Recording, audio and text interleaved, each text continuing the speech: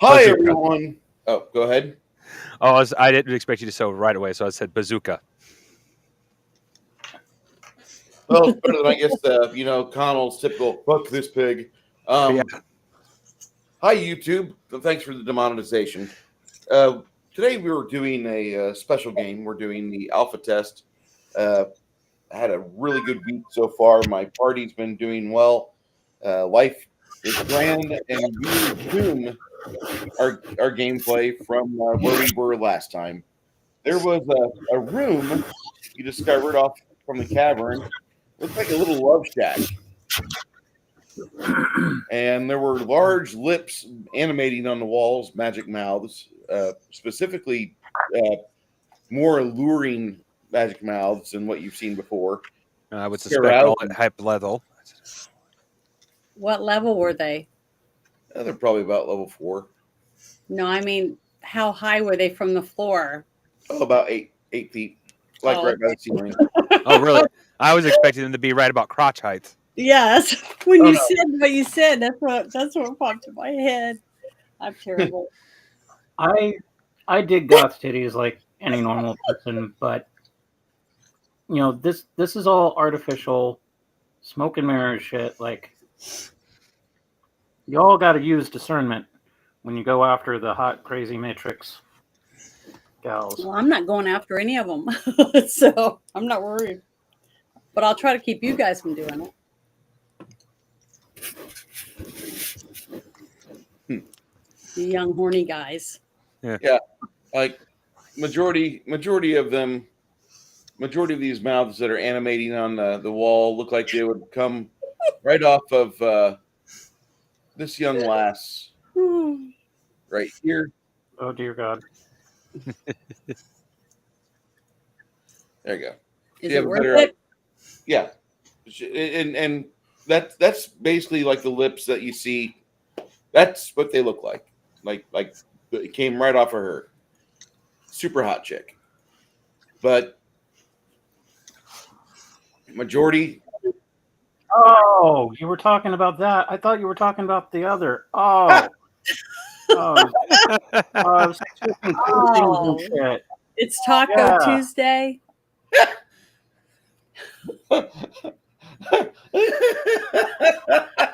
Hey, you guys can't get mad at me. No, we really can't. We really can't. Janet in a tight dress. Anyway, you guys are next to this love shack. You guys see like these plush pillows inside. It's kind of like a retreat room for people that want to have like a secluded place to have a tryst. And that's what it exactly looks like. You've got some nice silken sheets coming off some of the 4-poster bed. You've got very comfortable, fluffy pillows, a very thick comforter, which looks like it envelops two rather well. Looks like that you've got a mattress, a super deluxe style mattress, which, okay, let's be honest, technology's not there yet, but they've got a really nice straw mattress that it looks really alluring. And there is a big pink fluffy rug here, like a bear rug, but it's pink. So it's a love nest. Oh, yeah, there's a super love nest. Okay. Like, just staying here, like, you guys, like, for some odd reason, some of you guys are just feeling like, I would definitely bring my wife or girlfriend here. Not a problem.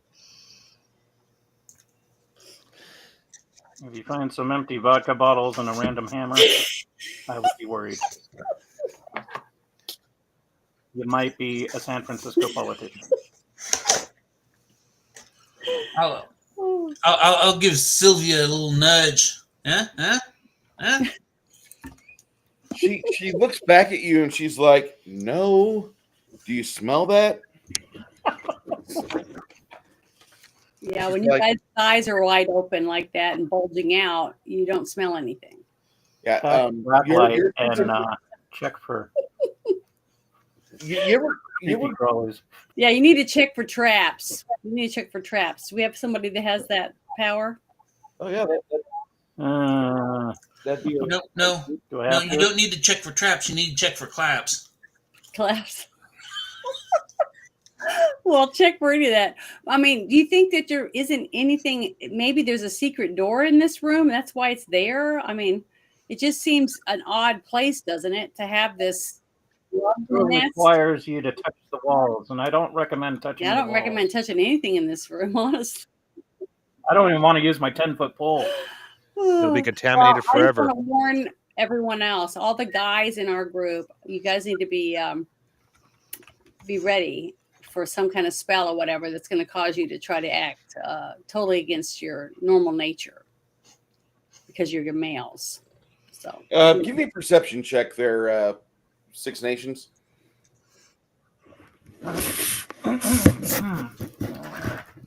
Let's choose that one, and then do that one.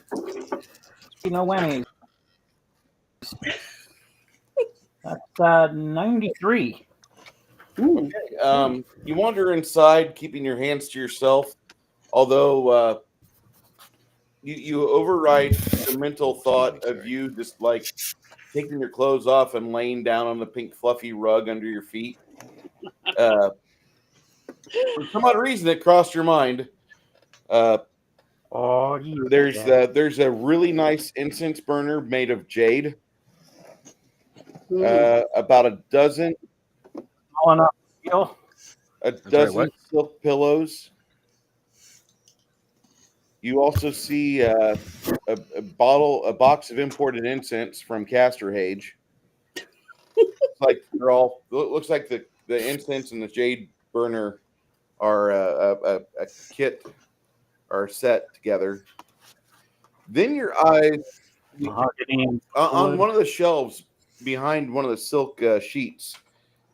You see a bottle, and it's got some dwarven runes on it. Hmm. Anybody speak Dwarvish? What's this Diddy lube?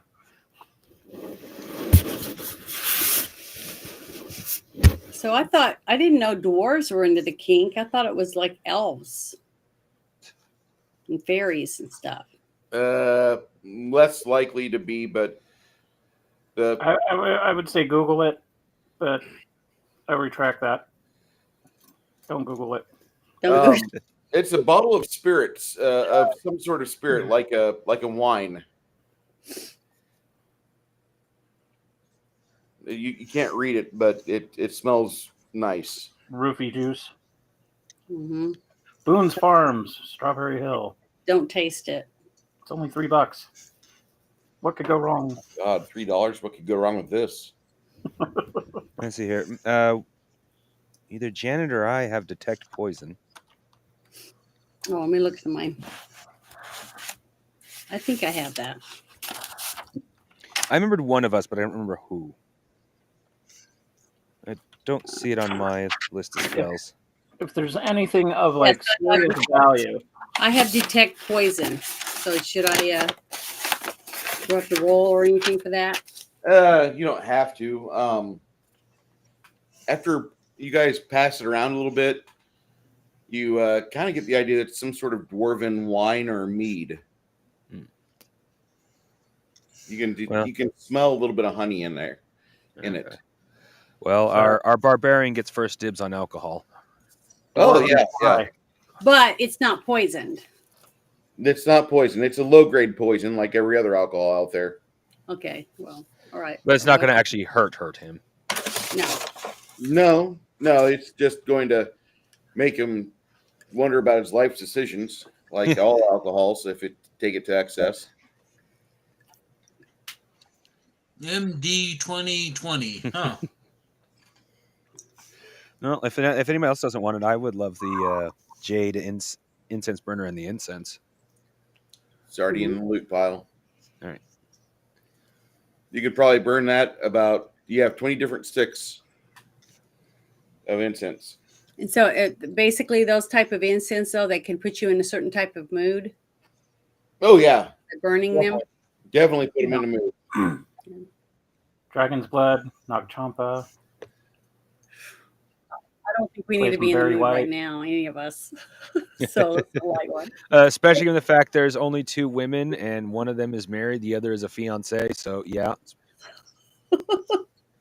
Yeah, I don't think so. Well, you don't know who else might show up too, so that's what I'm saying. Just put Yeah, them that in is your true. bag and don't worry about it. well, I'm doing that now. Let's leave the room and get the hell out. Okay, you guys close it up Or like as you're more of those demons come As you're- back, because I think one of them might be named Peggy, and I don't want to find out why. as you come back as you come back towards the door. You hear a soft whisper. Nobody else does. You do, Oh Jesus! Lemmy. And you hear a soft feminine voice say, "Wouldn't you like to lay down for just another hour?" Go ahead. Make behind a me, will Kristen. Get save behind me. as that magical suggestion tickles your brainstem. Jesus. That's all it tickled. Sorry about that. 81. Please tell me I made it, and I'm not going to be butt naked in a 70s shag carpet, which is We find Lemmy 3 days later. All he knows is he woke up with fully clothed, with a half a fully clothed with half a corn dog, and he was proud of it.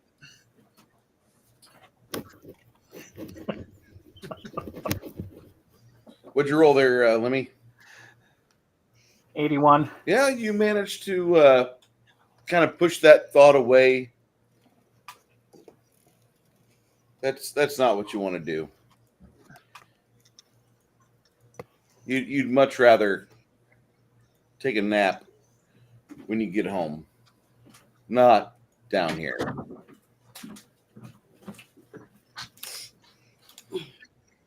After wading through the sewer, I'd rather bathe first than crash Yeah. out. All of us.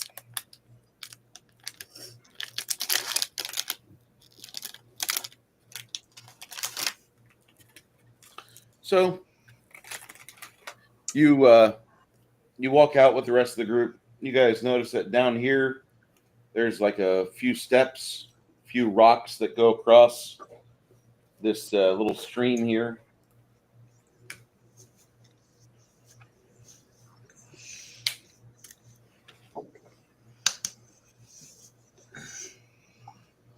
And we're still underground, right? Oh yeah, you're like, Totally. if you had a dwarven friend with you, they'd tell you like you're about so many feet below ground. Okay. We need a short stack. Into the gloom that goes.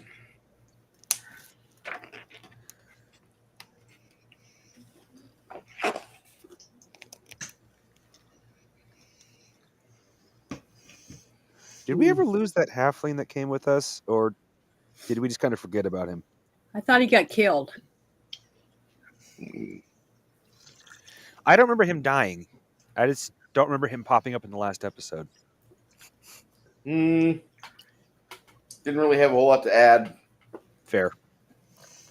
I thought he died. There's a few dead halflings that popped up in this adventure, Janet.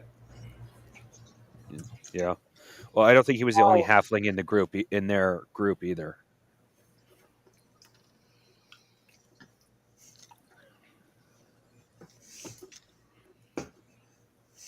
So over here, you guys managed to make your way across this stream. You go across carefully. About the same time that you get all the way across, that's when you notice that the current changes a little bit in the water, and you guys decide to vacate that area. And those of you, Isabeau and Mongoose, turn back and see these giant tentacles come out of the stream and wiggle menacingly, trying to snaggle the halfling and one of the other slower members, maybe Tomas. It is Tomas. They try to grab them, and you guys run quickly away from the stream. It's not where you want to be. No. More shamblers. Yep.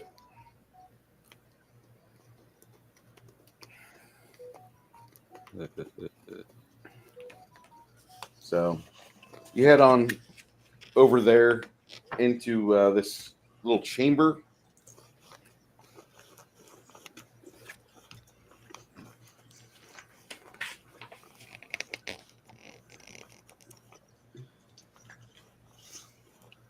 Well, I was going to suggest maybe we start following the river, see where that goes, but there's shamblers in it. Ugh. Yeah, you don't really want to do that. I have no interest in turning into a hentai session. Plus, we're in the sewer. I wouldn't want to walk in the water. Depending on where this water's coming from, there's a decent possibility it's fresh. Do you want to take that risk? Or less poopy. Would I drink it? No. Would I walk next to it? Depending on how it smelled. There's certain parts of this area that you're pretty happy that there's clerics that are employed by the city that bless the water, that do their best to consecrate and to cleanse it. Because there's times when you've seen floaters go through the water, and you wish Bruce didn't work in sanitation, so he brought his homework, his day job into the game.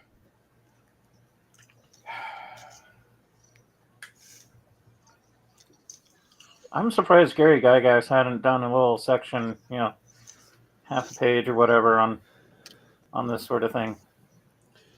You guys go further into this chamber. It's a large-sized chamber area, and you notice that there's a few strewn bedrolls here and there. It's like somebody's just kind of abandoned some sleeping bags, a few pillows. There's also some cooking pots that have been used within the last 6 hours because they've got residue or a little bit of food in them, a little bit of soup. How high is the ceiling? In here, about 20 feet. Okay.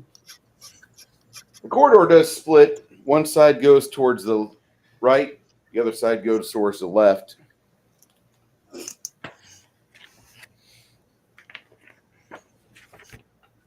Which direction you guys want to go? Right. Okay. Lead the way.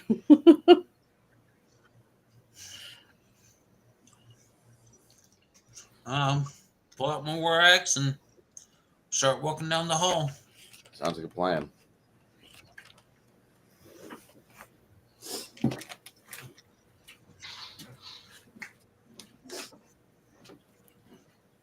So down this hallway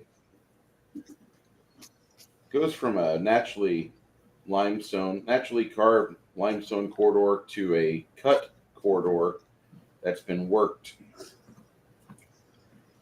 And as you get closer to it, you see that there's some lanterns in this room. You guys kind of get quiet. What do you want to do? Are the lanterns lit? Yeah, the lanterns are lit. You hear guys that are in that room talking. So do you guys want to go in and fight some people? Are you ready to fight? Because you know that's what's going to happen. Yeah. I was ready for a fight.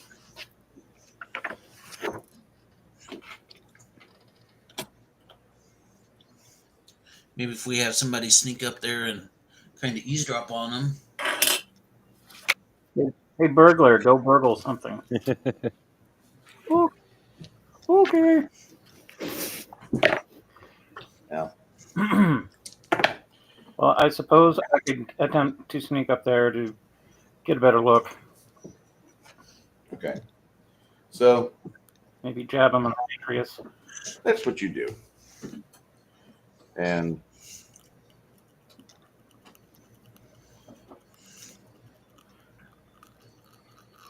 Sneak up there. You do the corridor gets kind of cattywampus a little bit, then straightens out. You see that there's a open door, and the room is fairly good size.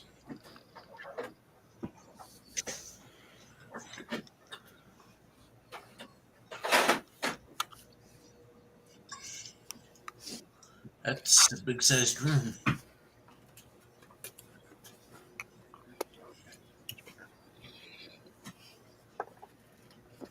Means lots of big things can be in there. Could be.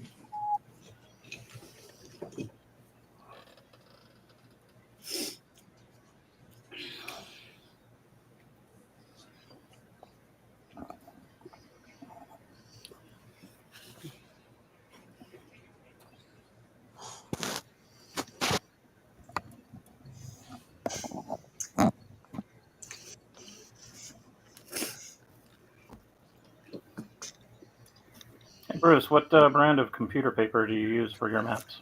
What type of what? Computer paper do you use for your maps? Let me see real quick. I thought you were going to use butcher block paper. Just roll it out. I've got that underneath it, but I've also got that for the other party too. I use Office Depot's copy paper because it's fairly cheap. Is it 20 or 24 pound? 20.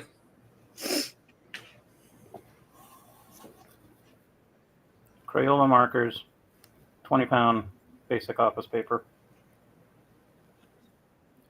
Eat your heart out, Dwarven Forge. I would love Dwarven Forge, but I don't have the $7,000 I need, plus the space just to have all that. Now, Yeah, you need like a Costco warehouse and like multi-million-dollar budget for the cool maps. now over at Night Watch Games, if we ever do get a chance to play there, I will spend time and break out all the Dwarven Forge they've got, because when you rent out their rooms, you get access to all their materials. And Porik loves Dwarven Forge, and his wife lets him buy whatever the fuck he wants. So, yeah, it's super epic. It's one of the nicest game stores I've ever been to. I don't know if Nerdy's been there quite yet.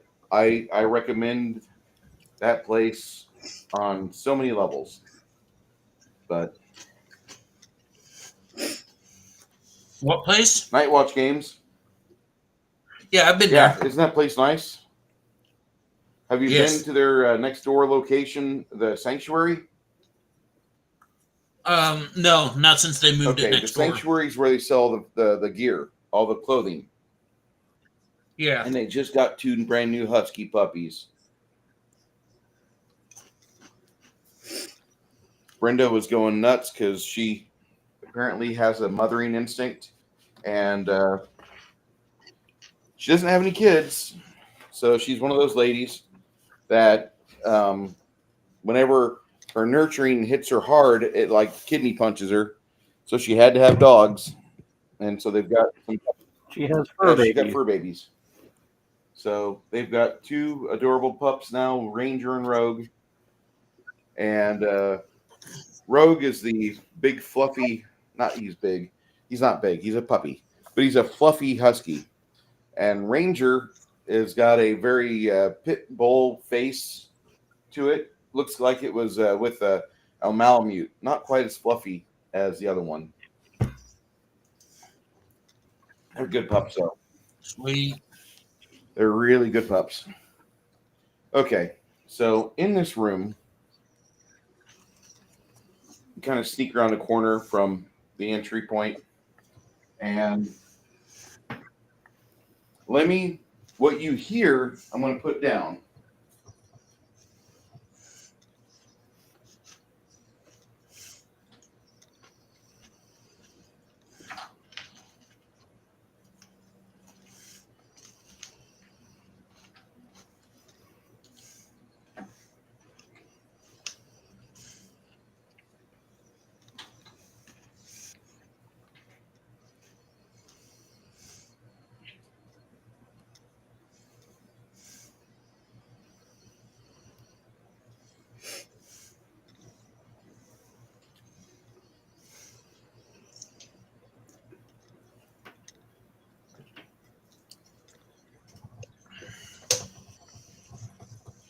Part of the room is collapsed, as you can see over here.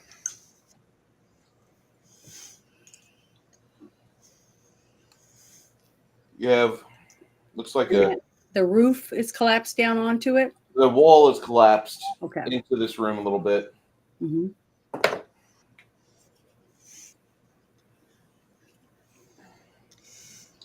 A couple of bookshelves within the room. It's like a chest tucked over here behind one of the bookshelves. A couple of tables, they don't match. Stool here, chair there.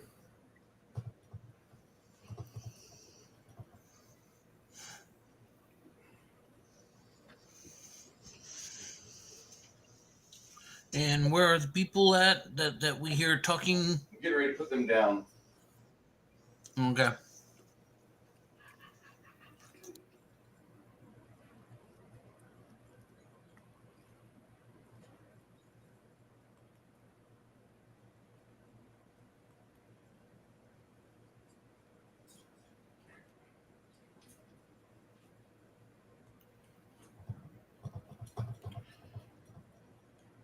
So a few people in here.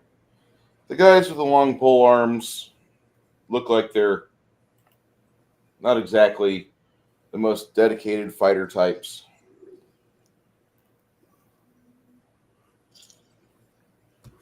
A couple of them over here, lounging. All of them are clad in various types of leather or studded leather. Looks like one man over here has a long sword.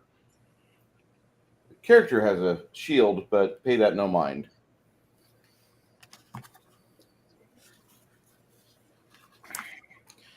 And the 8 of them are in a discussion about payment at the moment, saying something about how they're a little upset that Mistress Sugar Tits, that's what they call her, is not forthcoming and prompt on payment. One of these guys says, "Well, you know how they are. You know how they are. They're not from here. They don't have the same mindset as us. They're foul. She's foul. If she remembers that today is Moon Day, that'd be different. She doesn't know what the fuck day it is. She doesn't give a shit. She's going to be here for 40 years. She won't age a day. The rest of us are going to be, having our kids wipe our asses. Time passes for us. She's here, and now that she's here, everything's kind of gone to shit." Yeah, I get it.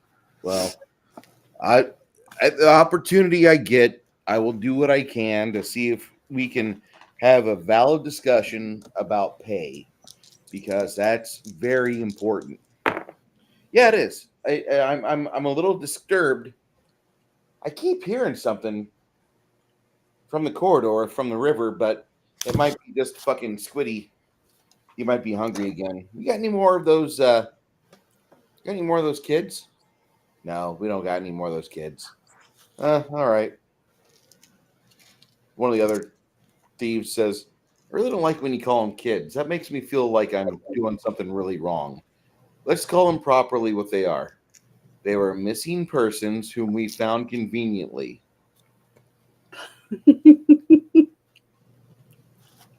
That's agreeable. I don't like calling them kids either. I mean, yeah, they were baby faced, but that doesn't matter much. No, it doesn't. It's good. Anything else you guys want to discuss? My union rep says that we're losing money. Well, you tell your wife that we'll see what we can do on our end, but we've got to wait till the middle of next week to get paid. So your union rep can wait. I don't care what you call her. Listen, I mean, she's just a little worried. Well, of course she's worried. She's belly busting pregnant, going to have twins, right? Well, yeah. Of course you're fertile. You're the most unlucky son of a bitch here. one of the others says, I could shag it and I'd probably kill them kids. Like, nah, they all laugh. And the guy that is obviously the father to be, he's like real sheepish about one of his associates sticking his girlfriend or wife. Nah, man, I'm good. I don't need you poisoning the well. I want to have kids that lived. Oh, sure, you say that now. Wait till they're 18, fucker. Someone's in a bad mood today. These guys are in a foul mood. So, are we going to confront? They haven't gotten paid. Hey, Or are we hey, gonna wait a keep second. moving on? Hey, can I suggest something? Can we light that one of those incense and like wave our hands to kind of push the smoke? That risks hitting us too, and we don't need that. Damn it! Janet, that incense is really good for people that want to get into a certain mood whenever they're doing some sort of long form mathematics or spell composition. It would not be good for lighting that, trying to use it as a trap, and then getting the blowback smoke in your face, and you find out that like you're stoned. Okay, I was just thinking, hey, this is a good chance to calm these guys down, and maybe we can not fight them all of them. Which is there? Are they two groups of the same size, or is there one bigger than the other? Are you sneaking up there, Mongoose? Well, I figure simple plan. I cast sleep on the larger of the two groups. We have our two sword fighters go charging in, and we have our archers stand back by the door. And then our rogues can do whatever rogues do, because I'm not a rogue player, so I'm not the best at deciding how they should act.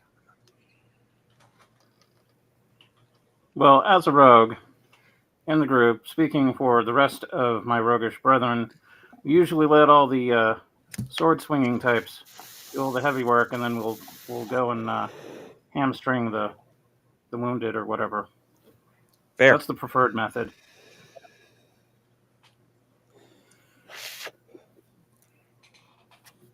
It's a short, sweet, and doable plan. We have various loot with us still, right? Mm-hmm. Or access to. Mm-hmm. Yes, the carryable you guys stuff remember is... Sorry. The Tanglefoot bags. Tanglefoot bags. Yeah. Chuck them at somebody. It's filled with sticky stuff. Oh. Trips them up. Right. I remember that now. Can't we just throw So, a cocktail in the middle of the room and let it shatter and hopefully catch them all on fire? We don't really. I don't know how connected down here is to the city, and I don't want to risk like a chimney fire setting the city on fire. Well, in the room that we just came out of, somebody was cooking in there because it was, used pots and pans. Oh yeah. That's not what I'm referring to. If we set the room on fire and this room has some sort of burnable connection to the surface, we could set the town on fire. Sorry. Using fire in a controlled method is fine. Setting the whole room on fire scares me because we don't know how this area is connected to the town or potential forest next to it. Speaking from experience, I don't recommend getting set on fire. It's not pleasant. Yes, you have scars even magic can't heal. We know. What if we could throw it in there, or throw something in there that it blows up or something, and to get them all, startle them, and then we can just start shooting with arrows and. Fireball works pretty well without catching stuff you don't want it catching on fire pretty well. See, I don't have anything like that. I only have I do. The cocktails you throw. That's all I have. The Janet, you have to hit those almost dead on. No, I mean just to throw it, like right there in between them towards the back of the room. Mm-hmm. I was just going to chuck it back there to get their attention so we can rush in and start hacking away and the way that this natural corridor is right here, mm-hmm. It makes it really hard for you to throw something in there because trying to drop back real quick afterwards is a pain in the dick. Okay. Yeah. That's why my original suggestion was I cast I simply cast sleep on the larger of the two groups, and then you and Nerdy go charging in, because we don't really have much of a strategic positioning given how small the because it's tunnel wide is. open. Uh-huh. And it's open. That's what I was trying to think of. Strategery. Go back to the room, the back of the room. You got to use Yeah. strategery, guys. Come on. Yeah. That's what I'm trying to think of. Something to divert them to the back of the room so we can at least get in. Instead of one at a time where we're standing targets, because we don't randomly throw Molotov back there because we don't know if they got weapons of mass destruction or nuclear weapons. Let's see here. So, But If you wanted to show me, I have a question. Do we know that they're hostile? they're the thieves that tried to kill us before, or at least from the same group. Yeah, they're drawing breath. They're probably hostile. they are in the same identical style of leather uniforms that the Ebon Union typically wears. Yeah. So you think they're the Ebon Union Guild, and that's kind of like the bad guy guild of the city. Okay, they're hostile. All right. Shit, I've been reading that all wrong. Hey, wait a minute. Union. We want a distraction. Janet really wants a distraction. Well, then again, throwing anything once again. The problem is trying to distract them. The moment we get into throwing distance, they immediately see us. What if I was to Wait. stumble into the room and act like I was injured and that somebody was after me or something, chase me down in here? And I say they would just kill you. Why? Because they don't know you. Oh, okay. They have a guard dog, Janet, the squid. They would expect you've gotten eaten by the squid. If you got past the squid, then that would be rather impressive, and you would be a threat. Here's somebody has the invisibility spell. Yes. No, I think we're still too low level for that. Yeah, I don't have it. Oh. I would love that. Even if I just could get a cloak of some kind to put over our head or something, that would be great. I think we're high enough level for chameleon spells, but we haven't found any yet. So That sucks. So I was going to suggest cast invisibility and walk in there, get underneath the table, and start like making weird ghost noises. That would be funny. Oh, wait, let me see if I have a potion for that. We got the Tanglefoot bags. We got Alchemist 5 of those. Yep. Well, if we have the Tanglefoot bags, then what we can do is I'm still leaning towards casting sleep, unless someone has I love that spell. a better suggestion. But use the Tanglefoot bags on the other group, so it's harder for them to immediately get at us. That sounds like a great idea. Yeah. The question is, how do we get in there? The shock and awe. And well, here's how it goes. I pre-prep the spell, and then as soon as it's ready to go off, I run in first and cast sleep. Right behind me will be Lemmy, who runs right in and throws the bag at the other group. Lemmy and I, in the same action of doing this, step off to the side, and then our two main fighters come running in. Now, the question is, do we immediately go for one group, or do we have them split up and go for both groups? Well, we'll have to go for both, and we'll just have to run in and take who's ever available and try to fight them. And of course, right behind you two will be our archers flinging arrows from the door. Yeah. They're going to need to come in and fling arrows because. Okay, well, from next to the door. Yeah. Well, that's pretty wide area right there. Yeah. For them to just come in behind us and go to each side, one on each side, and try to in. You know what I mean? To get out the people that are coming after us that we're not able to get. That'd be great. I think that sounds like a really good plan.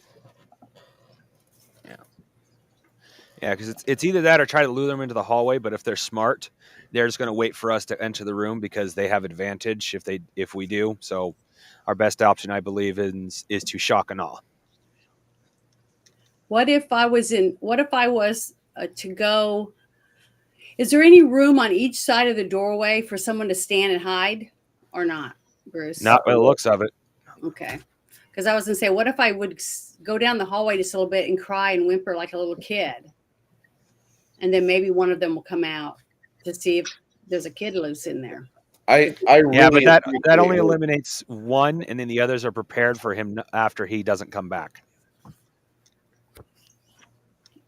Okay. No. I don't know. I was just trying to think of. In a perfect world, we'd all have shotguns. We just roll in there and blast. But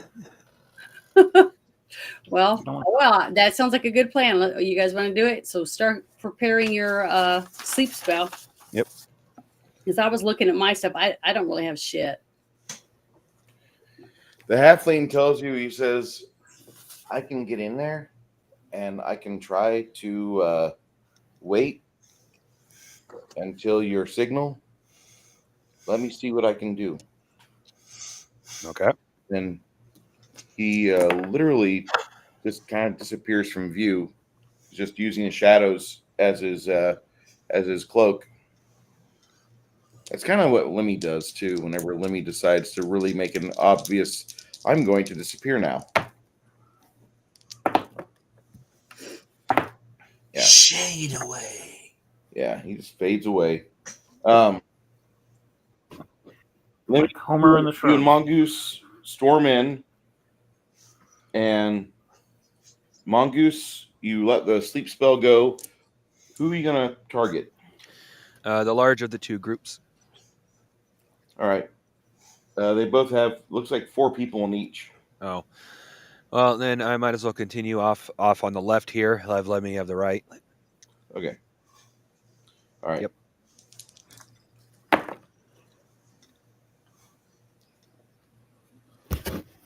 You make one guy pass right out.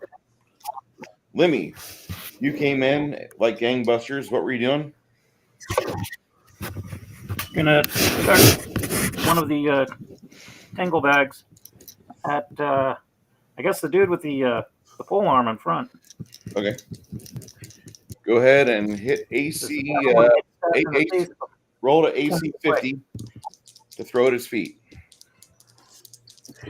All right. Ooh, shit. 95 unmodified. Beautiful. Looks like a big pile of goo just like completely just grabs a hold of this guy.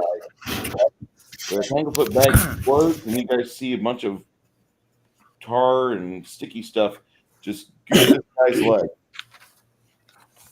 All right. Cool.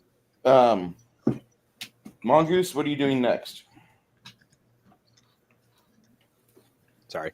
Can I still step off to the side? You can try. There you go. Make sure to let everybody into the door. And then my next action will be I am going to get hit. There's no getting around that. Mm-hmm. So I'm going to prepare burning hands because they're going to be in my face. Before you came in here, did you want to cast your mage armor spell? Probably a good idea. I'm not trying to tell you what to do, but Yeah, nice use of 4 mana points. Yeah, I forget about that spell. So, yes, thank you for reminding me. All right, and you also have shield as well. That one there doesn't last nearly as long. It'll last you about a minute. Okay. Okay, so you do that, and you prepare, and your armor class basically goes up by 40 points from what it was. You both do that, and you come in, you step off to the side. You are preparing what next, Mongoose? Burning hands, because I expect them to get right up in my face. Okay. That goes off on 7. Lemmy, what were you planning on doing?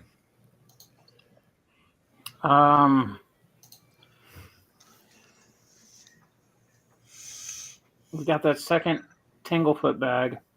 I could try it on another guy, although I'd rather have my weapon out. So I'm gonna draw my +1 sword. Okay.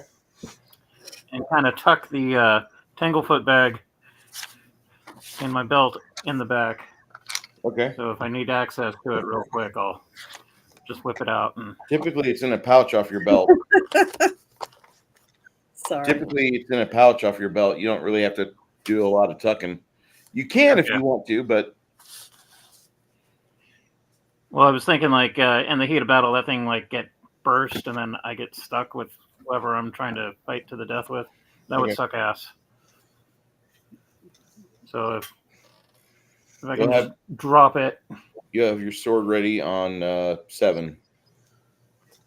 7. All right. All right.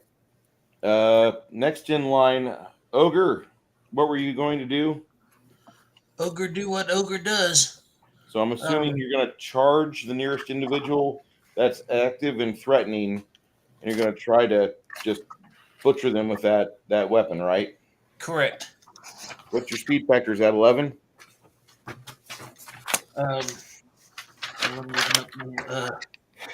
Yes, 11. All right. That'll be on 11. Actually, no, because the distance involved will be 13. My bad. You have to run to get there. But that's fine.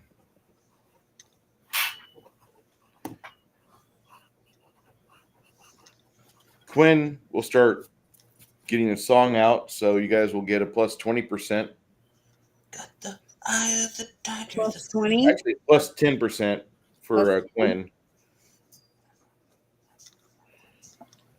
He starts playing this tune, and immediately 10% to your saves, to your skill checks, to your attacks. Sylvia is waiting on Nerdy Ogre to get out there.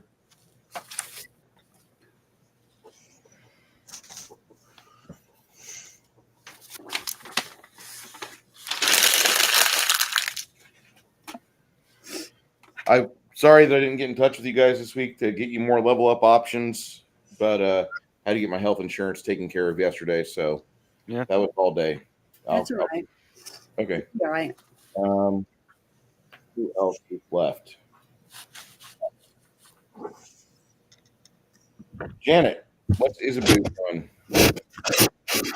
I guess where am I behind everyone? Where am You'll I be at? behind. What were you wanting to do? They've already started the ruckus. What were you planning on doing? I guess I'll just rush in. I was going to put Shield of Faith on myself, but since everybody's already rushing in, I'll just rush in. You had time to put Shield of Faith on you already. Okay, so I can have it already then? Yes. So that's I think +1 to my. Shield of Faith gives you a plus 3, I believe, or plus. Let me check that out. Yeah, I was going to say, I got to look at my book real quick. It's been a while since I wrote that on there.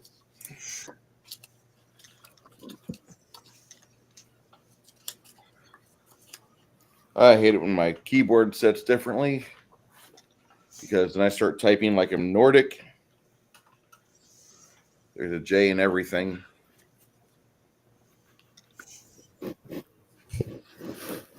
Because I'm a level what? Now 5? 6.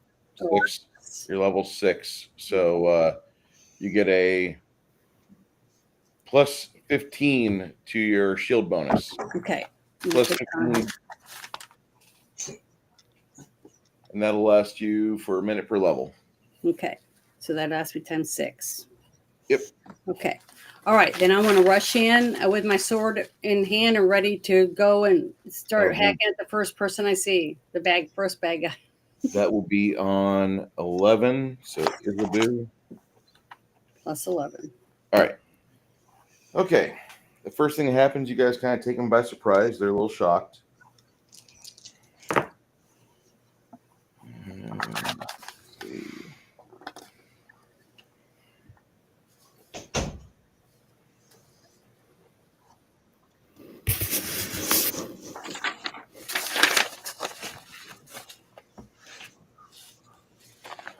All right.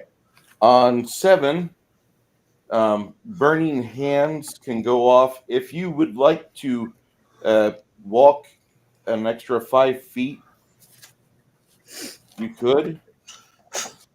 You can stay here. Do you want to walk an extra 5 feet, Mongoose, or no? Well, I get both of those two back there if I do.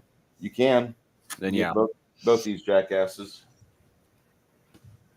I expected them to get to me a lot sooner. So Yeah. Got a 15-foot cone comes out. You can get both these guys right in it. Go ahead and roll me the damage. 5 dice 6. Let's see. Sucks to be them. Yep. Oh, yeah. One minute you're bitching about not getting your paycheck. Next minute you're looking at a face full of flames. There we go. Ooh. This is gonna hurt.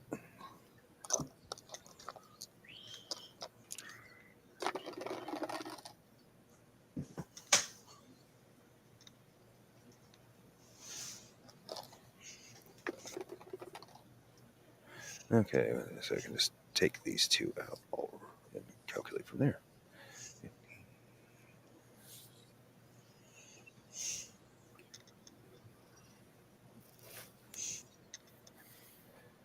39 points of damage. Wow. That's pretty good. One dude's looking like the fucking dude from Raiders of the Lost Ark with his big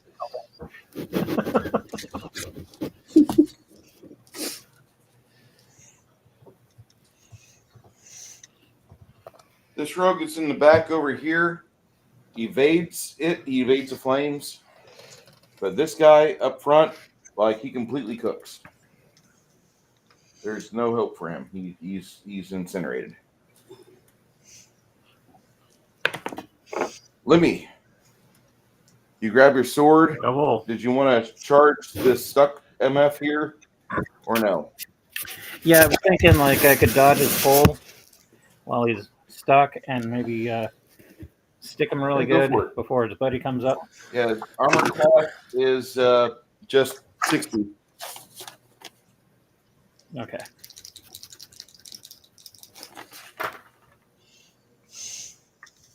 I've got 63. All right. Unmodified. Then when you roll your damage, don't forget about your precision dice. He has no dexterity modifier while he's stuck to the floor like this. Which one do I want to use? I will use U3. And that's 10 damage. Nice. Ah.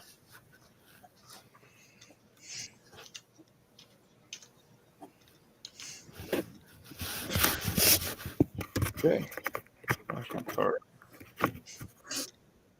Hey Bruce, what level is shield again? I remember They're both- writing it they're down, both but I level can't find 2. it on my They're spells. both level 2. Level 2. Okay, thank you. Could have sworn I'd written it Okay. down.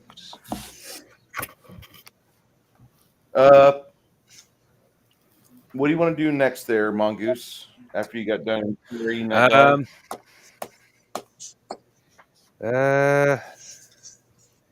Well, that death's gonna be in my face next turn.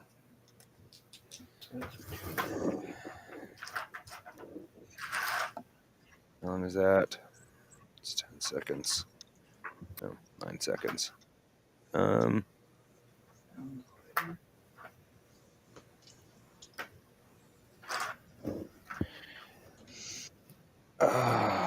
very tempted on using lightning bolt, but I don't know if they're going to be in a good position in 10 seconds from now. Let it loose. What's the worst that could happen? Lightning bolt's a fickle spell. Oh, it's just on TV. Well, you never know if you don't try. Yeah. Yeah, I might as well, because at very least one of them will be in position. I could basically just cast it right on his chest.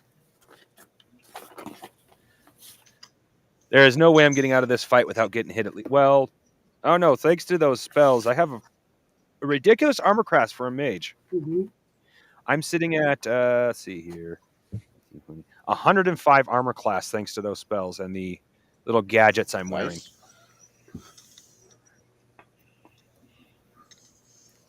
Just don't stub your toe. You'll be fine. So you're gonna go for that lightning bolt you said, or no?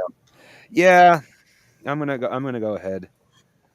I mean, it's either It's either that or burning hands again, but I suspect they're going to expect that, so I'm trying to be at least a little strategic. I just imagine Raiden from Mortal Kombat. You know how he goes flying across the screen. Mhm.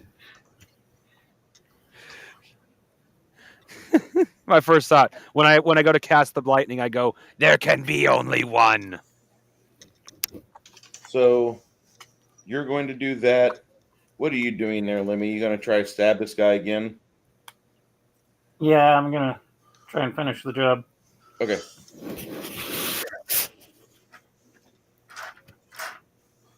Okay. These three guys with their daggers drawn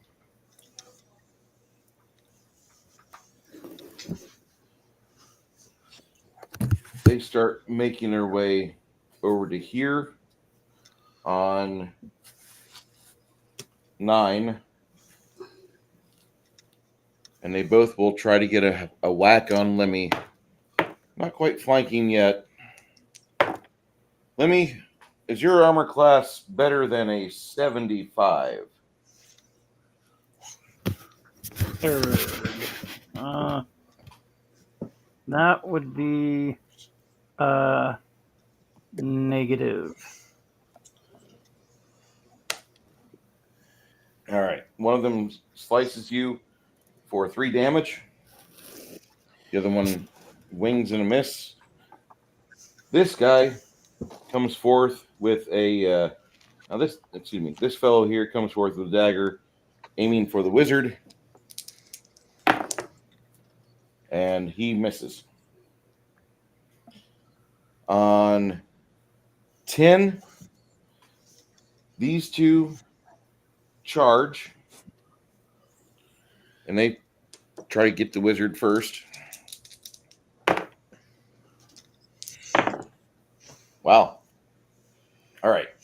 So this is a result of good die rolling. Not really. Isabeau, Mhm. in the doorway, where you want to head to? You want to help out your friend Lemmy, or you want to help out Which Mongoose? side did he cast sleep on? Over here, but he already incinerated that guy. Okay. Well, I guess I'll go to the right then. Okay. Do whoever's Janet, this. your battle tested cleric side would be like, let's go help the wizard instead. The wizard is not a combatant, not like this. Oh, okay. I forget. You can go to the right to help out. No, Lemmy. that's right. I'll go to the left and help him because I forget that he's not made to have any kind of hand on hand battles. So Not really. No, my character only did this because it was he felt the best option / he does work out, so he knows he can take a few blows before he's dead. So go ahead. I'll go for whoever's the closest to You go ahead and roll your die, Janet. my D20. Nope. You 100. My percentage. I'm sorry. Let me get them out real quick. Our 4 D20s, so neglected in this game. Completely neglected.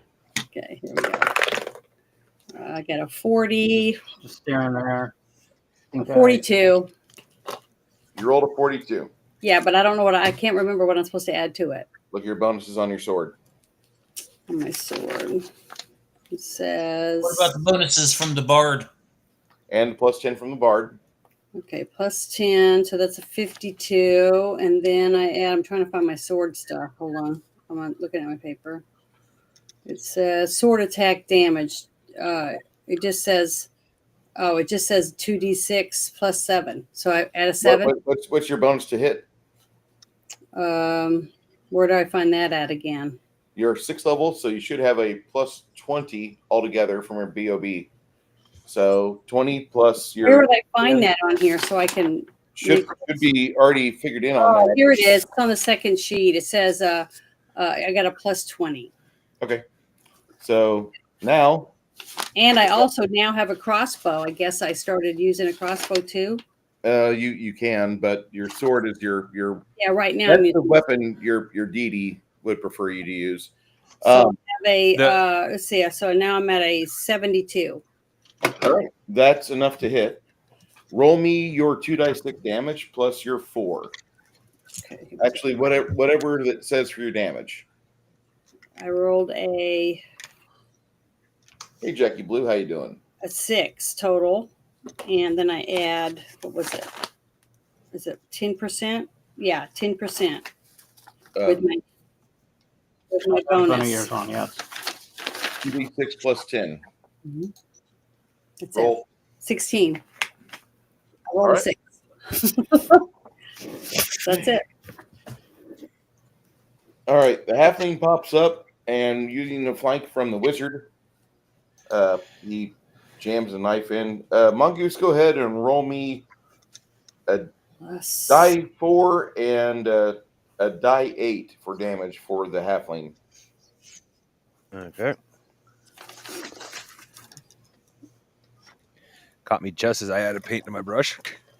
I am almost done with my wings on the inside of the dragon.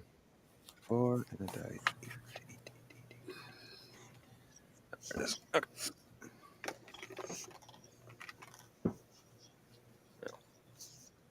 Let's see here. If one of the dice explodes, I roll that specific And dice, right? -1 from the subsequent rolls. Okay. So that would be -1. 15. Beautiful. All right.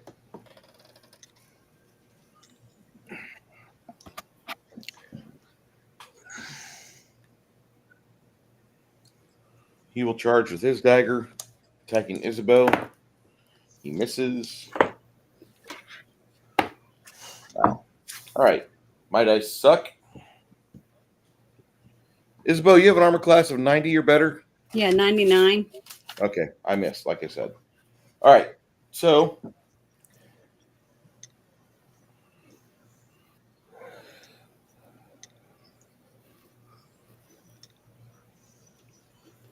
Nerdy Ogre, where do you want to charge off to? The left or the right? To the right. Oh, before I ask, go further. Isabel, you going to go for an attack on these guys again, or are you going to do something more? Well, who was the one I was just fighting? Isn't he the one right in front of Lenny? This guy right here was the one that just you just stabbed. This guy right here was the one you wanted to attack, but he was the one that kind of got a little bit insistent. You and him faced off first. Okay, well, I'll try to go for the other guy again. Okay. On what? Actually, What you got, Nerdy Ogre? kind of in the center. You see that Right here? gap? Mhm. Yeah, that's where I want to go. I'm going to attack the guy on the right first. Yeah, and if I take him down, I can cleave the guy on my left. Good thought. Yeah, I'll allow that. I would actually Go all Mike Hagar. I would actually Clothesline. I would actually prefer if you did it like this. It's a lot more conceivable in my head for the cleave to work like that than trying to swing and have this gap like that. Okay. This guy here's already right. already got a large cut on him as well. All right. 6 of one, half dozen of.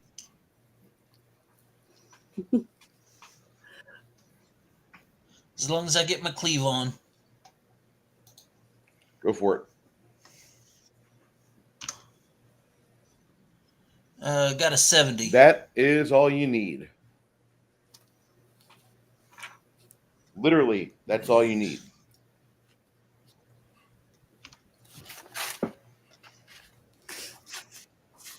All right.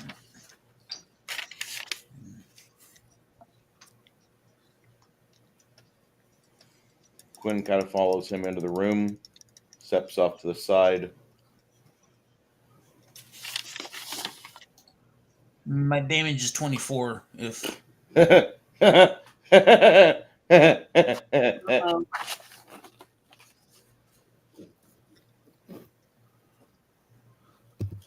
You cut into both of these SOBs, and they look like they're really not interested in hanging out here that much longer. As Quinn steps in, Sophia darts in, and she will go for a tumble, and she doesn't really do that well. This jackass right here will try to get a whack on her, and whack he does.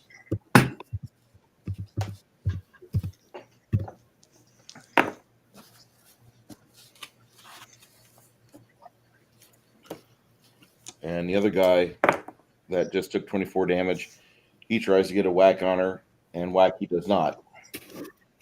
When Sophia tumbles around, go ahead, Nerdy Ogre, make her attack. Give her a... She gets a plus 20 altogether.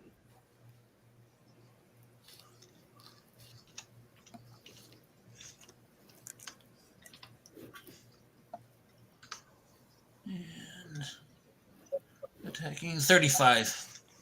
All right. That is not good. That is a fail.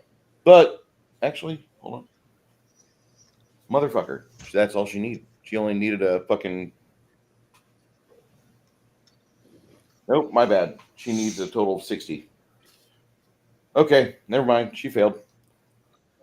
It happens. Okay. No, I can't win them all. You're going to go again on 24? Alrighty. Yeah. Tomas enters the room. And go ahead. Josh, go ahead and roll for Tomas. He gets a plus 35 to hit.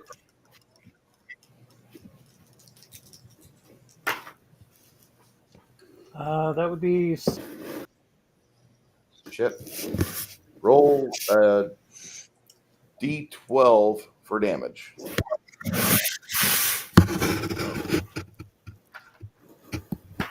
Oh, shit. Okay. New D12. That's 6. 6 damage.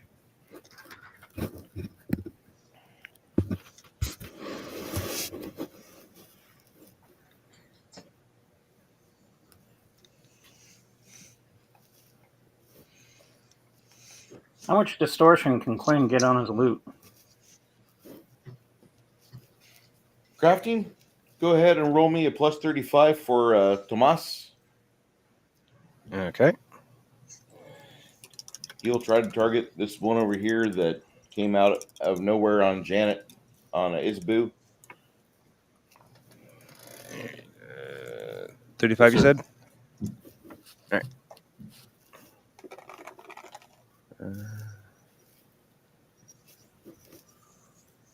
107. All right, so roll me a D12. 12.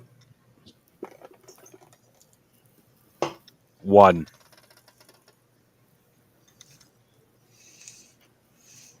Wow.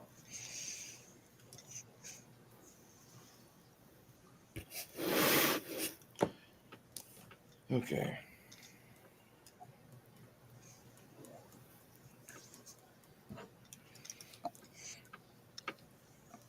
Must have been all the humidity. Swamp gas. Man, I felt so bad for last week. We were playing here, and Mindy came down from Nebraska, and I was sitting cockeyed on my damn bar stool I got.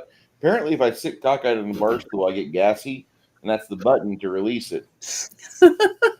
She kept on having to open a door and fan the room. Apparently, we were stinking it. I didn't know. And, All right. And she did say that it was an experience and a half to use your restroom after you. Yeah, you know, my toilet's nothing to... I mean, there's a lot of lime buildup. That's all I'm going to say. I got a lot of the brown off. It's You call your toilet Colonel Kurtz? my Can you post a picture of your toilet? The meme of your toilet, remember, with the angry face? You did that, didn't you?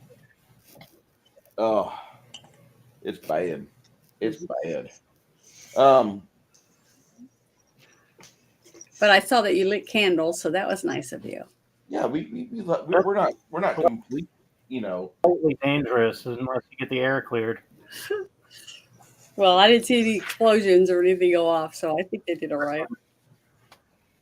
In the other room, backdraft, you see the smoke coming underneath the door and then immediately suck out. Yeah. Oh my god, that's such a good movie. Yeah, we need to put that on our list. You know, I just watched it about maybe a month and a half, 2 months ago. Stop watching movies. And that's backdraft, everyone, not You're not blackdraft. allowed That to was the watch any other more movie. movies unless we're going to watch them on the show. Oh, Janet, come on now. Well, then you can't watch movies we haven't seen yet on the show. How's that? Still, you're restricting me for 100 movies. Oh, that's all right. Well, I do want to do that one sometime. I do want to do. I like Backdraft, and I really like anything with Kurt Russell's good. So Wasn't Hoodwink going to be It this is. weekend? Good week. you're on with it tomorrow. Okay, yeah, I've never seen it, I got to be there. so I guess I'm going to have to look up some outfits and see what they wore. See if I'm going to. Oh, you don't have to, Janet. I can tell you right now. You can wear your Little Red Riding Hood Oh outfit. my god! Really? I can have hear. one. It's a Little Red. It's a twist on the Little Red Riding Hood Yeah. story.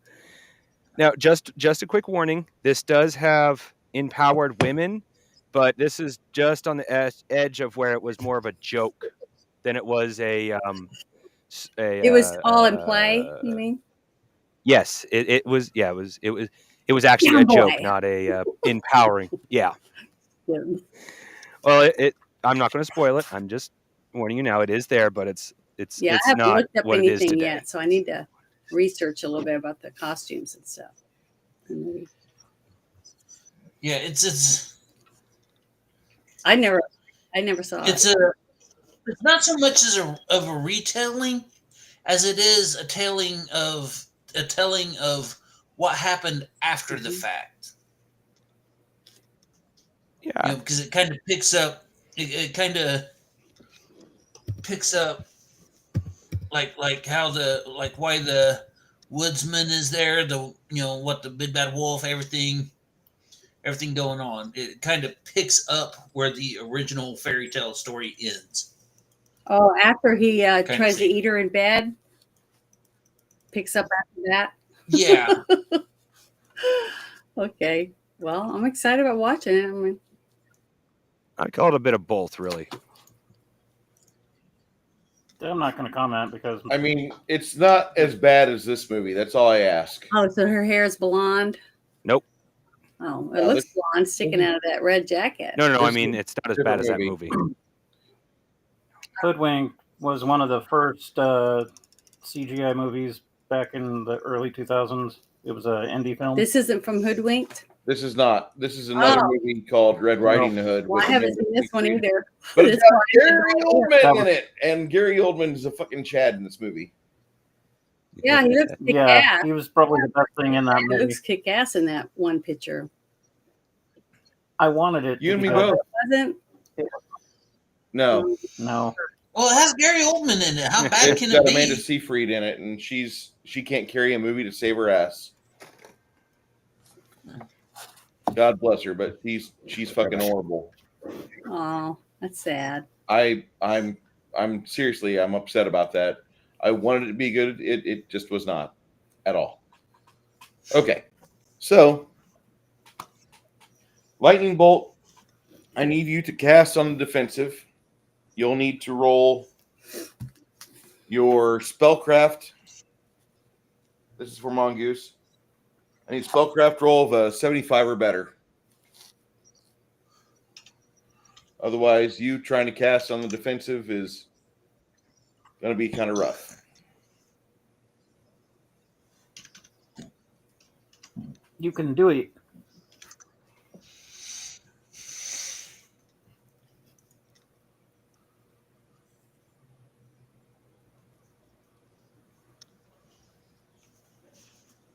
You can do it all night. I love that movie. can do it all night long. I wanted to like that movie. After I played that video last night, that's all I thought. I could just see it over and over again, that other scene from all the other movies he was in with the pitchfork, and you notice everything. He was so funny. One of those underrated, funny guys. Yeah. No, there's a lot of those. Good memories, though.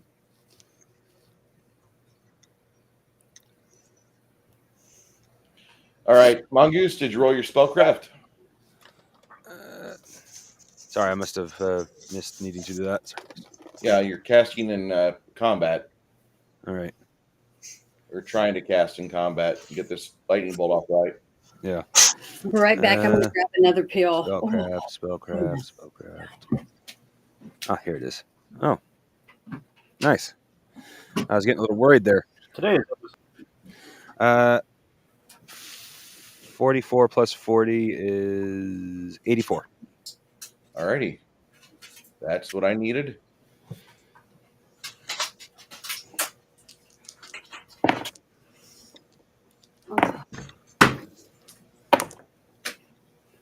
Two of the three do not make their save. Go ahead and roll that damage. All right.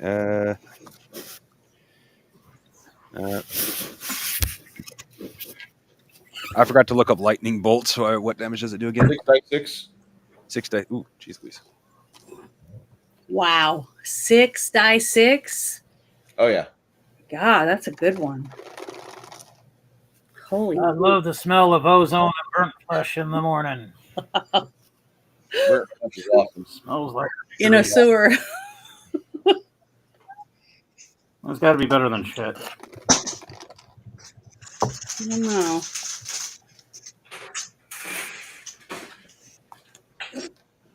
All right.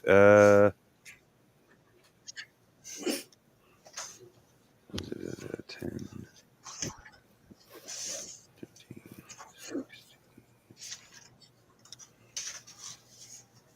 Oh, fuck. I was going to light a candle. What happened? Can't find a lighter? No lighter. My wife smokes. Go figure. Thank you, DJ Play Nice. Hey, Not as good as last time. Rocking. 24 points of damage. 24 points? Yep. All right. Well, these two fellows right here writhe on the ground with third-degree burns. Don't whiz on the electric fence. By Blano. Both of those guys look like they're in bad shape. One of them might actually live, but he collapses to the ground out of pain. What are you doing next? Mongoose. Now he's definitely in my face. You got only this jackass right here that's still a threat to you within like the near future. Yeah. Well, keep it short and sweet. I'm gonna hit him with magic missile with what's it called again? Toppling? Yeah, toppling. Thank you. See if I can get him out of my face. All right. That goes off on 25. Okay. In the process, this guy that might live, he rolls away to get away from you. This guy shits himself and dies.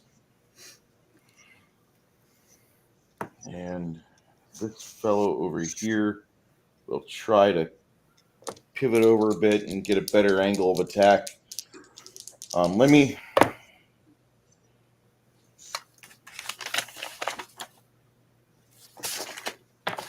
Lemmy, this is going to hurt you more than it hurts me. Damn it. The dagger enters your rib cage, and you'll take a grand total of 12 damage from it. Ow.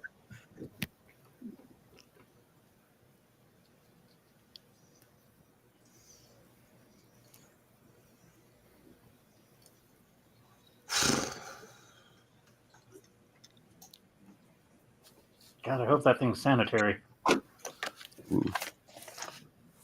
Boy, you would hope, right? Freaking poo dagger. Ugh. It Just doesn't pour some kill you. alcohol makes- on it. Is it too? Yeah. You wanted to critically injure one of these guys with that sword of yours. Now's the time. Okay, we'll see. Oh, and I get to add, I think, 30% to it, right? Yeah. Still? Okay. Yeah. The bars are playing. Oh, why do I roll so bad? I rolled a 18. No, a 78. Woohoo! Without my bonus. I thought it was Well, that's a hit, sweetie. awesome. Okay. So now I get to roll 2 dice 6 and add, that's what I have written down again. Plus 20%. And what do I get for the bard? 10? You get a plus the plus to hit on that. So you're 2 dice 6 plus 10. Okay, plus 10. Okay, here we go.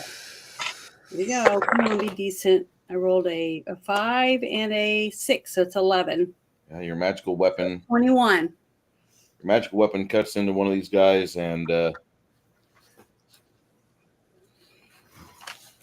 managed to put a hurt on this dude.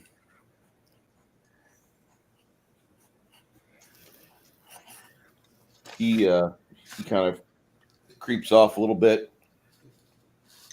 Good. Glad I could do something.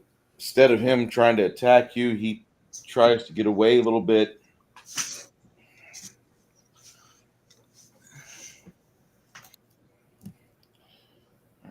These guys are going to try to swarm.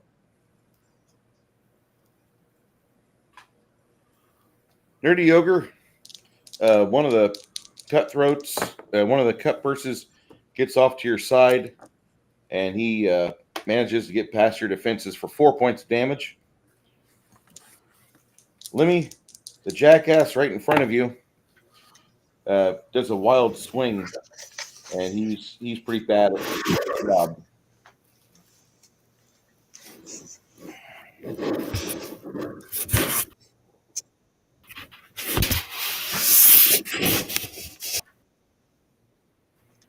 Guess I'll return the favor. Hold off on that for right now.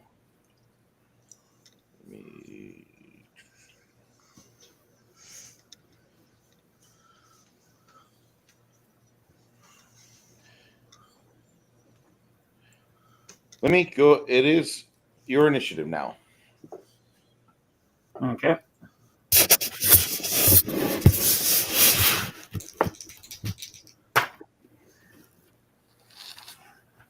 Oh, shit. That'd be 65. That's a hit. Oh, thank God. All right. And I will choose you guys.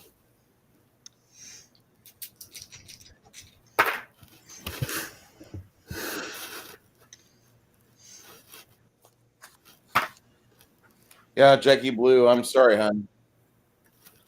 That's a total of 8. For what? 8 damage. She said it was smelly in here. No, I think she was saying that earlier because it popped up after they were talking about the smell in the room that we're fighting in. Ah. But I might be wrong. We'll have to see what she says. Somebody said something about being smelly. I'm trying to change my Wi-Fi on here because, man, it sucks. I'm redoing it, trying to see if it worked. There, it kicked in. That's good. Okay. They haven't done a wellness check on Bruce's apartment yet, so I guess it's okay. Maybe that's why God hid your lighter. It's afraid to light anything in your house right now. I don't know. All right. Nerdy Ogre. Like that old man in the boat in Waterworld. They drop her flame down into the tanker, and he's like, "Oh, thank God." Nerdy That's Ogre. another movie we had on the list before we lost it.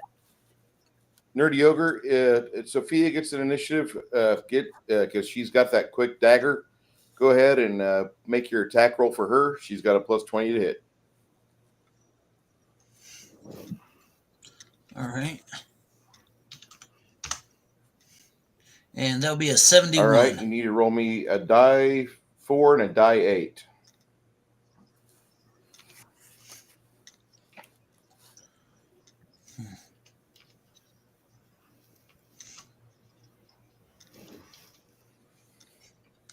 Kind of noticing. And that would be Go ahead. a really sucky roll. 4. Hey, it all squirts the same. Now, Nerdy Ogre, it's your initiative. Go ahead and waylay onto this guy here. If you waylay onto him, it's a +10 because you've got a flank established with Sophia. All right. You guys are a good team.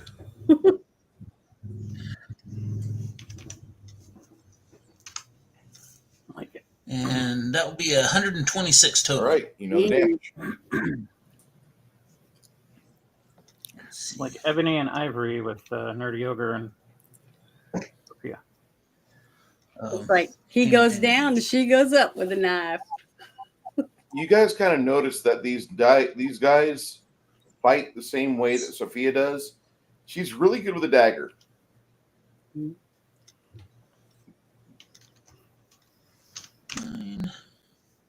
And there'll be a 22. All right, Sophia will get a flanking attack as well. Go ahead and roll for her again. I forgot about her initiative on 18. So See, yeah, bonuses she to gets hit. plus 20 thanks to the bard. That's a 40. All right. No.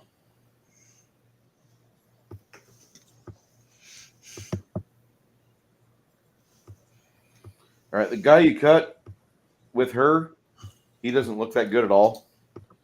In fact, it looks like he's in really horrible shape.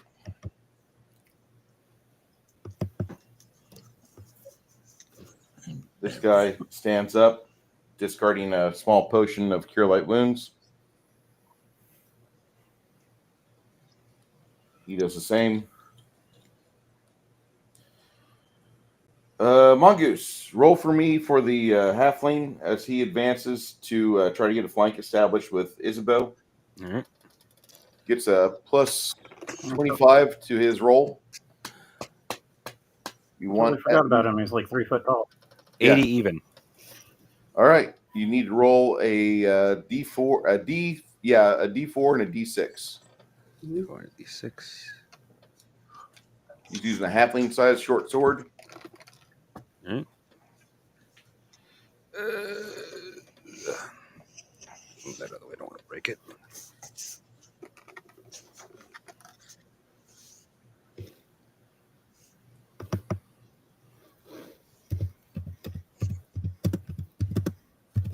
Eight damage.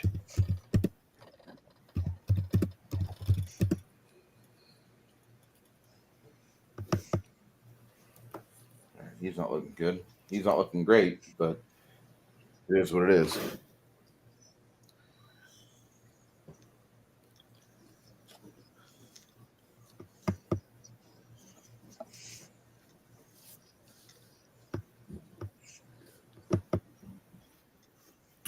This is where Quinn switches it up and starts playing Creep by Stone Temple Pilots.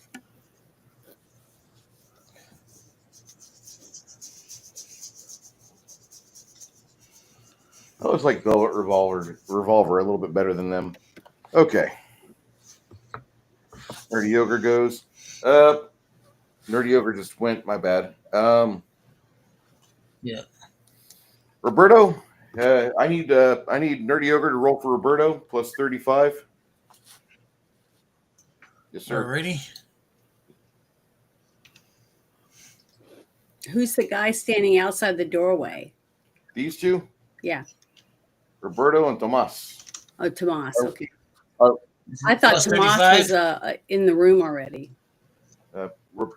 Tomas. That's a total of Tomas and 56. Roberto. 56. All right, that's a 56. failure. Go ahead, Janet. Roll for the other archer. Oh, please let it be good. What do I get to add to it? Plus 35. 35.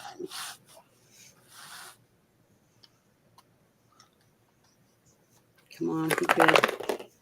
I rolled. Oh, damn it! I rolled the 20. So let me get the other one. The other one to go with it. I rolled 42. So I'm gonna type in 42, and that means we have 77. So is that high enough? 77 is high enough. And what do I roll for him for damage? D12. Just a D12. Okay, let me get it out. Do I add anything with it? Because I just rolled a 1. All right, we add. That's a total of 3. Poor guy. I'm so sorry I rolled for him. Oh, it's USA. USA. All right. This guy over here that sucks. trying to get edged over. He takes an arrow to the knee. He's not in good shape. He starts bleeding out. Okay.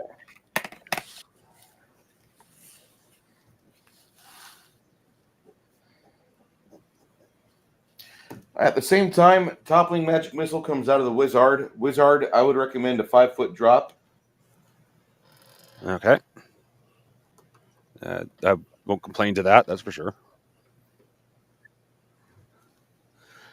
I'm a brawny wizard, but I'm no barbarian. That's okay.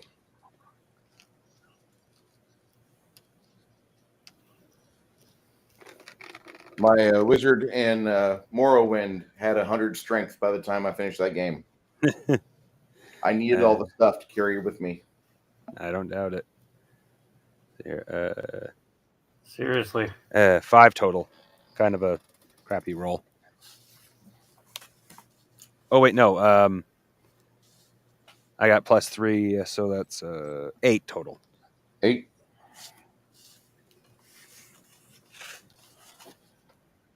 I forgot how disorienting Vivek is. I haven't played in a week. Okay. I'm going to be freaking lost for at least an hour. Have you been playing that lately there, Six Nations? Okay. Yeah. The last update kind of wiped my Oblivion game, which I was kind of sticking around with. But I figured I'd play Morrowind before I touch the new Unity version of Daggerfall. All right. So your magic missile knocks out the guy, and he smacks his head on the floor. The remaining 4, they're not really wanting to stick around here. What do you want to do next there, wizard?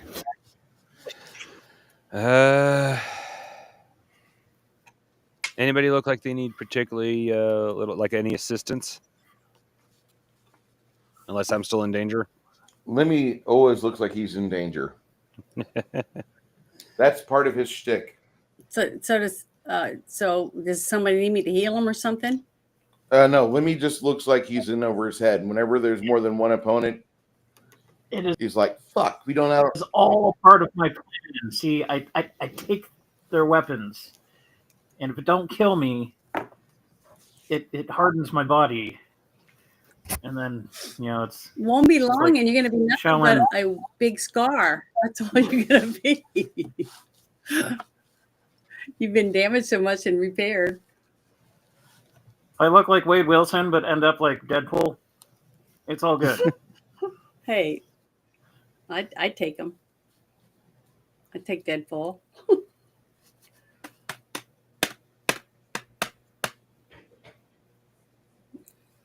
I knew Janet liked Ryan Reynolds.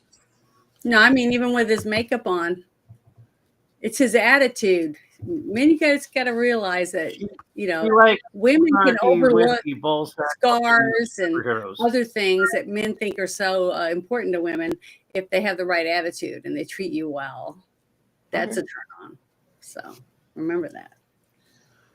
Aside from the fact that Lemmy looks like he's in over his head because like that's part of his shtick. He's kind of a good bullshitter. Mhm. Aside from that, Janet, if you guys allow it, these thieves are going to run off. Well, we're trying to kill them. Okay. You know, I want to kill them. We also don't want them warning anybody who's here that we're in here right now. If they haven't already pushed a silent alarm. With Or heard our sounds of battle. I've been Onion Group. You, wizard, after you cast magic missile, what are you doing next? I guess cast magic missile on the one attacking Lemmy. Alrighty, that'll go off on 33.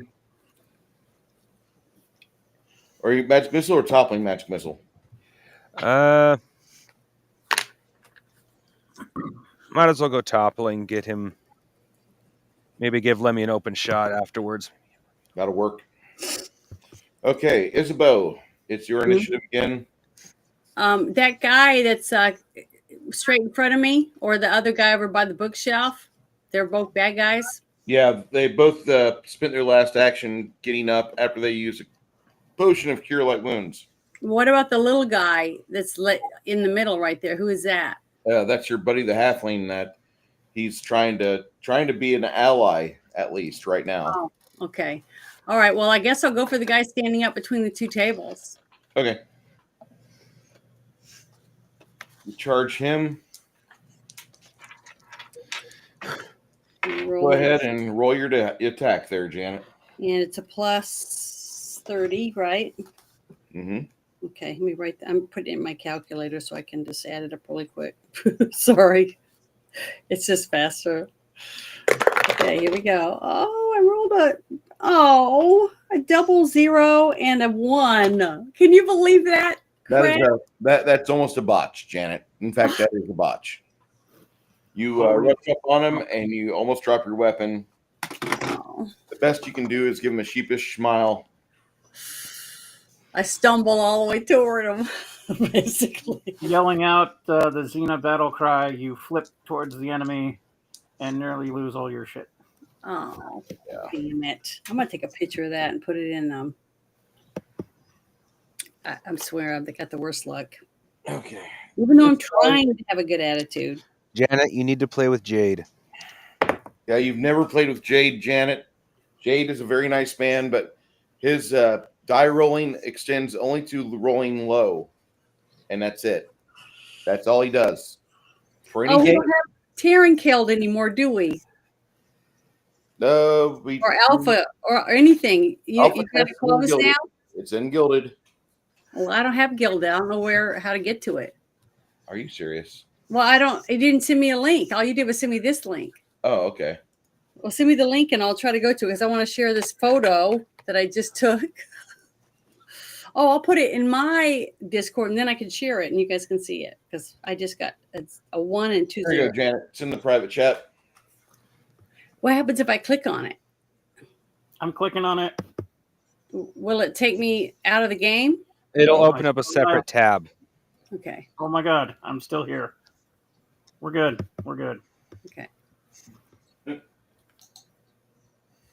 Bruce, okay. Bug out bunker. Oh, that's cute. And I just click on it. It says continue with Roblox. I don't have Roblox. Just try to find a way to log in either through Google or some other way. Okay. Well, it don't let you log in unless you have Roblox. Because if you log in with your email, it's like, then you got, that'll let you log in. Oh, log in with Roblox. Now log in with Roblox. Okay, log in as guest. And then it never sends you the code to be a guest. Well, then I might not be able to get in. I'm going to try to later. I'll try to use my email address that I remember having for Gilded. So we'll see. The only reason why I'm on Bruce's Gilded now is because I had an account on my old computer. My new computer, I have to set up roadblocks if I want to get into Gilded. I heard Roblox is like Minecraft. Yeah, but I only need one game like that in my life. I don't need 3 of them. Or 2 of them, I should say.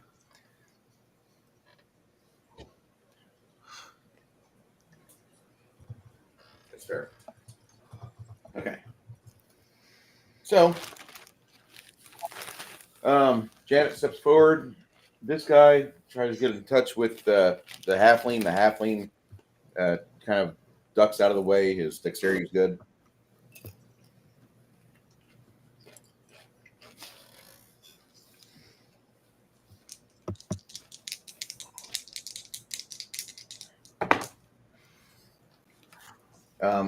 This guy tries to do something to fake out Janet, and Isabu plants her feet, puts herself on the balls of her feet, being dexterous, and he does not get the opportunity to stab her.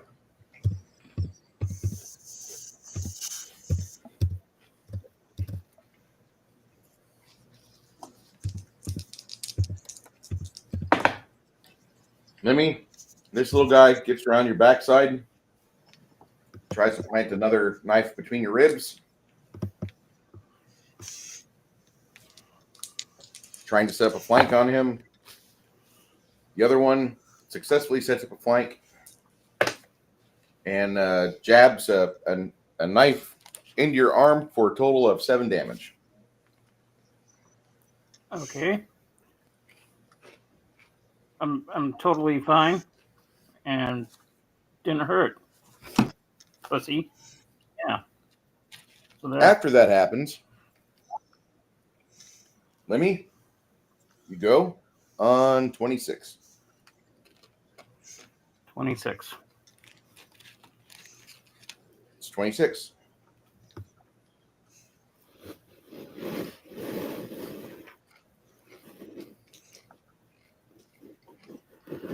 All right. That's 81, and I'm going to get the guy that's in front of me. And that is total of 6 damage. What? Damn it. 6 damage. Did you roll to hit? Yes, 81. Okay, my bad. Quick damage total. On this guy or this guy? The guy in front of me. So that guy there with your finger pointing at him. Okay. You got a little bit of flank going on. Did you roll your precision damage too? Yeah, that equal. Because that was a bad roll. Wow. All right. Sophia dances around a little bit. Go ahead, Nerdy Ogre, and give me a roll for Sophia. Extra plus 20 to hit. Alrighty.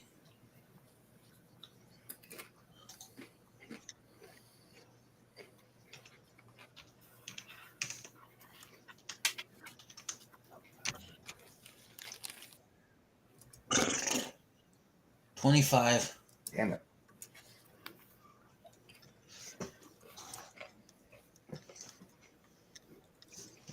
I think I need to plug in my dice.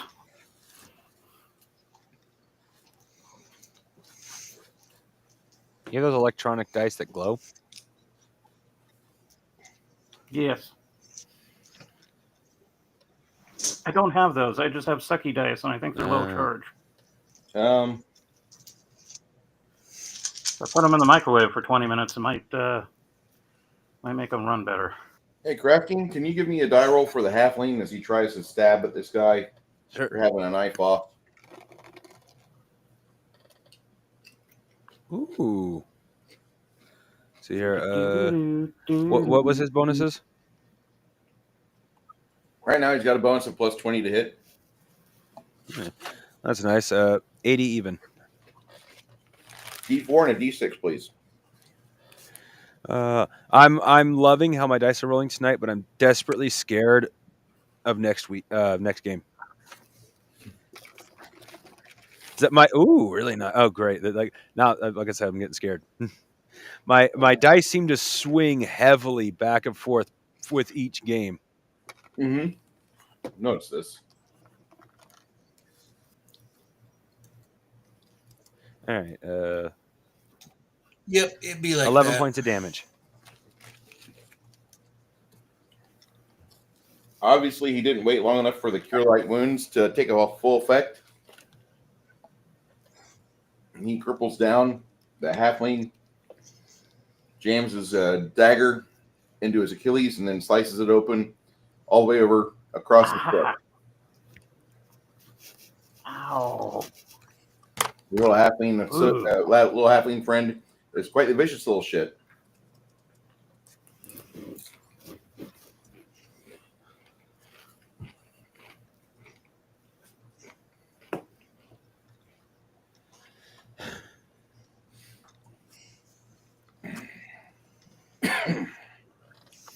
Isabu, you get attacked again by this guy, and he misses terribly. These two try a pinch maneuver on Lemmy. One of them gets very lucky on Lemmy for another 5 damage. Okay. Magic missile toppling. Where are you going to target it? This guy, this guy, or this guy? Lemmy's currently under flank, right? Oh, yeah. Yeah. The one behind him. Yep. Give me that damage. Right. 3d4. +3. I need to remember that.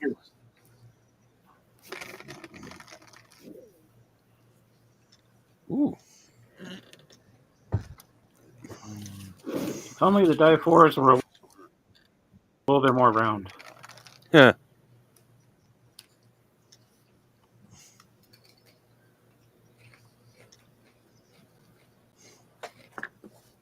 Let's see here. That is 11 points of damage again. That's really good. He's not looking good at all. What do you want to do next there, Mongoose?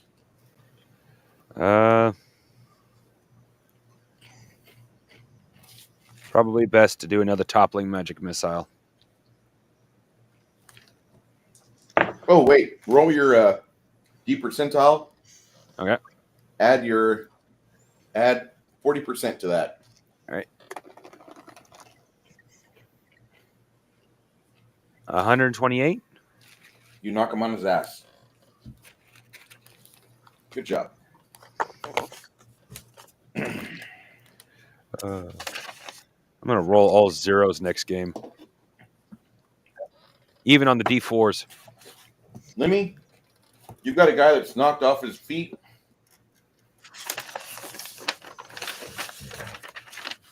I'm going to bleed all over him. Okay. Go ahead and roll against AC. And then, You get a +20 to hit, so you got a you get +30 total with the bard and with the fact that you are on your feet with a melee attack on a downed opponent. cool. Oh, shit. Oh, that's 71. That should theoretically work, right? Yeah. Damage.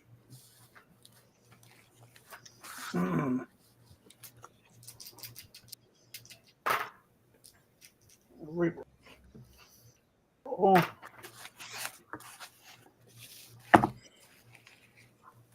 Oh, 14 damage.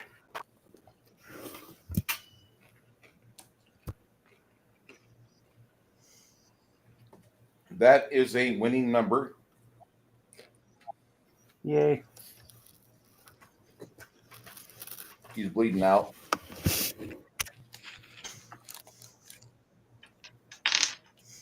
You're going to focus on flanking attack maneuver here with Sophia next? I think so. Before I pass out, yeah. Nerdy Ogre, you want to steal the kill?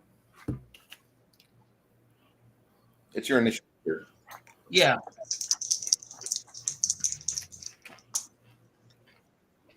Damn it.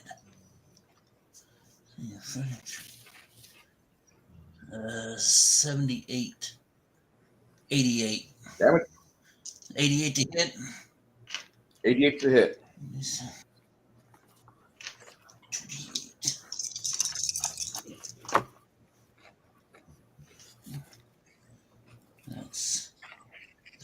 That's 9.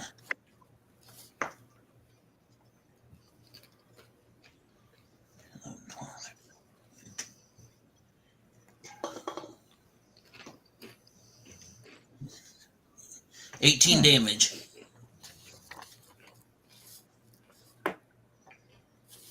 All right.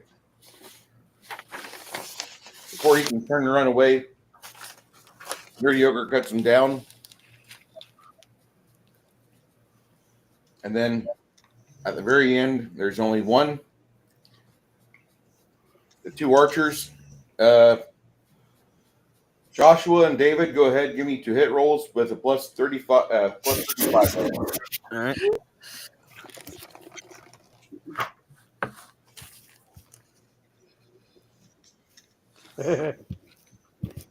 Hope I didn't curse you.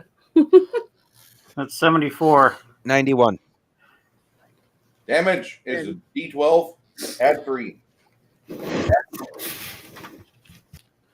6. 15.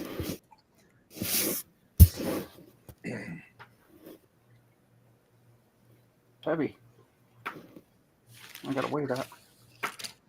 You guys put some serious wood into him.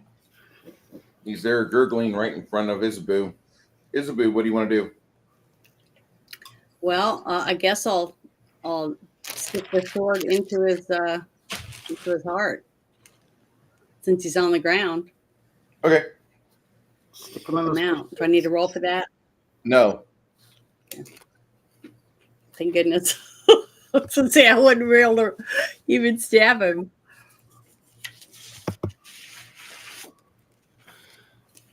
Now, these guys are grunts, so I'm not going to be too worried about it. But when it comes to some of the higher, like lieutenants or maybe commanders, we might want to see about keeping 1 or 2 alive for interrogation purposes. This could be we stepped in their territory, and this could be somebody hired them. But guys like these, doubtful they'll know anything. So I shouldn't have killed him? Oh, no. Doubtful they know anything. They're grunts. You don't tell the grunts shit, especially in an organization like this. Hell, you don't even pay them. Yeah, they don't even pay them. All right, so that's the battle then? Yes, sir.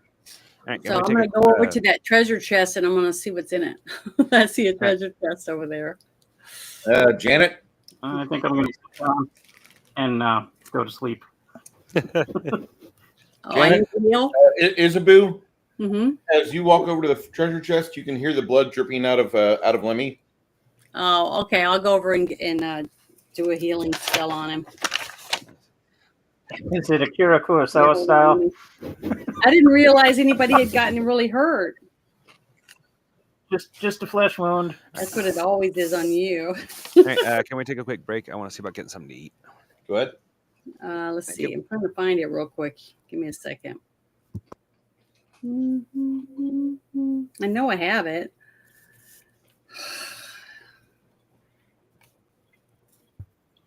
I'm sure I got some healing potions on me in the Yeah, I have that too, but I thought I had a healing spell. Let me look at my book real quick. I don't have it written down. Oh, maybe it's, yeah, that is my paper. Let me see. I just don't want to go into septic shock. Well, we didn't have enough money to resurrect you, but you got reincarnated as a bunny. You'd want to come back as a boxer, wouldn't you? Oh, no. I could have been a contender. I could You'd have get been loved on a Simba. lot. You'd like it. I guess I don't Come have. back as a Colombian I horse. have stabilize, and then I guess I have to give him a potion. Okay.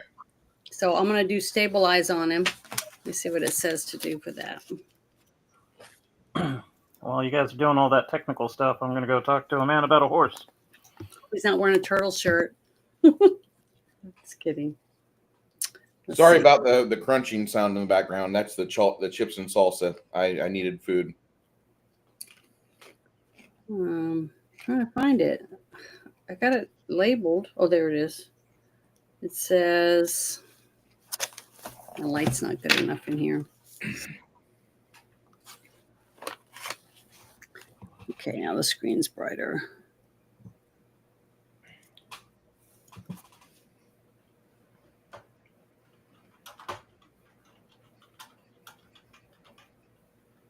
The creature is automatically stabilized and does not lose any further hit points. Okay.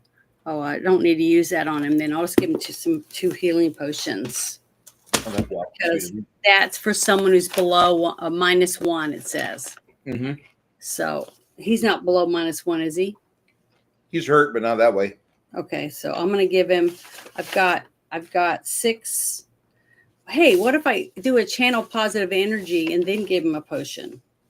You could Okay, so it's be a 3 Six. die 6. I thought it was. Oh, I got 6. I got 6 channel 6 positive channels today. energies. Yeah, I can do. I've got 4 out of 6 right now, so I'm gonna do one. I'm gonna mark it off to 3. Uh-huh. That's where we were at last time, and then I'll have to roll, I guess, to find out how much he gets healed. Do you remember how many dice that is? 3 die 6. 3 dice 6. I'm gonna write that down. Hold on. 3d6. Circle it. Okay. Let's see. 1, 2. One more.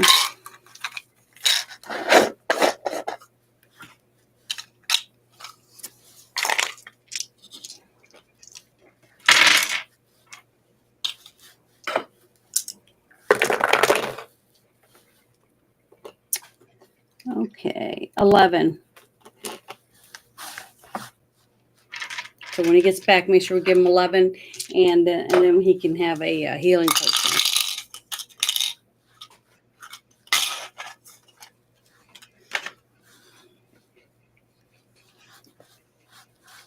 You guys also find on these bookshelves over here.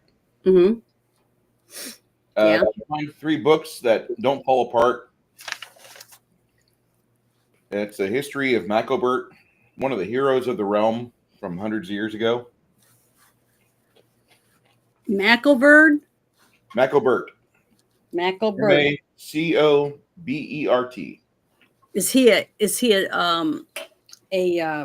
dwarf?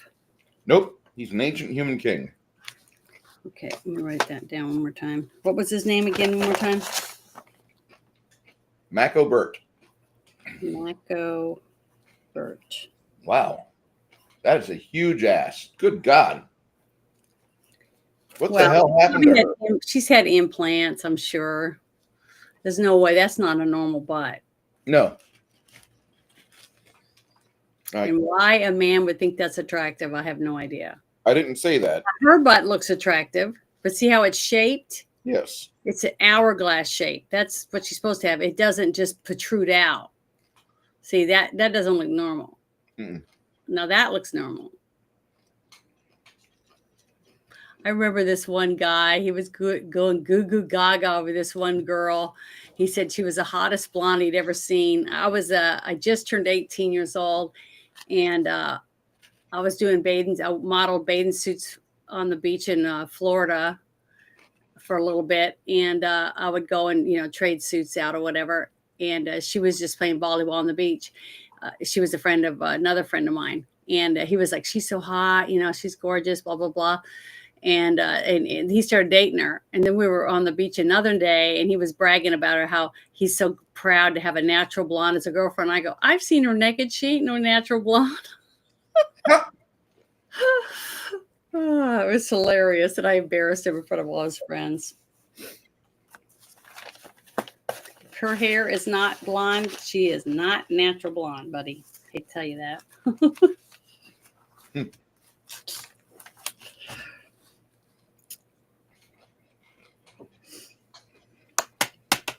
I love her shirt, though. That black shirt with the That looks really good. the engraved or whatever it was. What do you call it? I don't know what you would call that. It's kind of looks like embroidery, but it's kind of hard to see because it's moving around so much. 2 gorgeous horses. Did you see those 2 bays? Mm-hmm. Oh my God, it was beautiful. This one, look at her. Horse is gorgeous. Yeah, look at it. Oh, I used to have a bay mare. I could lay on her, put my feet up on the top of her head, and lay my head back on her butt, and put my hands under my head, and she would just walk along. I missed my horse. God, I haven't been horseback riding in like 2 years. That's a gorgeous horse too. The only thing is, have you ever seen them train the horses to walk that way? The way that they're doing with their feet? It's horrible to watch it. It'll make you cry. They wrap the ones I saw training the horses, they wrap chains, real heavy chains, around the front ankles, basically. And they have to lift their feet up like that, or it wraps around and hits the other leg while they're walking, and it hurts.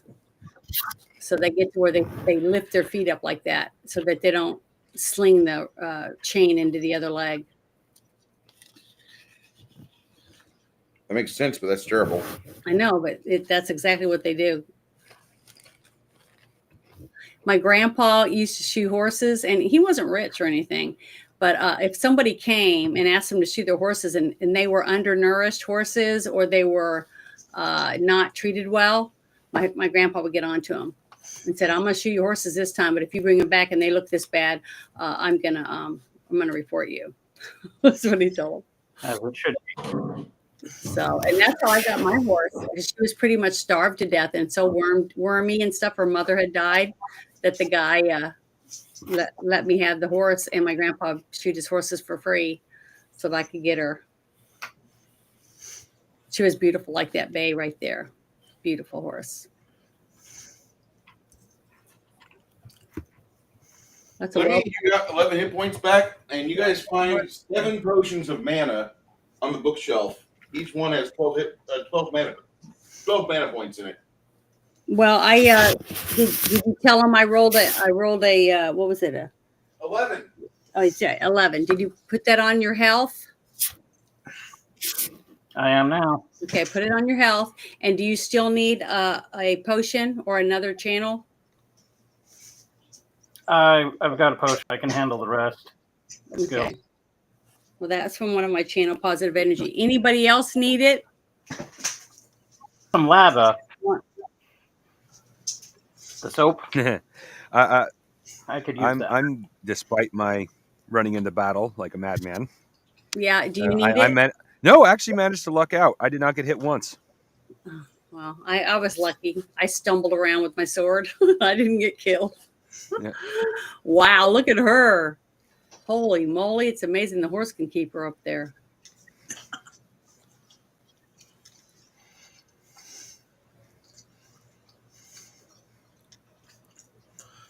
Yeah, I just remembered that it's it's rodeo season here in San Antonio. I was driving down Houston Street. Yeah, but does it make you feel funny in your nether regions?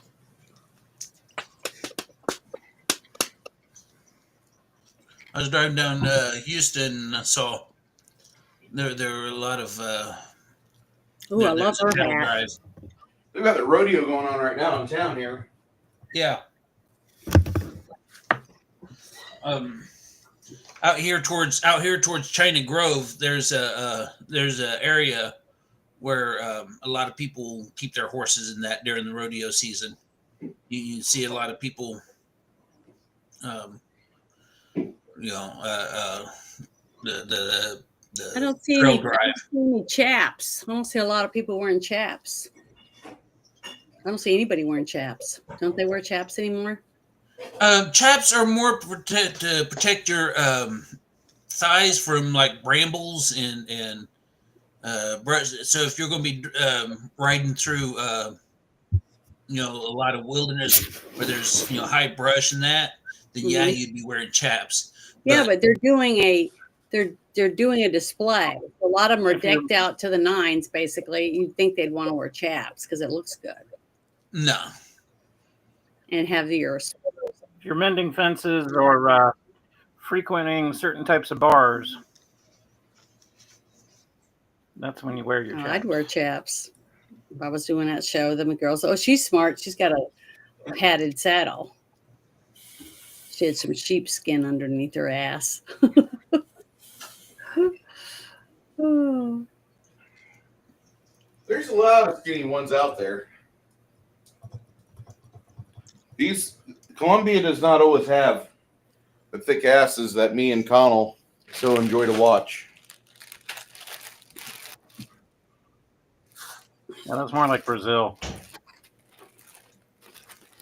It's funny. Well, I think it doesn't look like any of these people are going without.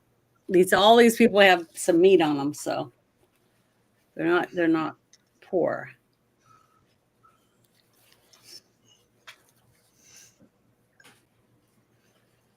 I will say I've never seen somebody that owned a horse go hungry. No, if you can afford a horse, you can afford to eat. Your little halfling friend kind of smiles. Go ahead.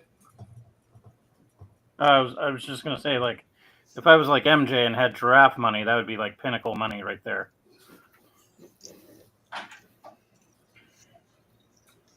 I guess I should run in there and grab me a snack too.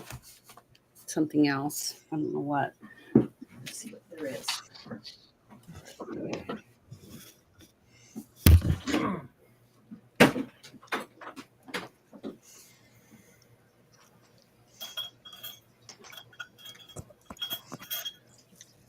Had me some chili. I love chili, except it's so disappointing for me nowadays. Not Why? because it's bad. I have to add so much dairy to chili. It's like having a little chili with your dairy. But if I don't, Like, I regret it for typing bowl of hours cheese afterwards. with your chili. Yep, pretty much.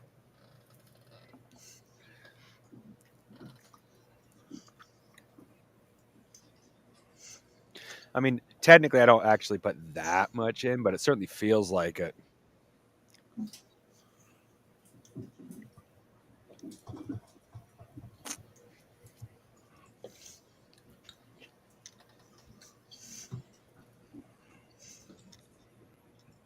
Never heard of adding dairy to chili. It's the first for me too. Not really. Where I grew up, it's common to add cheese and sour cream to your chili. We had chili. We had cheese to the chili, of course, but that's the first I heard of adding sour cream to it. See, around here, we have all these people that are like fated by God to die. So like they have milk products and they just like explode. That's fair. Oh, two of my relatives, like my sister and my mother, are lactose intolerant. Your neck of the woods, Texas. You guys do the beans and chili? We do. No, you don't put beans in chili. Well, we do. Me and my wife are Northerners, okay? I like beans in my chili. Imagine I've had chili I've without had beans. several different styles. Just like you can go to Mexico and get like half a dozen different burritos. Sure. So it's interesting to find out like what section of the United States you all do with your food. Like, if you ever hang out with me and Big Greg does not like any Jalisco at all. That's not a proper restaurant. He's like, that is a region of Mexico that does not know how to cook. And there's all these restaurants around here and Corpus Christi and San Marcos that are Taqueria Jalisco. There's like 70 of them. You go past the food trucks. I've got a sister-in-law from Oaxaca, and I prefer Oaxacan cuisine over Jalisco. Not knocking Jalisco. It's just not my thing. Yeah, get it. All right, if you want to continue through this way, this leads to what appears to be like a T intersection. So far, you've been going to the right. That's the established pattern that Nerdy Ogre has said. I assume. I don't want to assume, but I assume you guys typically do that. Might as well, but Janet said she went to get a snack herself. You assume correctly, sir.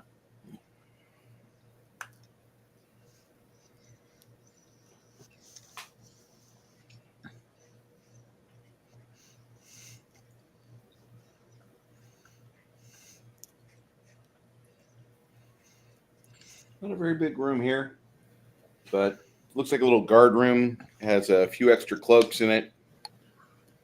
Nothing like a complete outfit where you could be like, oh, I'm going to disguise myself like one of them. But they have cloaks.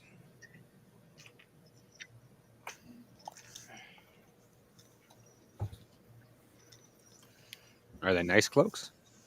Not really. Mm.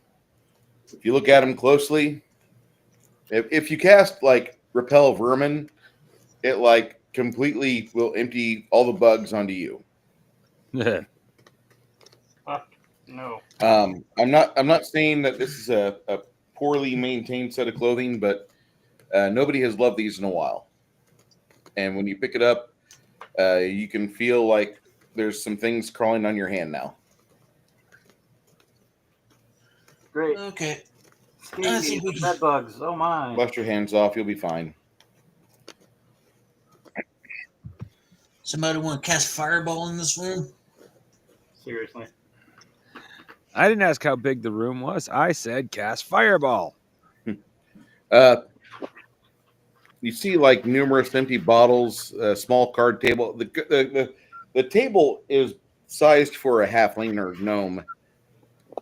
Lots of empty bottles strewn around the room, and there's a deck of cards in here as well.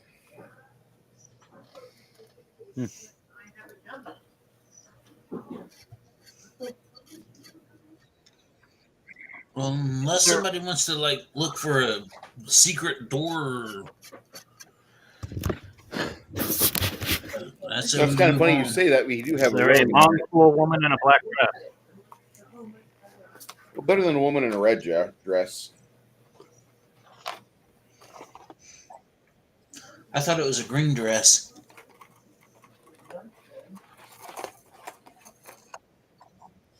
Anyway, you were saying? You wanted to look for traps, and oddly enough, you have a rogue in your party. I know. I've only had one.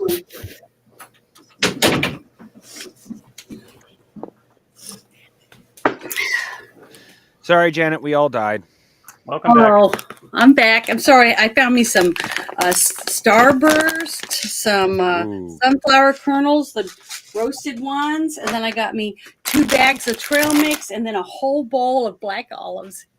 I almost had a coronary because I went in there and I was like, "Where are they? I can't find them." And I asked my daughter, and she's like, "Oh, Let me call a doctor. We call our doctor in Fort Smith, Arkansas. Have them go do a wellness check on you in about 2 hours, and your blood sugar spikes. Oh man, I'm starving." So I didn't have dinner last night. I did the game, and by the time we were done, I was too tired. I felt so bad. I'm hungry. You know, Janet, if you would have been closer, you could have had some of this amazing coffee I've got. I bet it's good. It actually is. Although I don't like the price. The one thing about what's brewing, some of the blends of coffee, like the more exotic African ones, are like $18 for 16 ounces. Well, the thing is, you got to remember, if it tastes really good and it's worth that, that's fine because they have to pay the person they're getting it from. Yeah, I know. Everything rolls downhill. Mm-hmm. That's right.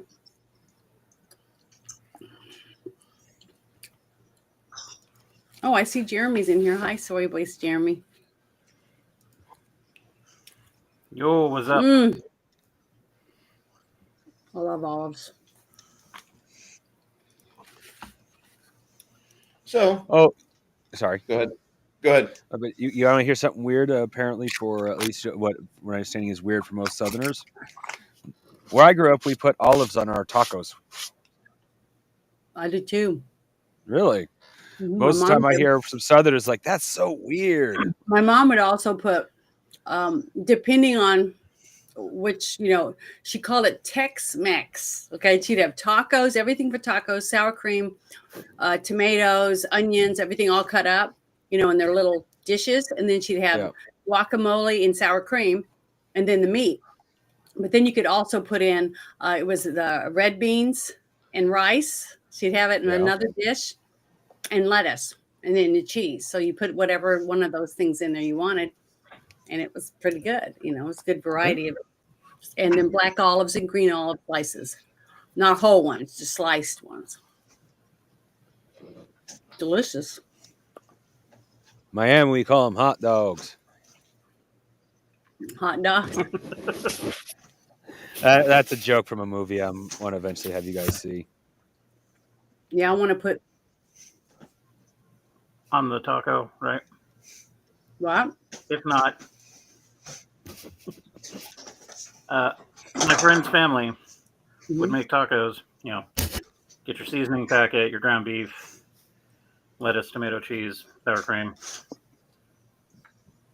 Instead of hot sauce, I think because his mother had GERD or something like that, they used ketchup. And the first time that I tried it, my brain was screaming like, "Oh, good God, what horror is this?" But Mm. it wasn't good. It was Yeah. digestible. Yeah, where I'm from, ketchup was what you put on a kid's taco. Salsa is what you put on an adult's taco. Well, I don't like hot sauce. Yeah. So I would rather have whatever they had besides hot sauce. What do you mean? Just like, are Like you talking about like just Tabasco? squeezable Yeah, I don't like Tabasco. ketchup on a taco. Like no tapatio and ketchup, no Cholula and ketchup, no Tabasco and ketchup, no, just plain ketchup. Yeah, your brain's trying to figure that one out. Yeah, That's what you do to get hung around. that's what I was here. going through. And I'm from NorCal. We got a large Hispanic population all throughout California, so we got all types of authentic Mexican cuisine. And to have that was like culture shock for me. And I've got Hispanic relatives, and that whole half, like, it was weird. But I survived it, and I'm like, okay, interesting. So ever since then,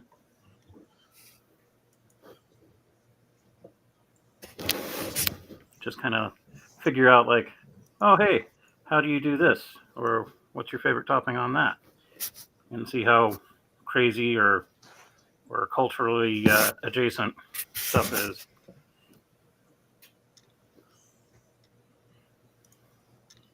It's kind of like, what is it, back east? They got 5 ways chili. Got 5 different ingredients. One of the ingredients being spaghetti or some other pasta. What? 3-way chili would be like chili, and it's not like your canned chili with beans. It's like your Tony dog type chili, and then like cheese and onions or whatever. It's weird stuff.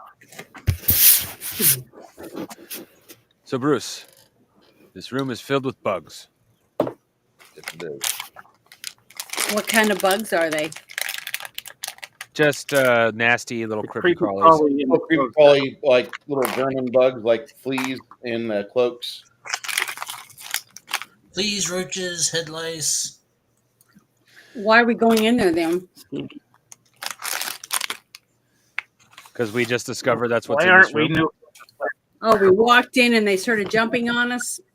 They were in the cloaks, and you guys started looking at all the stuff. Well, So now and we're infested with fleas. like I said, unless somebody wants to look for Where I got trap cleansed. door or anything, a hidden door, I think. I guess I could. You guys expect like this shit to appear out of nowhere? I mean, it's on you, man. I was. Whatever. I mean, I could eventually get the spell detect hidden traps or hidden doors, but I feel like that would render our rogue useless, or at least redundant. Let's just go traipsing further through a dungeon and totally forget bathing ourselves, because heaven forbid.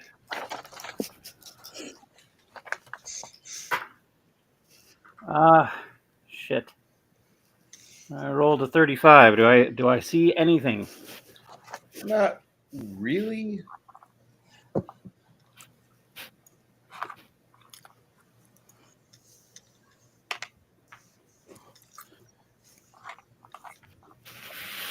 In this room, you don't really see a whole lot.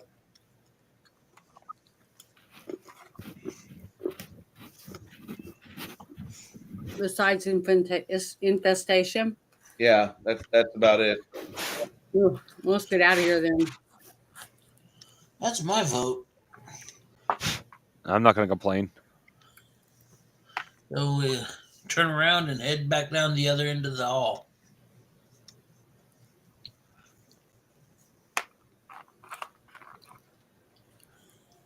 Sounds good.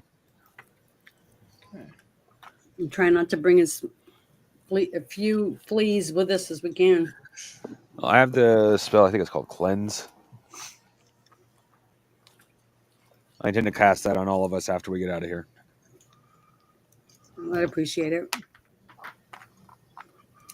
This is Gilbert. He's my tapeworm. Yay.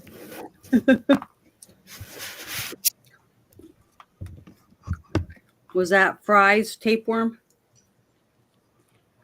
I don't know what I call this tapeworm. I don't remember. Because he became a genius. Because he was infested with worms. Oh, I'm so glad I'm not eating pasta right now. I haven't had pasta in months. Not after that one adventure. I had pasta last week. And here, we're almost due to.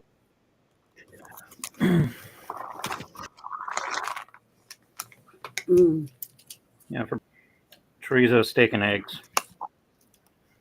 That sounds good. I love steak and eggs. I love breakfast. I can eat breakfast any time of day. God bless Waffle House. Oh, it's common around here for us to literally have breakfast for dinner. Waffles and bacon, pancakes and sausages. Yeah, we've done that. I grew up with that too. Yeah, last night we had biscuits and gravy, and then had some leftover ham. So I cooked up some ham with a little brown sugar and did breakfast for dinner. Yummy.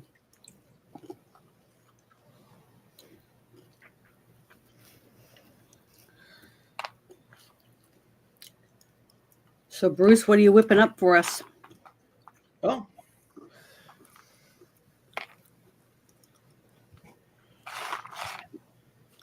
You are in this room here, and you can head on over this way, or you can head back this way. Yeah, we already said we're going to go straight down the hall, right, guys? Yeah, straight might as down well. the hall. We can come back to that. We'll have to come back that way before we progress any further. Like, if we find another way down, so we don't accidentally get flanked. But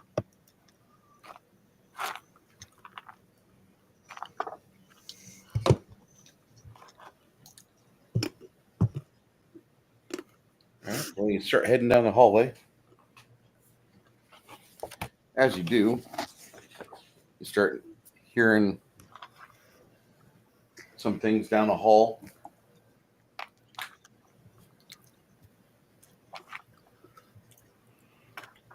You're on this corner here.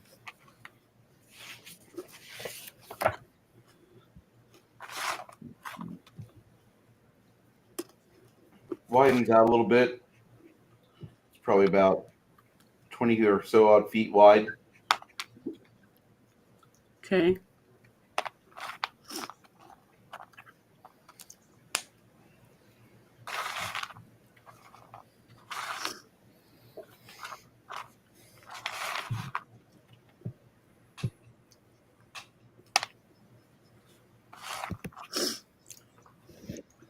Do we hear a loud commotion or footsteps or anything like that? Not really a lot of footsteps or commotion.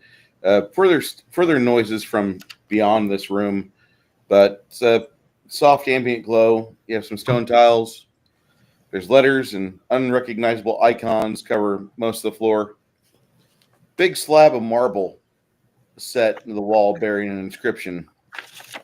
There's someone scrawled next to it in charcoal. In the chamber, it's the first of several. In the chamber is the smell of some cinnamon.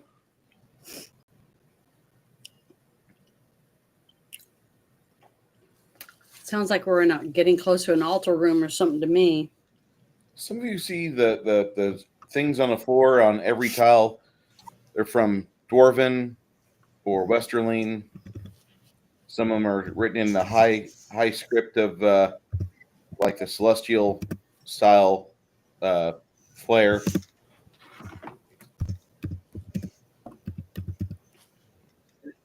Can anybody make that out? I can only read Arcana.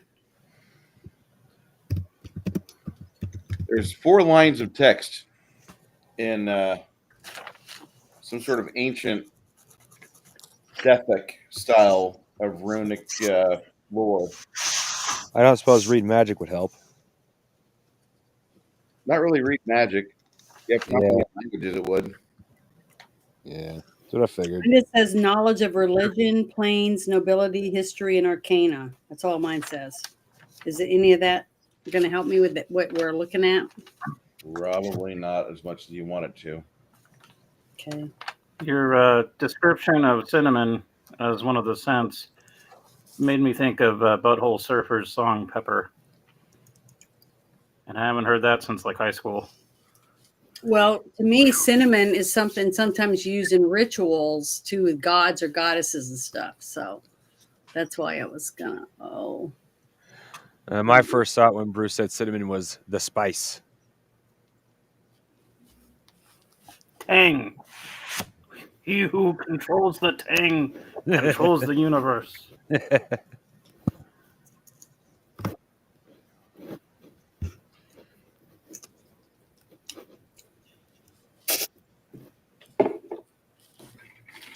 Like this entire room, like ever since you came into the worked portion of it, the ceiling is only 6 foot high. That's something that you've noticed. Sorry, nerdy. I'm 6'7", so I'm scraping my head across the ceiling. So it's short because it is for dwarves, apparently. Or somebody else. Or Don't forget, there's also halflings and. Oh, that's right. The ceiling is only 6 foot high. So you're all scrunched down. I'm like, yeah. Where's my height? I'm 5'10". The rogue is taller than me. I don't think I wrote down a height for myself. Bruce pre-generated the characters, so they came with heights. Oh, I don't know what my height is. I think Janet's was 5'9". Can I write it on here? Janet's taller than me. I'm 5'9". Aren't you Asian, though? Oh, fair point. Not to make her Oh, I thought you were teasing him, but I forgot. Yeah. He's got that Fu Manchu mustache and beard and stuff, right? Yep.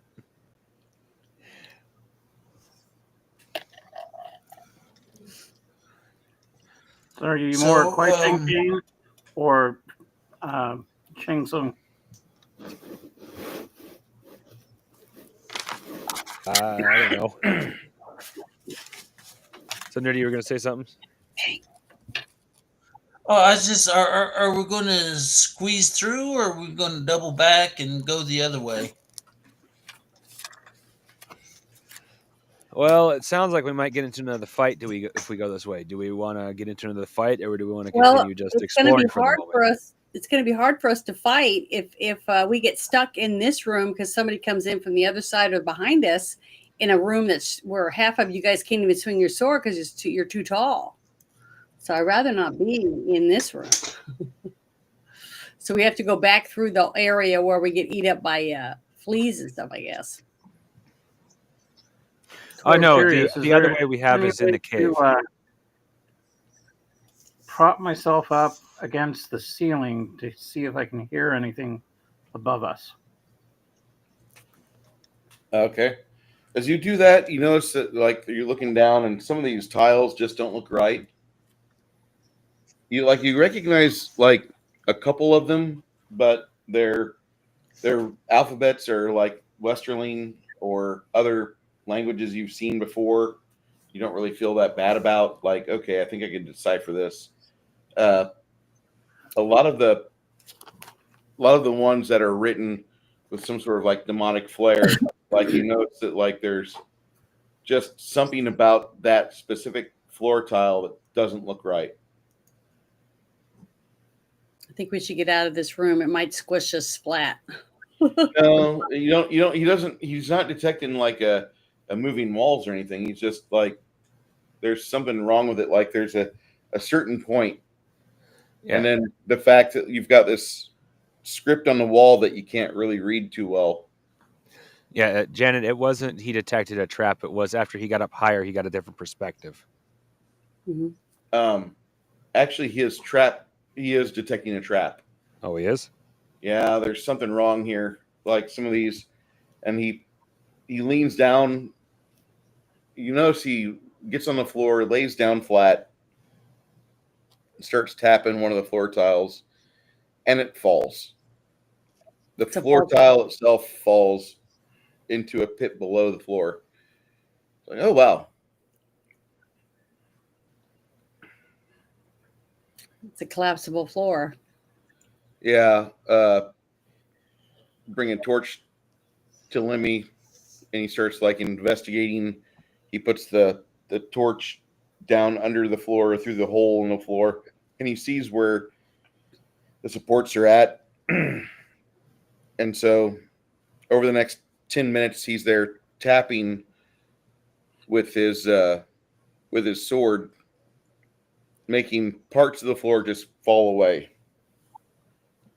And then you guys have a little way to go. You just bound across like 10-foot span, jumping from one little pedestal to another little pedestal, stepping to another little pedestal. Mm-hmm. That's kind of nerve-wracking.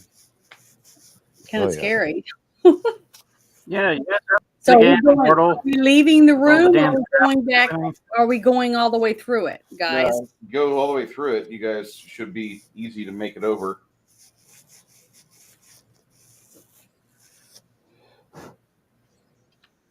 Well, if the traps are all spotted and marked and we can get through it safely, let's push on through. What could go wrong? Says the guy who has received the absolute worst damage throughout the game. Yeah, but I'm not dead. Yeah, fair. There's a. This is a I don't know about the rest wide of you, corridor but which I'm not hooks dead. around to the right-hand side. And walking through here, you guys smell more cinnamon. As Sugar you're kit. making your way along, you get right around here, and that's where Mongoose is like, this doesn't feel right. There's something wrong here. And you guys are kind of like, what the fuck? And Mongoose, Perception check box. Music. yeah, there's something funky here. Funky.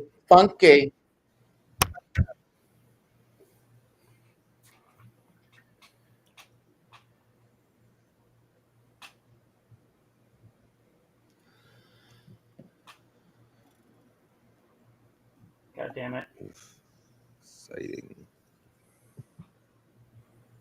What'd you roll for your perception there? Let me. Or anybody. Oh, I didn't. I just got a song stuck in my head, and I'm trying to get it out of my head. I'm rolling for perception. Let's see, do I have perception? skills. 90. Oh, where's it? Where's my card with perception? What's my bonus? I want to say it was 35. Oh shit! I do have perception. I rolled 105. Perception. It's 90. Yeah. So if I have perception on my sheet, I'm supposed to roll my dice? Yeah. Okay, I do have it too. I didn't realize I had that. What do I add to it? And which ones do I write? My percentage ones? Yeah, percentage die. Okay. And I don't add anything to it? Whatever your perception skill is. Oh my God, I rolled a 93. Yeah. All of you guys are seeing it. Like there's some funkiness in this final portion here. And so Lemmy gets back on belly crawl mode and he creeps forth and he swishes his sword in front of him and it goes through the floor. And then you see this ginormous pit open up right at your feet. Like you guys almost tumbled right into it. This illusionary pit becomes visible. The magic goes away because you interact with it. But you guys see all that. And so after you do all this, Sophia grabs some pebbles from the side of the corridor and she throws them in the doorway here to make sure that's legal and that's usable as like a floor.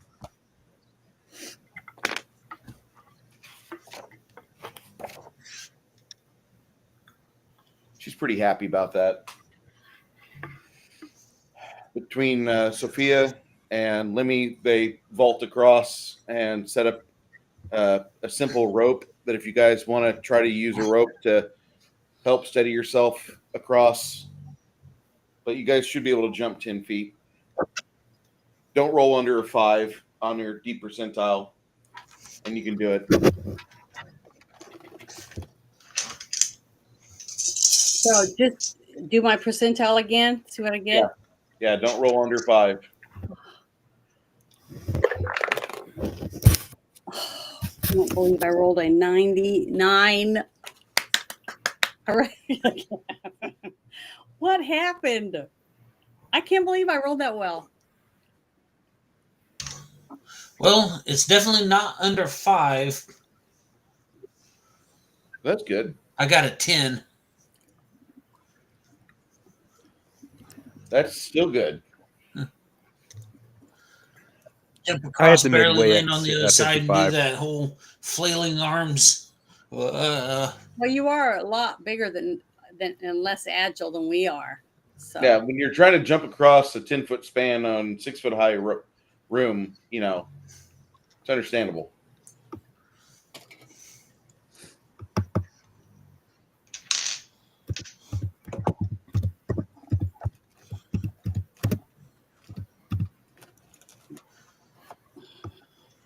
So You think they would make these these caverns a little bigger for taller people? I don't think they want 12 people. Still doesn't help. The song's stuck in my head. Which song?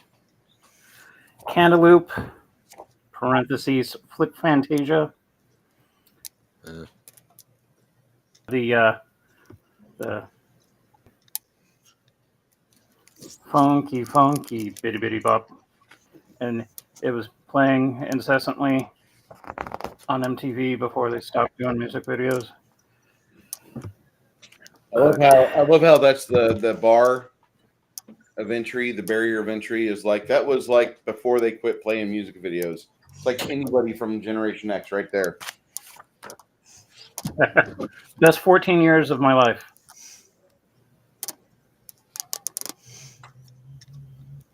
From like 81 to 95. That was the extent of it. You find in this room here, there's like a dismantled, looks like a dismantled metal person. They've got a series of gears and apparatus some devices. Looks like. Let me see if I can find a picture of this.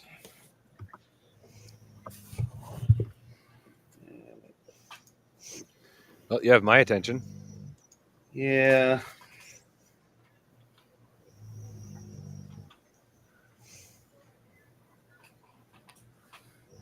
That's a pretty picture.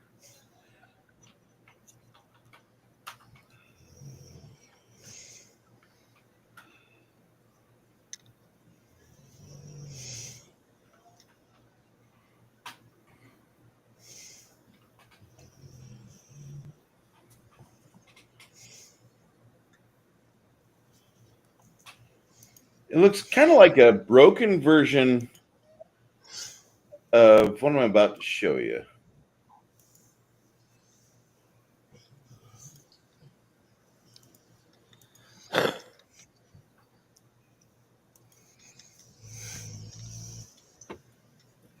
Ah. Oh, you're good. It's about 6 foot high. Dwemer craft. It's not really Dwemer, but it's more gnomish because there's a bunch of stuff that didn't really go well. A lot of things that, like, there's like a watchman's locker laying on the ground next to this broken thing.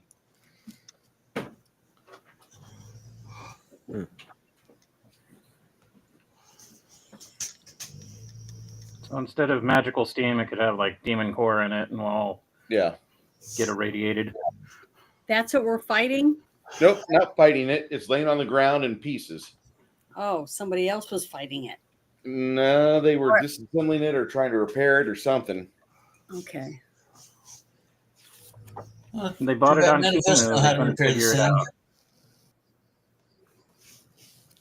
It's interesting looking. All of you smell like gas, by the way. So it runs on gas. It runs on diesel. Something. Interesting. Or Bruce could mean that light a match and we all blow up. So you won't want to shoot a magic missile then? Magic missiles are not flammable Oh. unless he decides to be. I would recommend not firing it, not casting fireball.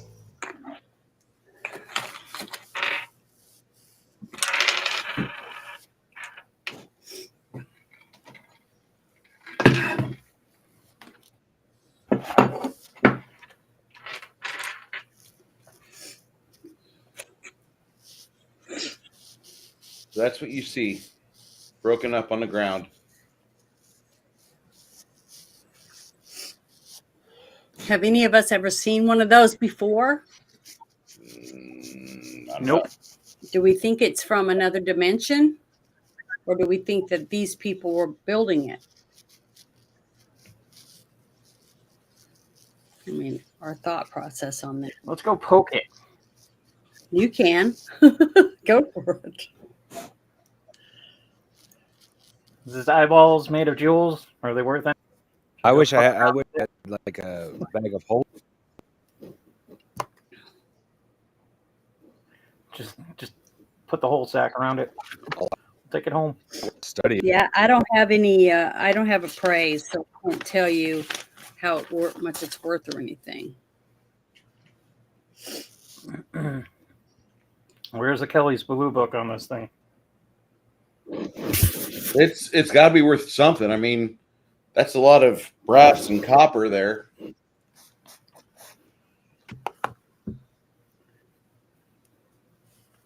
Okay, so let's suppose we fuck with it. Not like literally. Some of us are in relationships. But we go poking around and it doesn't murder us. Would it be feasible to get this thing out of the underground, through the sewers, and back topside so that we could have it appraised? Good. And then About 200 score a pounds. reward. It's about 200 pounds worth of shit, though. Yeah, Bruce and I had a discussion a little while ago. We're at the level where we could potentially find a lesser bag of holding, I think you said. Mhm. Yeah, but I haven't done that yet because I haven't looked at the price tag of how much that costs yet.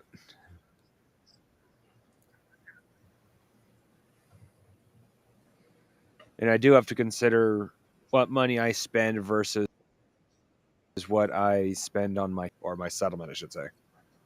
It's not a town yet. It's still a settlement. Don't forget the taxes. Those bastards. Well, for the moment, the 4 rich families living on my land are paying the taxes. But after it reaches a certain point, I'm not expecting to pay all the taxes.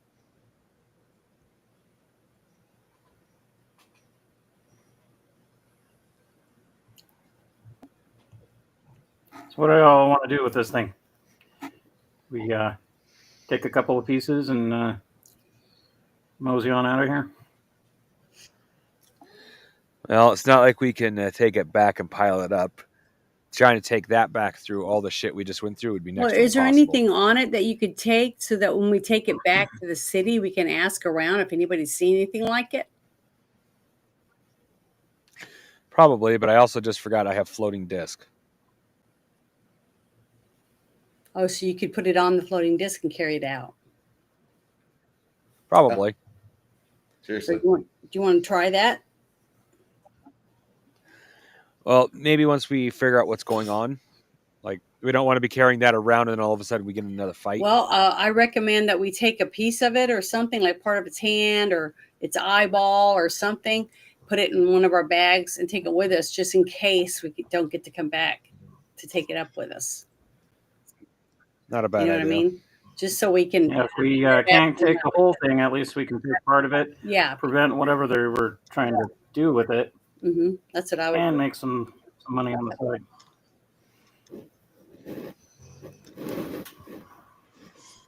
Because, like, if you can't be rich, at least you can fuck with your enemies and be somewhat rich. Hey, Bruce, can I make a craft roll to potentially take a vital piece of this thing? Yeah, you can.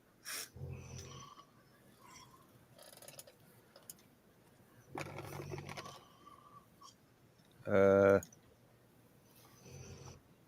83. All right.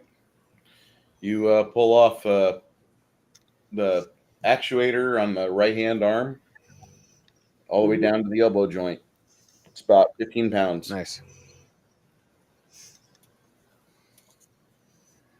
That's Well, quite a bit can of weight. we let the largest person in our group carry it if they want? Would you mind? We'll come back for it later on if we clear this area out. Mhm. Yeah, all we need to do is hide it so they can't find it easily, and we don't have to worry about it for a good Yeah, while. but what if we can't get back? That's what I said. Take a little piece of it. We can make that part even smaller, can't we? Like half the weight. Yeah. Let's make it a little smaller, and that way we can take it with us in case we can't come back. Oh no, another piece.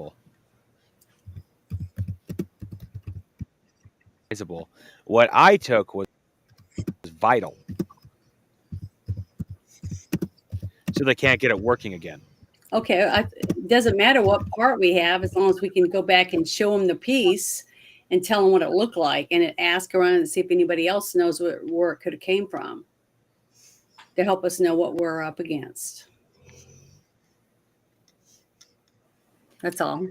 You continue to Well, yeah, no. go ahead. Oh, all I was saying, Janet, is that I took a piece from inside of it. Chances are people aren't going to recognize a piece from inside of it. But if we take a piece that's from the outside of it, chances are anybody who's seen it will recognize that. Mm-hmm. Yeah, so let's don't like take an eye, Yeah. a hand, a piece of armor. Well, let's just take something from inside then. I mean, I don't mind. I would just want to take a piece of it so that we can try to find out what it is if we don't get to come back here. Yeah. That's all. Well, trust me, I don't want to leave behind this object even, but 15 pounds and I can understand that. We don't know what we don't even know what we're going to see. We don't even know what No. else is down here. Yeah, that's why I don't want to put it on our barbarian, is just in case all of a sudden he has to drop it anyway. Yeah, that's fine. As long as we have something. Yeah, well, like an eye, I don't think an eye would weigh that much. A hand, I doubt that would weigh that much either. Could always chuck a 15-pound chunk of that thing at whoever's trying to mess Yeah. with you too. You guys managed to wander around here, and you get over here, and there's like some fast flowing water through some cracks in the wall from here to here. Mm-hmm. A little bit closer inspection, Lemmy says vault over that because the floor underneath it's made of metal. I have a feeling that's electrical trap. And by the way, you smell a lot of gas through here.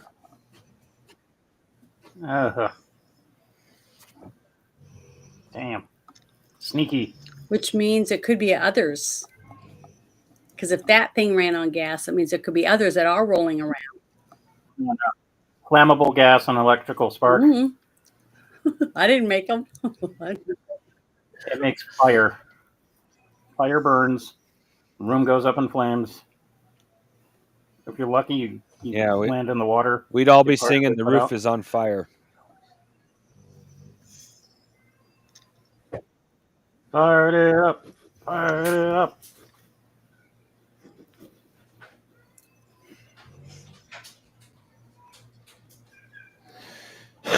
So yeah, does that mean we've reached an impasse? Not yet. No, we just don't touch the metal plate, right?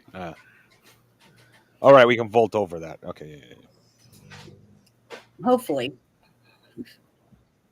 Just don't. Unless don't there's a trip. collapsible floor on the other side where we leap to.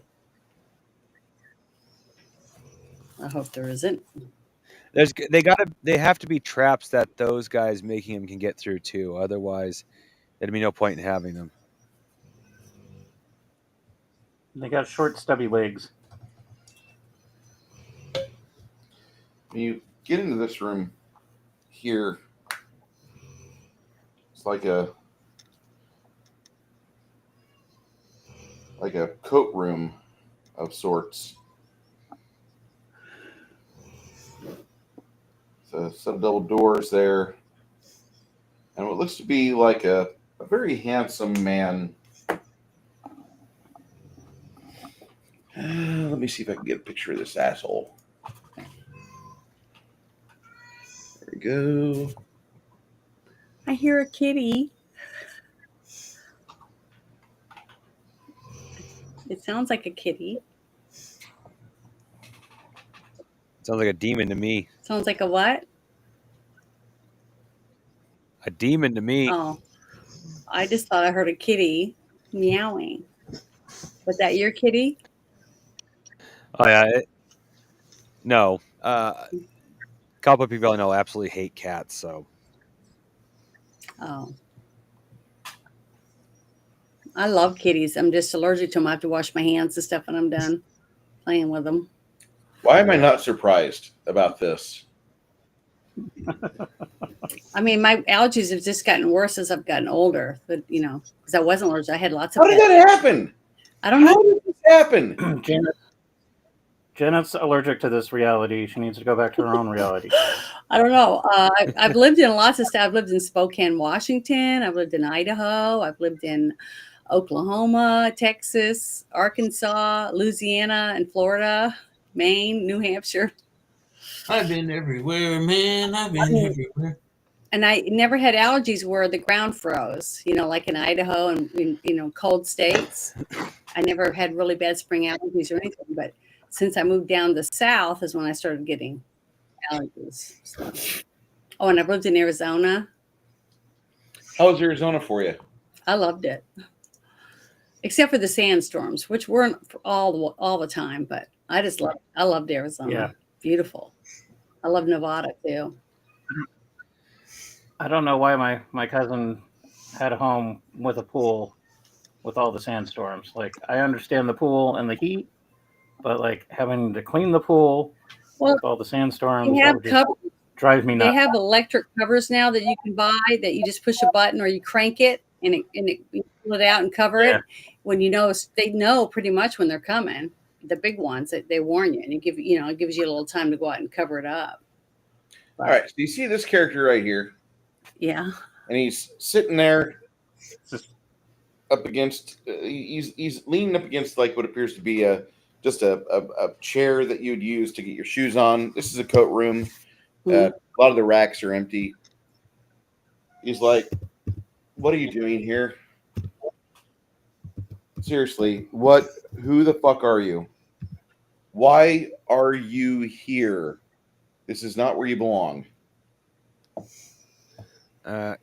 You guys have tried to kill us, so that's just to be self-explanatory.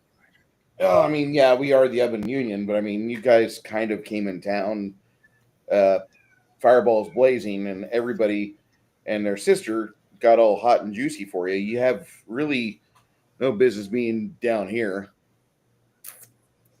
This is kind of our area. I hate to tell you this, and you get any further in here, and it's just going to be the end of you.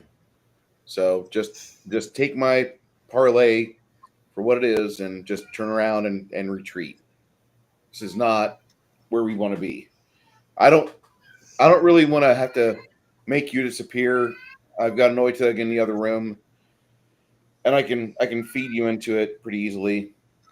But I'd rather you just be able to go back wherever you came from, leave the town of Dunamon. We're gonna be fine. You're gonna be fine. This is a final opportunity for you to have peace in your lives. Well, you're down here. I am. This is kind of where my guild is. Well, first off, you tried to kill us. Second off, we take our jobs very seriously, and we don't leave a job half finished. We were hired to find. I personally forget the name of my character. We know the name of that one. Elinda Bannon. Elinda Bannon. And unless we find her, well, at the very least, her body, we're not done here. Man.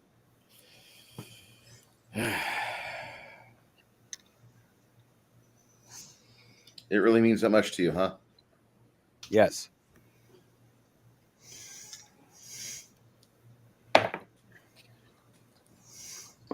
He drops a pellet, and big old cloud of smoke appears, and you guys kind of choke and cough a little bit. When cloud dissipates, about 15 seconds later, he's gone.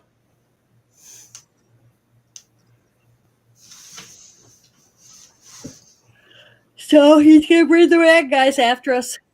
They know us. They know we're here now, and he's gonna share it. So, do we believe him at his word that there's a big, scary monster behind that door and just leave them shut? Or do we look what's behind there? I will go check the door. I want to take my war axe out. And if you see a tentacle, I'm going to take my war axe out, and I'm going to kind of poke the air where he just was. Yeah, see if he went down a trap door. See, did he really teleport someplace or just go invisible?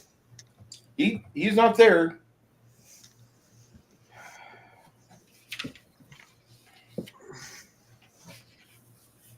He didn't go through a trap door on the floor. No trap door on the floor.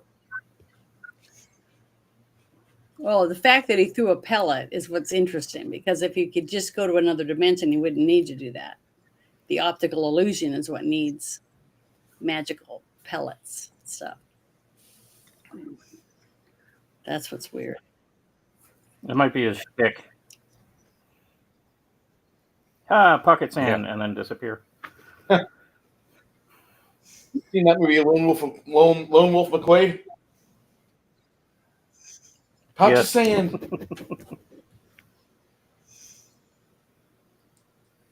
These guys go to the double doors and throw them open.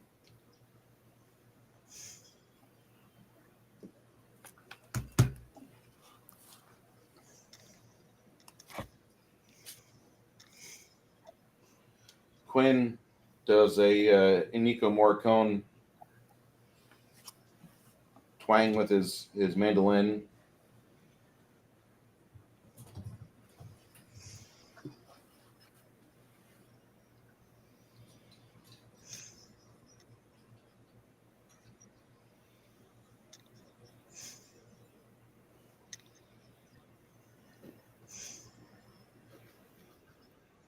Hopefully this doesn't end up like Dark Souls. What happened in that? They all died. Well, it's one of those games where it will kick your ass until you learn how to Well, play. actually, And it's got these big giant bosses. You run around all crazy. technically, Like, one of the points in the tell you this, one of the points of Dark Souls. I read a review where a guy died over 1,000 times trying to review it. I don't doubt it. Well, when you die, do you have to start over again, or do you get to start where you left off? Mostly where you left off. Yeah, practically. Then that wouldn't be so bad. In storyline, for your power, you don't lose like all the powers you've gained, but you have to kill so many creatures to get a certain amount of power. And once you reach a certain level, it takes you hours, if not days, to gain enough to get. So you die and use all. So that's a really hard game. Oh, I hear a kitty crying. You throw open doors, you see what appears to be the thief leader that you were just talking to.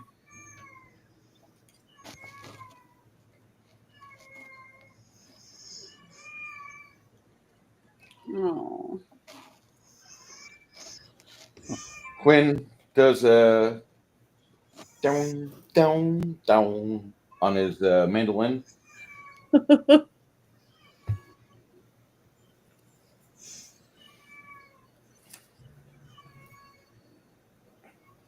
Sounds like the cat's a little bit upset that nobody's paying attention to it.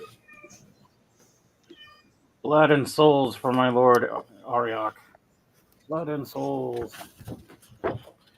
This is a focal point of the old gnomish stronghold. It's massive stone gates, like you have pillars throughout here. Let me get those on the table.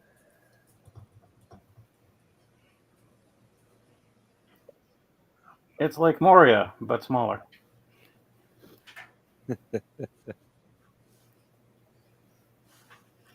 Bad Morda. Janet wants to watch Willow. What? I told you to put that on the list. It's on the list. Okay.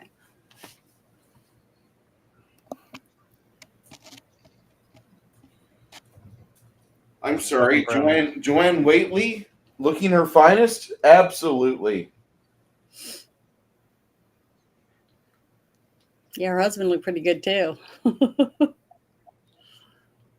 Her husband's character was the inspiration for the Paizo fighter that you see in your Pathfinder book.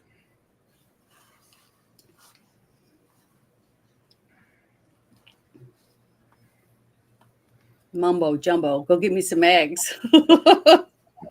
Just love that movie. So cute. We stole the baby. We stole from why he was taking a pee-pee. Yeah. Yeah, I love that baby. I love that movie. That baby's cute too. Laura Dannon. I wonder whatever happened to her. I think she turned into a little cutie. I don't know. There was a set of twins. They always use twins. Mm-hmm. Well, that's because usually when one's crying, the other isn't. Well, it's because of the time they're allowed to be on camera. And get more done when you have twins or triplets that look alike. That too. Wow, that movie will be 30 years old next month. Oh, God. God, that's amazing. I want to stop getting older. I'd really like to stop just like, I'm done. I'm good. Well, I think everybody feels that way. I know. Let me transfer my conscience into my, let's say, 23-year-old body and then stop aging. Yeah, the substance was a neat idea, but the fact that you had a little shittier version of you crawl out your backbone, that really sucks because that person was a piece of shit.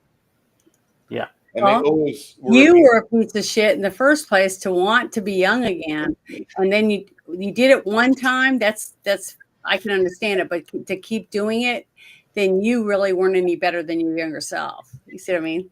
Yeah. Because you are you. When that guy approached her in the street and started talking to her and stuff, I probably would have just said, "Let's go to lunch." That's what I would have done instead of going and taking more. And then we would miss out on all that wonderful. I know, but I just like that practical fact that it sets it up for you to make decisions in your life. Do you really want to stay young forever, or do you want to live your life to the fullest? That's what I loved about the movie. It was a neat concept. God, Mhm.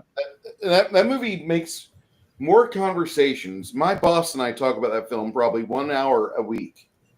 I think it's great. It's rejuvenated Demi Moore's a career. And see, she's an older woman. She's a grandmother. I didn't realize that her career was on the outs. I always thought She hadn't made anything. I think the last movie I remember seeing him was the one that I got you to watch with me, the Mr. Brooks. See, I don't even remember her character in that movie. She was the detective investigating, and her ex-husband was wanting all her money. Remember? Yeah. And she was a good detective, but she was getting close. Okay, so here you are. Here you are down here. Okay. Mm-hmm. Yep. It's a big room. Big room. And lots of I don't know what those pillars mean, but they look magical to me. They're not magical. They're just areas that you can use to like kind of put one to your side so they can't flank you from that direction. Maybe we should stay in a group and all put our backs to each other. Fight that way. That'd be good for fighters. Yeah, that's what With I mean. With archers and magic users, we kind of need to see our target. Yeah, so stay towards the back of the room. And the fighters will just have to fight the best they can. You guys roll a D8 except for Lemmy. Lemmy, you get the D6.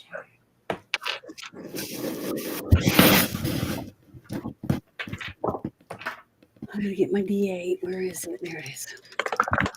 Do I add anything to it? No? Okay, it's a 5. I rolled a 5. 8. All right. We don't need to say until you launch out the number. 1, 2. That would be Lemmy, me. what are you doing? What are you planning Anybody on doing? else? Well, I got that bag of entanglement that I'm going to ready. I've got my sword. And I'm going to, I guess, observe the room and see how they move before I make any major plans after that.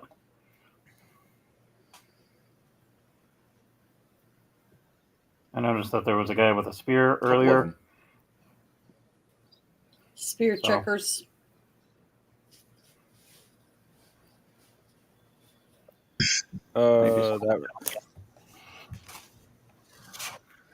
That reminds me of one of my favorite football stories. About spear checkers? Sort of.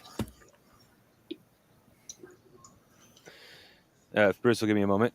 A football announcer during the 60s, I think, was announcing a football game.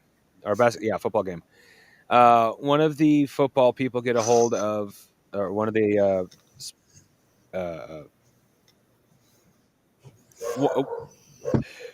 one of the team members gets a hold of the ball. Mind you, this is a black guy, and everyone knows he's very famous. So he's a very famous black guy at this point.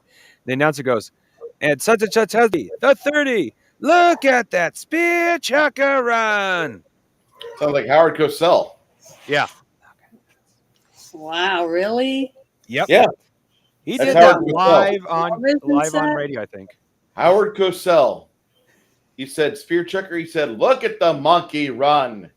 Oh, that's what it was. A couple Okay. times. That's horrible. He got fired, right? Yep. Good.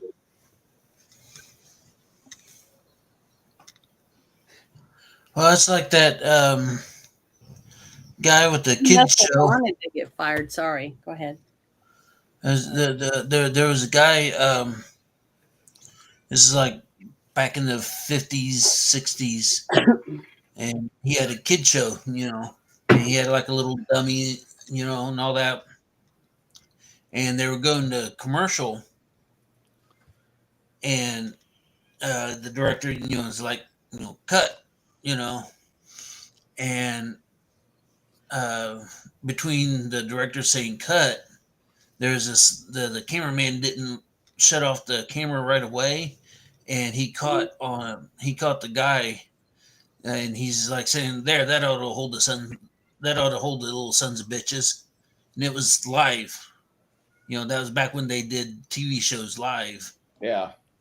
And Yeah, but when they came back who was he talking about? he was talking about the little kids.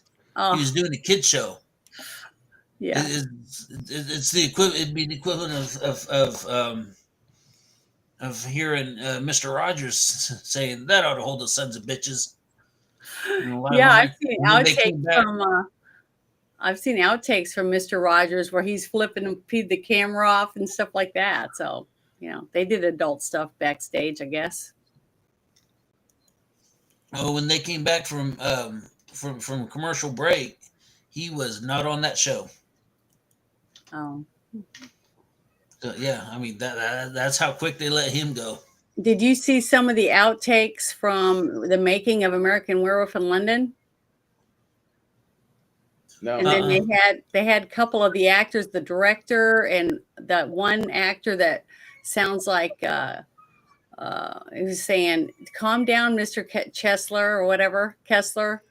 That guy, he sounds like Kermit the Frog's voice or something. I can't remember that actor. That guy, and they had them, and they were supposed to go out of the room into the hallway, and when they did, there was a naked woman standing out there just to crack them up to see how would they react, stuff like that. It was really funny. I don't know if you guys saw that. Yeah. Outtakes from that. That was funny, I thought. So you just never know what kind of stuff. When it gets close to the last day of filming for an actor or whatever, they sometimes do fun stuff like that to get their reactions and stuff. Has anybody? It's on YouTube. Has anybody seen the Robin Williams outtakes from when he was on Sesame Street? Oh yeah, I've seen that. It is fucking hilarious. All right, so let me roll a 2 for your initiative. What do you plan on doing? Okay, so I've got the Stranglefoot bag ready. I've got my sword +1, and I'm just sizing up our opposition, and depending on how they move, I'm going to eventually check the bag, and then proceed from there. These guys in front are like low-level cut purses and burglars. Mm-hmm. The archers over here are some guys that are about as talented as you with a bow as you are with a dagger. This character looks like one of their enforcers. This is an enforcer. That looks like their guild magician. And that looks like their the leader that was just talking to you. So he's magical, apparently, because he threw some cloud of smoke or something. Well, do our people that can shoot arrows and stuff, are they the ones in the back? Are they rolling too to see if they go before us? Because it sure would be nice if our archers could start taking people out from the back.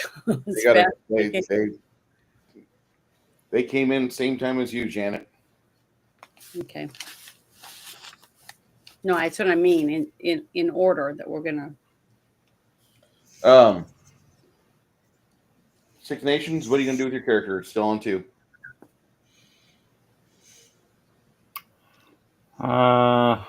Shit.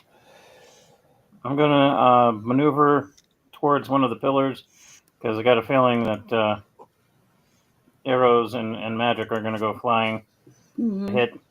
I'm gonna try and flank them maybe. All right. Off towards the left, closest. Shit, it mirrored it. There we go. Okay, so Where is it? Right. you're going over here next to that pillar. All right. So Okay. on 3, Janet, I'm going to let you roll to hit for our prepared Tomas. So, which one do I roll? The D12? No, you rolled to hit. Oh, percentile. Okay, I'm sorry. I misunderstood what you were saying. I was thinking something else. Rolled a 78. That'll hit. Roll me a D12. D12. Rolled a 9. I don't suppose this will be like West Side Story combat, and not like Gangs of New York. Well, I don't know. I think one or two of us may not make it out of this room.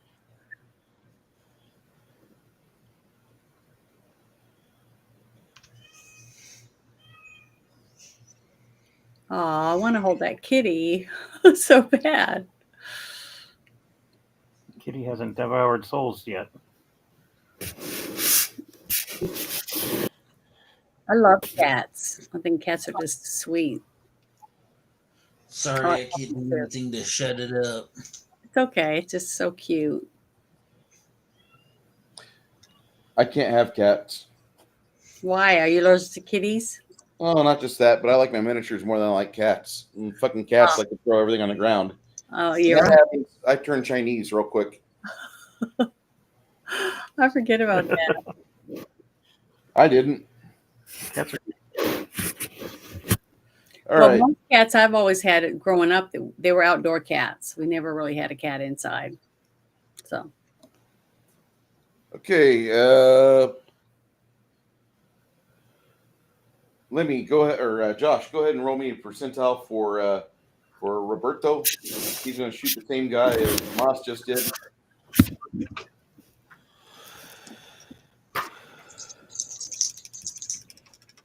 Is there any bonus? Plus 35. Plus 35. So that'd be 77. Roll me a D12. All right. I'm going to try different D12 this time. Because that one rolls a little heavy. And that's 11.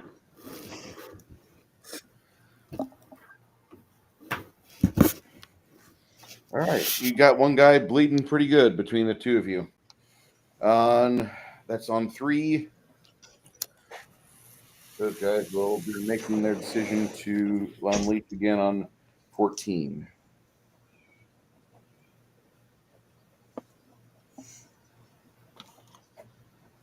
Okay. 4s. 5s. me, I got a 5. Janet, what do you plan on doing? Oh, I don't roll yet. I'm going to just guess I'll go toward the. Which side am I standing on at the doorway? Right here, right behind. I'll go towards the guy closest to that pillar. Okay. Yeah, on that side on the left. My left. All right. With my sword ready to go. Anybody else on 5? Yeah. What do you got planned? The cluster of 3 there to the right. Yeah. Okay. That'll happen on 17 because of distance. Okay. Unless they get closer. If they get closer, it'll happen sooner. Anybody else on 5? 6? All right. Wait, what was that? All right, you start shuffling over to here.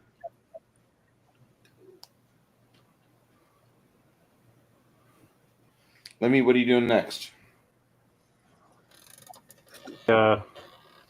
the Tanglefoot bag at that cluster of thieves. Primarily, that's a spear wielder on the right-hand side. Yeah. I'm going to focus on him. Hopefully it will maybe do an area effect and get another guy. But that long-range dude, I'm going to try and Okay. immobilize. You'll go off on 13. 13. All right. Mongoose, what were you planning, man? Let's see here. Shit. Whole room of them. They messed with our boats, man. They messed with our boats. Yeah. Casting. Drop the sun on them. Could cast sleep, but I'd only catch one or two of them, given the fact I think my best option is to aim for the archers. Is there any mages in here? Yeah, in the very back on There's the one in left. the back. That guy. And I want to hit him with toppling. MMT? All right. That'll go off on 13 as well. Okay.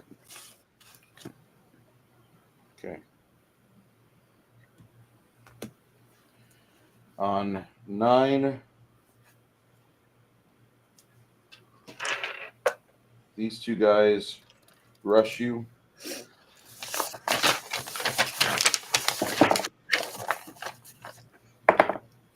The guy with the man catcher misses you, but the fellow with the knife manages to get it in you for 2 points there, Lemmy. Oof. That guy charges the barbarian, and he tries jamming the barbarian with the blade as well, and gets him for 2 points.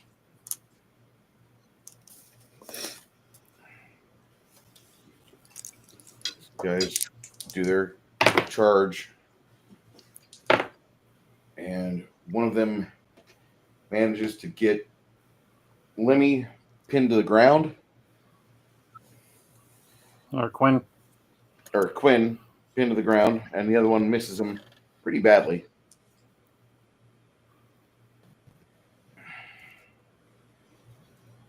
Son of a bitch. Yeah.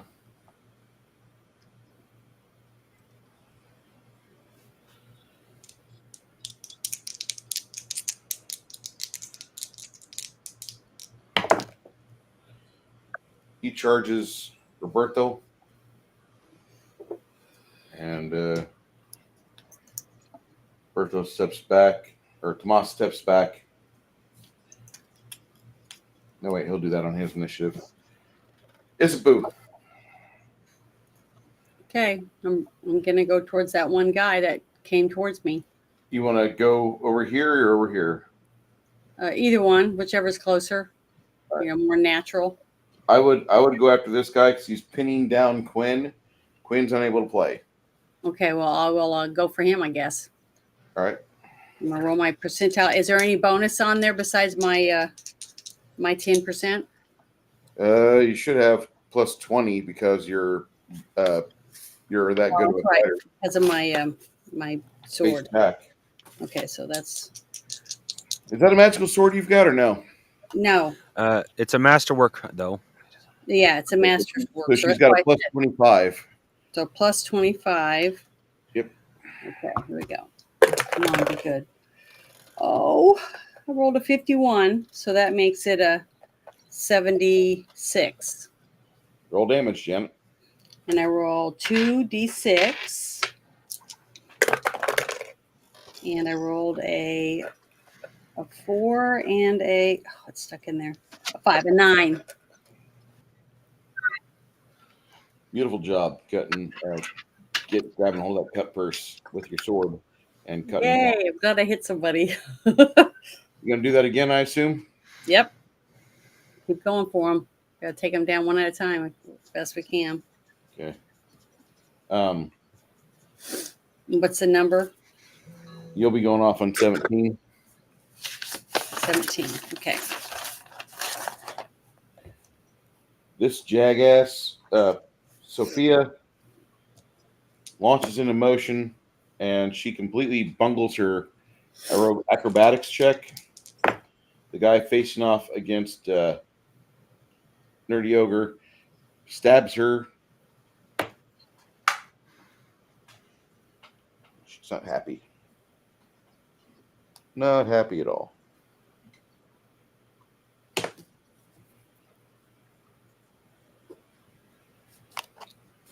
Okay. She manages to get behind him. Go ahead, roll me to hit for Sophia. She's got a plus 15.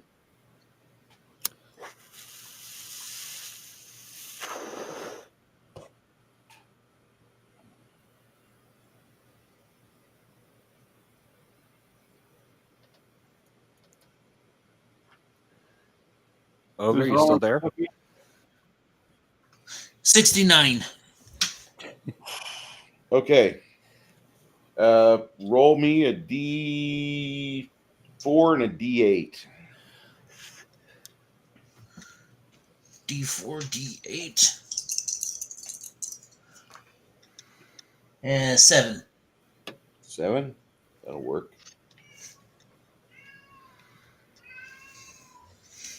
All right.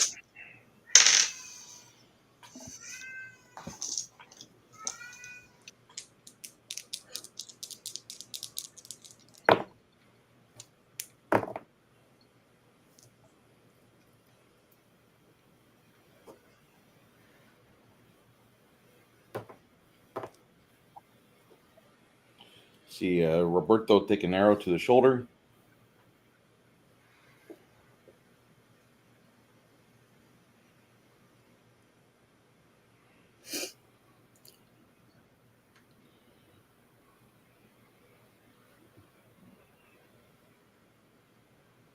How tall are those central pillars? About 15 feet. It's 15 not feet. super high in here. Has my initiative been modified since they came charging towards me? You're gonna get a go here on 11 as soon as I get this guy finished. Okay. All right. Yeah, I can't have two wizards in the same group.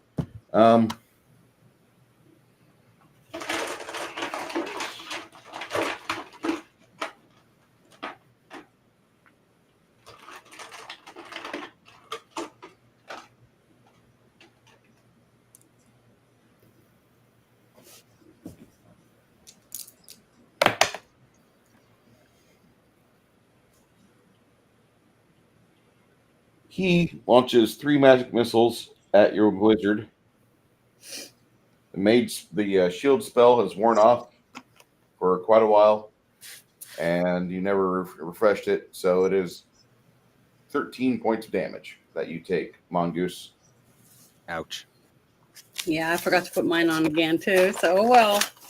Do I need to roll? His shield blocks magic missiles, Janet. Oh, mine. I don't know what mine does. Shield of Faith. Yours gives you a better AC, but magic missile always hits unless you've got shield. Okay. And at that point, you hear Devlin laugh. All right. Ogre, you are flanking with your betrothed. You go ahead and want to give him a friendly whackety whack. All right. Schnick, schnack. Damn it. Let's see, 40, that's 75. Any bonuses from the bard or anything? You don't have any bard bonuses because he's pinned down by a man catcher. Okay. You've got this girl though flanking with you, and she's giving you a plus instead of a plus 10, she gives you a plus 20. 70. It So doesn't that'd really be matter. 95. You roll over 80, you hit him. Hit him. Yeah, damage.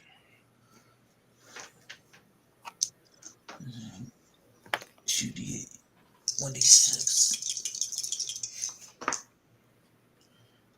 4, 5, 6, 11, 20. 20. 20.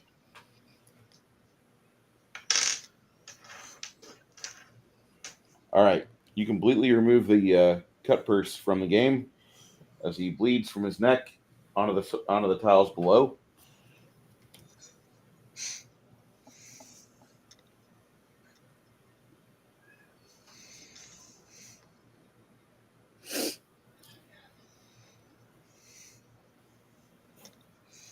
All right.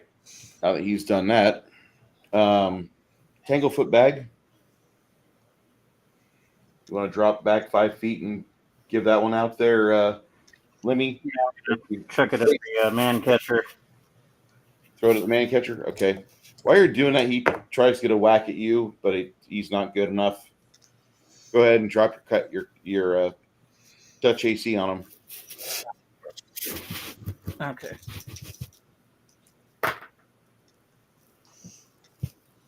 That's 71. 71. Roll to hit. Roll the damage.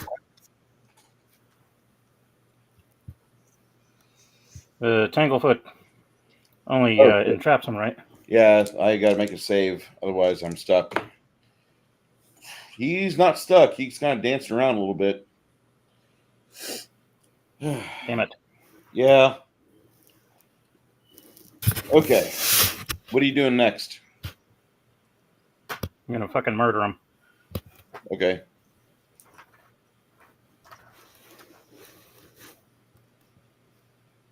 So, yeah, I'll focus on killing his ass. On 24, I assume you're going to do the same thing there, Nerdy Ogre? Yes. Okay. And toppling magic missile should go off about right now. All right.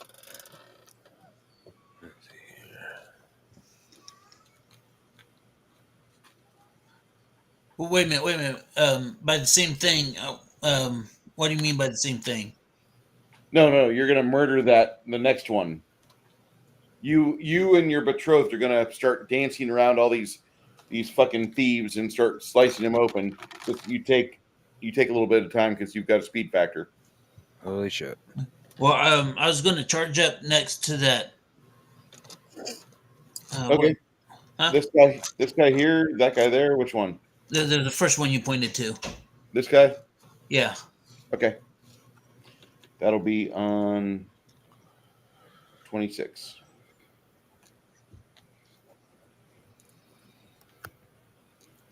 Okay.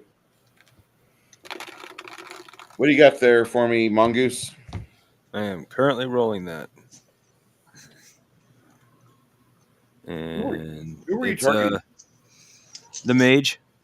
Okay. So we got a little bit of like big trouble and a little bit of little trying to wizard battle going. Yeah. You got golden axe on my left.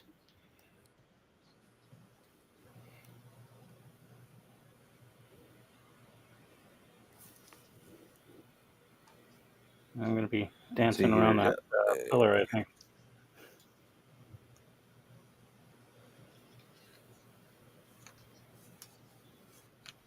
Yeah, this is a hell of a lot of damage because, well, D4 / next week I'm going to roll nothing but zeros even when I do damage. Let's see here. It was just, yeah.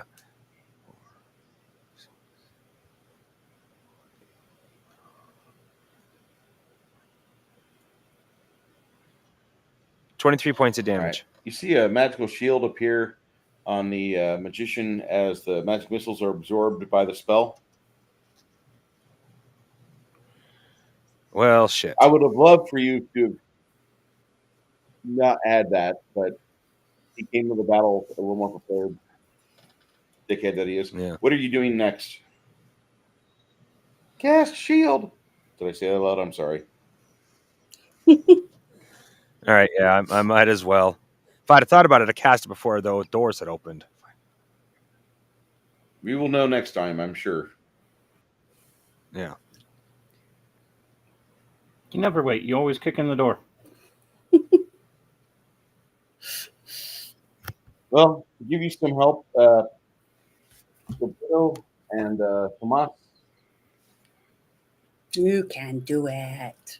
They will both back and take aim at the wizard magician on their side. So, Nerdy Ogre, go ahead and roll me to hit for Roberto. I rolled a 52. Block this, you filthy casual. Roll me a D12. 12. Rolled a 9.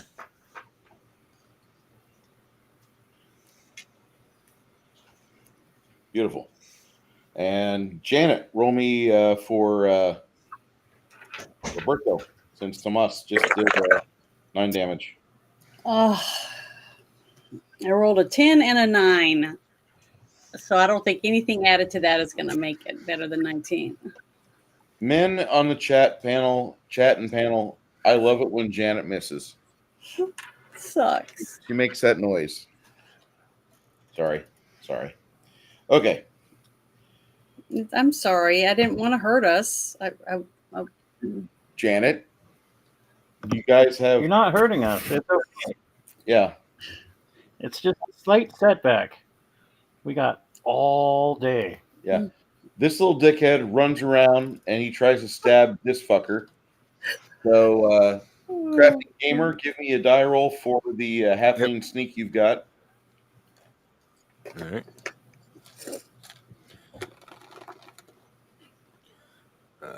Base of 70. All right, give me a D4 and a D6. The guy's trying to pin down Quinn, and Quinn is making it worth his while, making it exceptionally difficult for him to do what he's wanting to.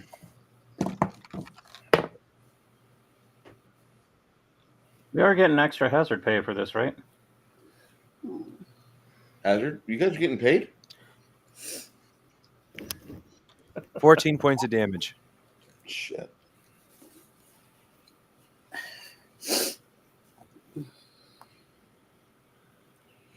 All right. Oh, don't cry, Janet. I'm not crying. It's my nose is running, but I do feel like crying because it sucks. It's all right. Well, that's going on. Sophia runs over, and she suffers an attack of opportunity from that bastard, but he misses. Go ahead, Nerdy Ogre, roll for Sophia as she has a flank established. Give her a plus 25.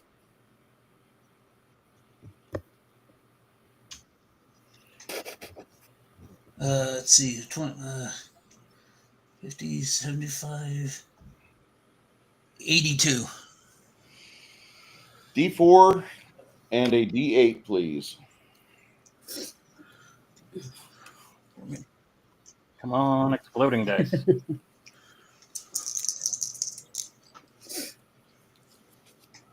Shit. 2. Wow. Okay. Goblins, or the 2 archers they've got. Better have Doge look into your dice, dude. If they're performing well. The underperforming.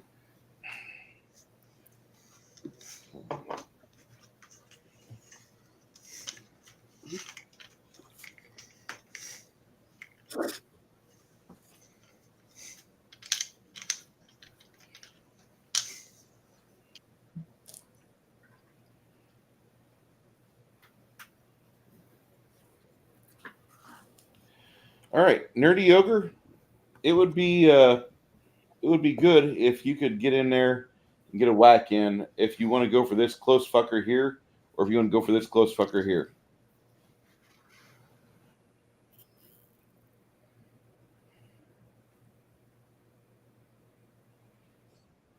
Save Quinn. We'll get an extra bonus. Quinn is currently not being held down. He's just waiting for 2 more segments. He'll stand up. Ah, okay.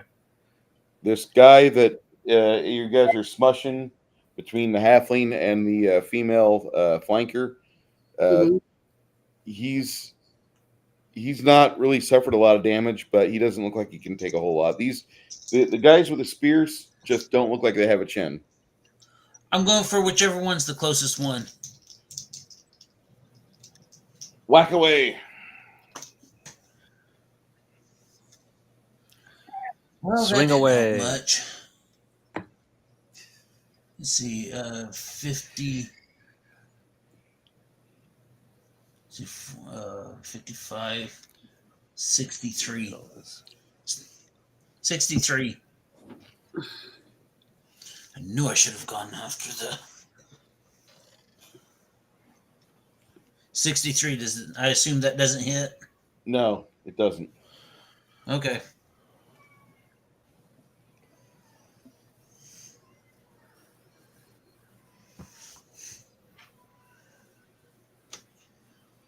It's a boo. Okay, well, I'm gonna try to hit the same guy again. Oh my God, 75. And do I get anything added to that, or does it matter? You get a plus 25. Yeah, 25. Okay, so I have enough then, right? Yeah. Okay. Give me some damage. 2d6. Rolled a 1 and a 3, so 4. Plus 10, 14. Yeah, 14. All right. That waxes him because he's already got a knife wound in him. Thank goodness. One of them. Okay. Oh, Is ye it of the little same faith. thing to the one that was beside that guy, right? There's another one right there. No, you have to go over here. You have to go over there. Okay, well- one of these jackasses, though, he's trucking your way, and he charges and he cleaves between the two ladies. If you were super smooth, you would have sidestepped and stuck your sword backwards into his Ooh. gut. Well, he Oh. gets to go first. He misses the two of you.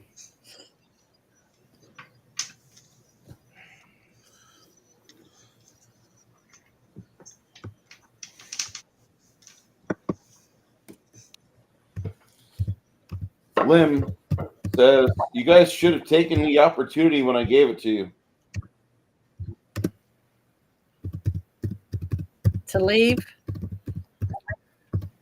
Yeah, we know. Don't listen to him. He's full of shit. We're going to kill him, loot the bodies, and then be done with it. Technically in a sewer, so he's actually covered in shit. We're all covered in shit. Pretty much. We're all covered in shit. Embrace the suck. Have we done Team America World Police yet, Janet? Mm-mm. No, but I would like to. Okay. Oh, The God. scene is so funny. I laughed my ass off. That was Oh so my God. That movie can drink now. I'm so lonely. Oh, so lonely. I love that song. The Lemmy, movie is a wonderful movie. Lemmy, if you're going to be a Stabolopticus, you can practice your dinosaur slaying skills on this guy. All right. Let's bring it. Come on, baby. Where are you gonna watch the movie tomorrow, Bruce? Probably Gilded or StreamYard Okay. or Sweet. Restream A plus 25. plus 25. So that's 100 even. I'm loving these little purple and pink dice that I'm using. I normally don't use them. Keep them. Purple and pink, those two are my favorite colors. Quinn gets to Yeah, let me. playing here in a bit. Damage. There's the camera. Oh, yeah. Where's my I'm so other lonely. D6? So lonely. I know, isn't that funny? They're geniuses, those two guys. That's a total of 5 damage. Hopefully it's in the scrotum.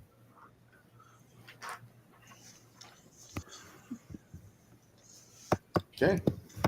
You jab the thug. Yes, you can.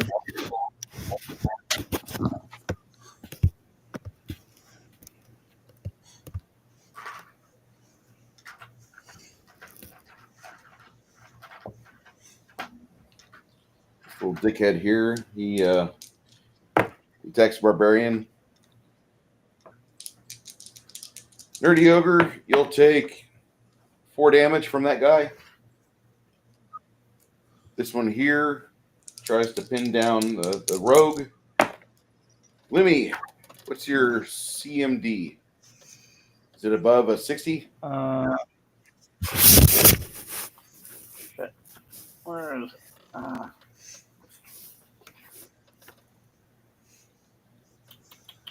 You have a dexterity of what? I've got a dexterity of 14. Yeah. Got a plus 10. It's you rolled over. You don't get pinned down. Okay. All right. This jackass moves over to here to try to get a better angle on you. And the 2 archers try their luck.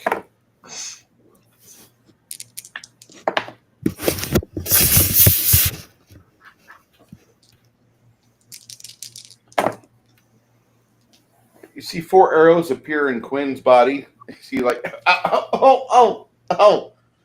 Uh-oh. Shrug it off, man. Just whistle. Whistle. And the air is going out where the arrows are coming in. Get him out of his mouth.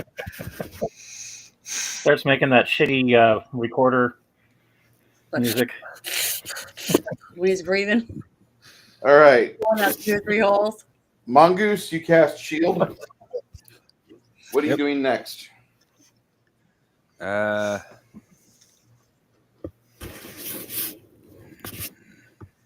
Would the mage's shield be as effective if I use something like fireball on it? Well, around him technically. Fireball does not acknowledge mage's shield. Okay. Is there 3 or 4 enemies back there? Okay. Bad guy. Bad guy. Bad guy. Bad guy. That's the chief bad guy. Big beefy bad guy. Arrow bad guy. Arrow bad guy. Magic-y bad guy. And can I set up the fireball so it hits the 2 arrow, at least the 2 arrow guys and the magic guy, preferably the beefy guy too, but I suspect he'll move. You could, yeah. Go for it. All right. You know what? And that is You know what I what shall Jack do. Burton says at a time like this? What the hell?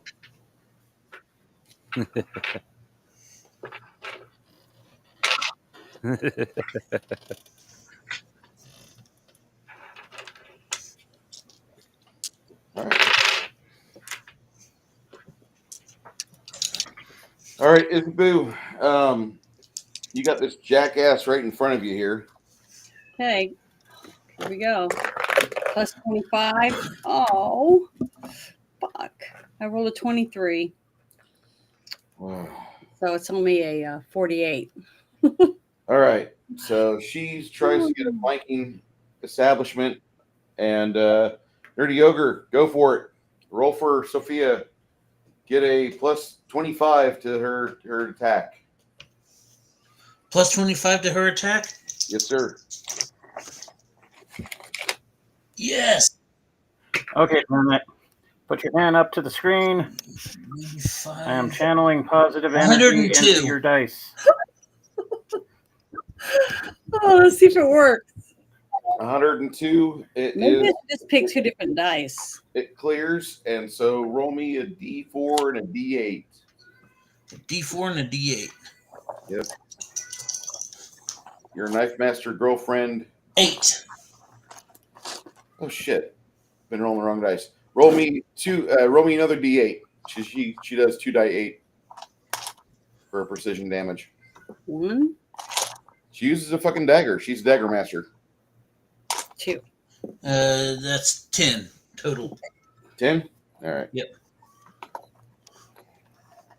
Okay, I got 2 new dice for my next roll. We'll see if that helps. Beautiful job. Okay.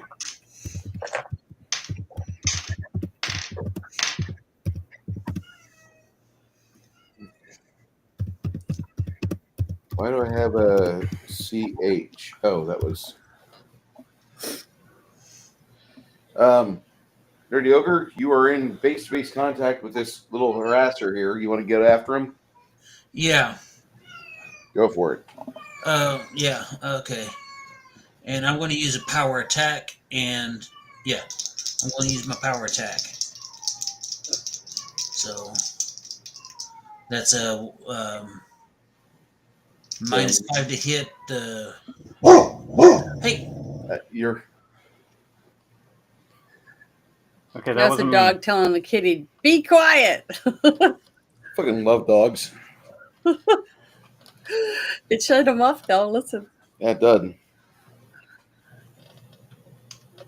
All right. I'm using power attack. While you guys are figuring that out, I'm going to go pee. That's a -5 for a +3 damage, right? Or +6 damage.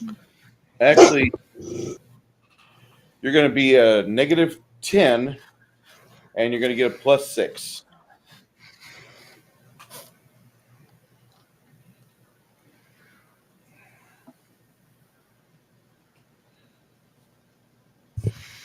-10 +6. All right, baby girl. We'll see you in a bit.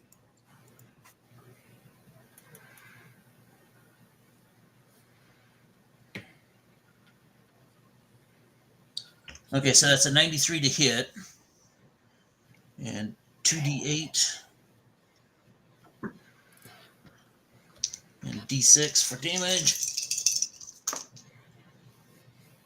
Don't forget your strength. Okay, that's 17. 26 damage.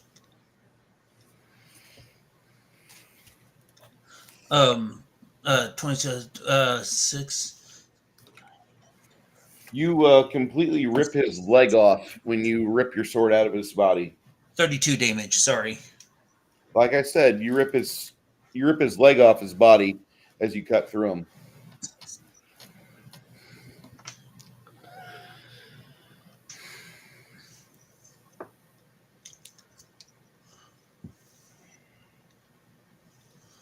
He will try to stand right here. And he tries to go for a pinning maneuver against you, but he misses. The magician kind of sneaks around a little bit to the backside. Devlin comes on over, and he goes for that flanking maneuver.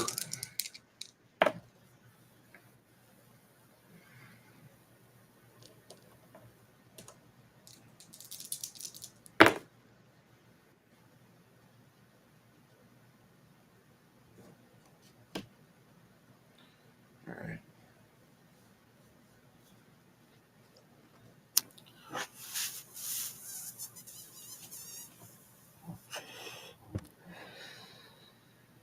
Lemmy, you'll take 20 damage. But I don't want to. I know.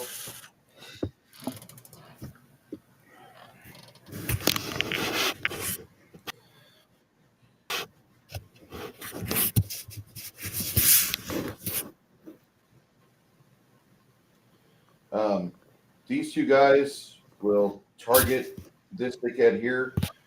Let me go ahead and roll me for Tomas. Okay. And ouch. 30 total. Wow. Roll a 30 total. A 30 plus the 35 for these guys, plus Quinn's magical fucking mandolin. Oh, So I wasn't there when you were doing all that. So okay, so now you get to roll. that would be roll me 65 plus whatever extra. Roll me a d12.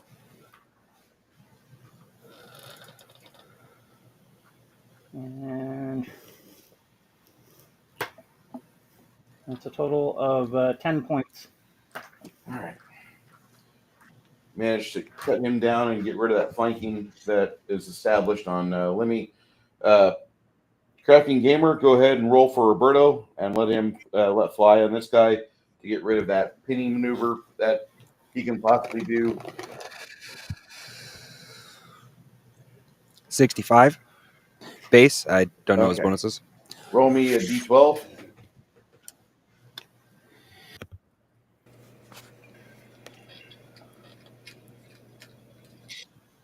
Say if I roll more than less than half. +3 for his damage. Yes, sir. Total of 10. All right.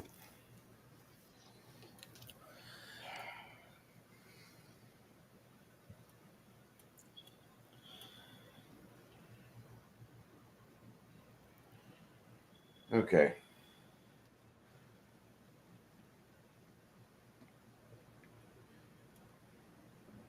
Go ahead and roll me the fireball for these 3 guys here.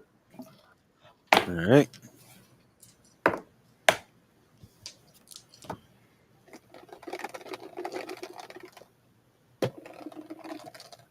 There we go. Ooh.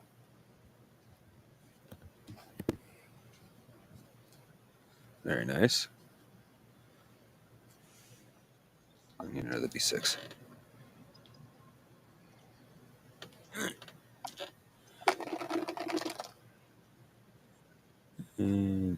Yeah.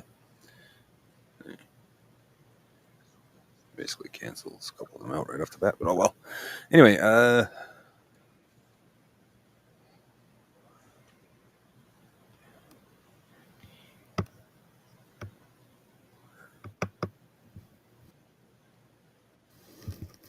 33 points of damage.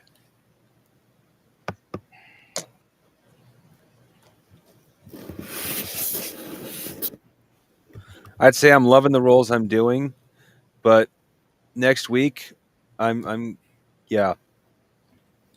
One of the archers gets incinerated like a apple pie left in the California fires. As this magician starts casting on the run, your halfling friend charges him. Go ahead and Lemmy, you there? Roll me to hit Yeah. with a little halfling sneak. He gets a +20 to hit. +20 to hit.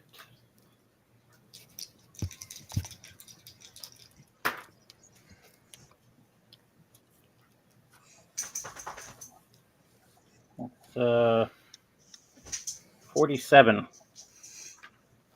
That's including the +20. Yes. All right.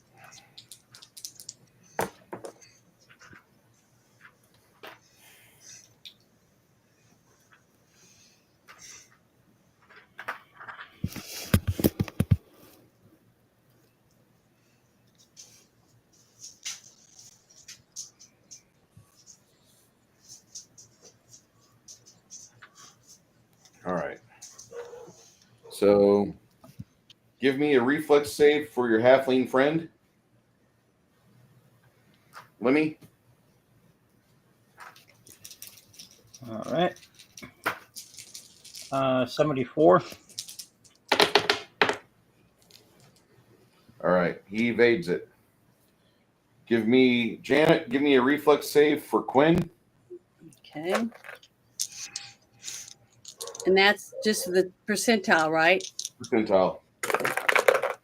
I rolled an 86. Wow. A really good roll. I got new dice now. I don't have the other. We'll see if it stays good. The old But it dice have wasn't been from me. supported. Give me a nerdy ogre. Give me a reflex roll for Roberto. 52.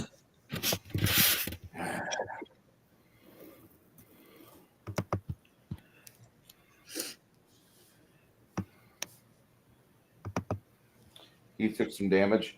Give me a reflex roll for Mongoose. Oh boy. 39. No, I need one for Mongoose. Oh, Not Well, here comes the backswing of all my good rolls. 11. all right. You take 15 damage as lightning bolt cuts right through you. That's less than I was expecting. And That still hurts, but it's not I fatal at need least. need a reflex roll from Lemmy for Tomas. I will roll with feeling. Holy shit. 97. All right.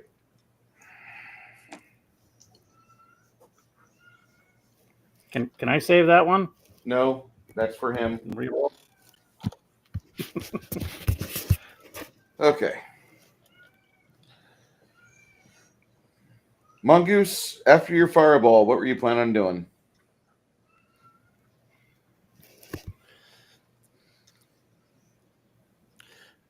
I'm going to lightning bolt his ass back. Okay.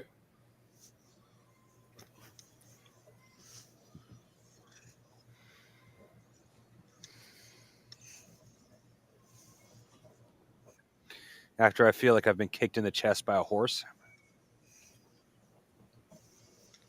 All right.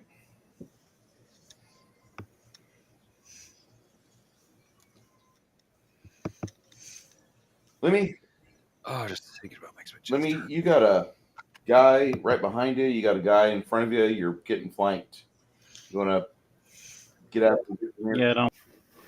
Yeah, get out of the enemy sandwich and go after Devlin. Yeah. No whammies.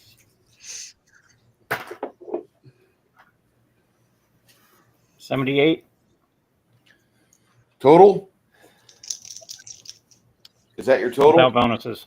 Without bonuses? No, that's base. Your base. Okay. That's my base.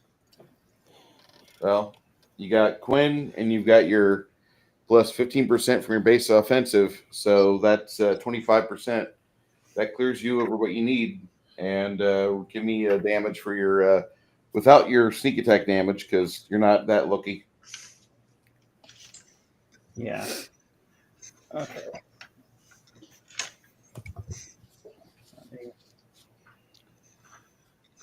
All that.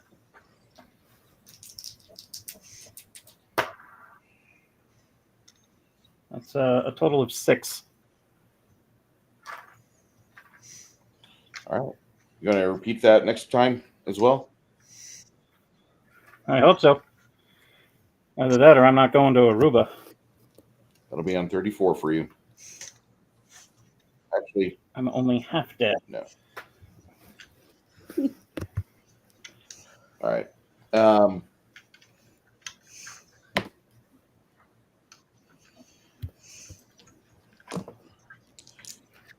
He will try to cut down Sophia because she's causing a flank. All right. That will miss. Quinn. Well, he's in the midst of playing. You can tell he's doing some sort of spell slinging as well. And that's when this dickhead jumps over and tries to do a clobbering action on your bard.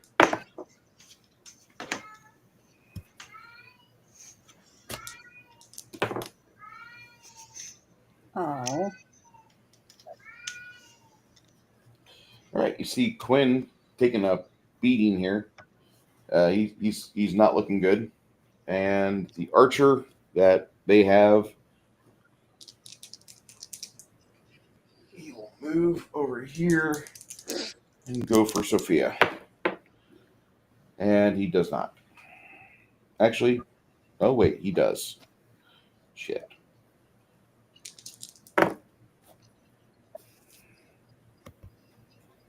Okay.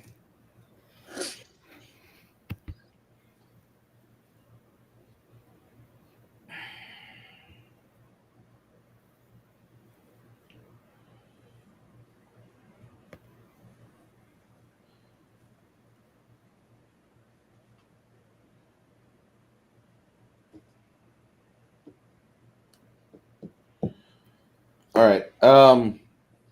Crafting Gamer, give me a die roll for this guy. All right. He's going for a bluff check. He gets a plus 25 on bluff. 25. That's 79. All right. Now, roll to attack for him. He gets a plus 15 because the bard has been stopped playing after that massive rocking he got. Yeah. Actually, plus 20. Masterwork weapon. 85. Ooh. All right. This is where the damage comes into play. He pulled a successful bluff check on him. Give me a 6 and a D4. 6. Actually, 2 die 6 and 1 die 4. All right. Sorry, that was a loud noise, and I didn't actually hear what you said. Okay. I mean, I heard what you said the second time, but. All right. Let's see how far this goes. Okay. That one off to the side. 10, 18 points of damage. All right. You see fresh blood appear on his head. Nerdy Ogre. Buying time has come. Where do you wish to go to? All right. Let's see. What do I got going on directly behind me? You've got a big beefy motherfucker attacking your bard right here. You've got this guy here that he's an opportunist and he goes for any chance he can to pin somebody's neck to the ground. I'll take care of the big beefy guy. Okay.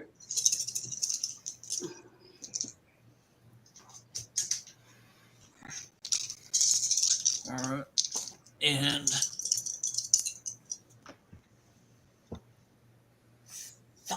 I should have gone for the other guy. I rolled a 10. Yeah, his plate mail shrugs off your attacks pretty easily. I will let you go for Miss Sophia, as she's smushing the other trained fighter with Isabu.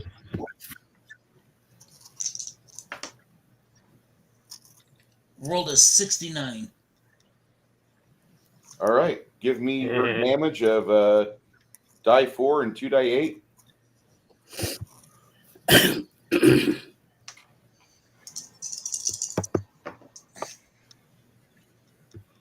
14.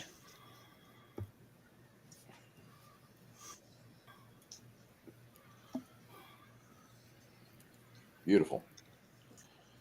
All right.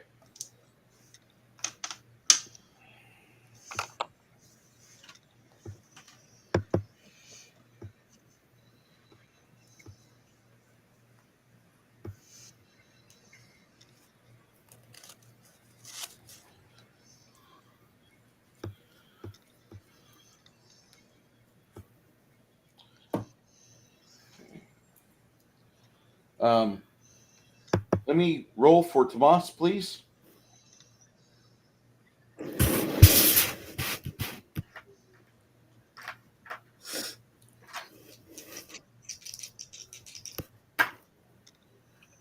Base is 86. I assume that he makes it.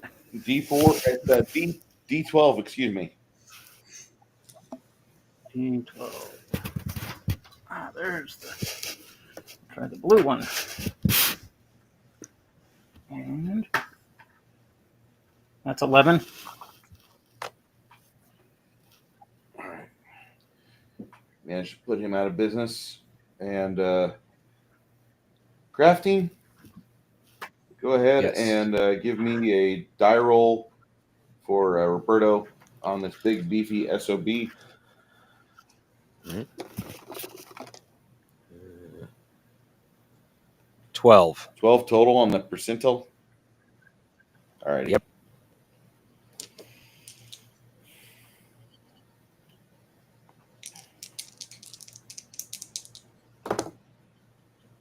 All right.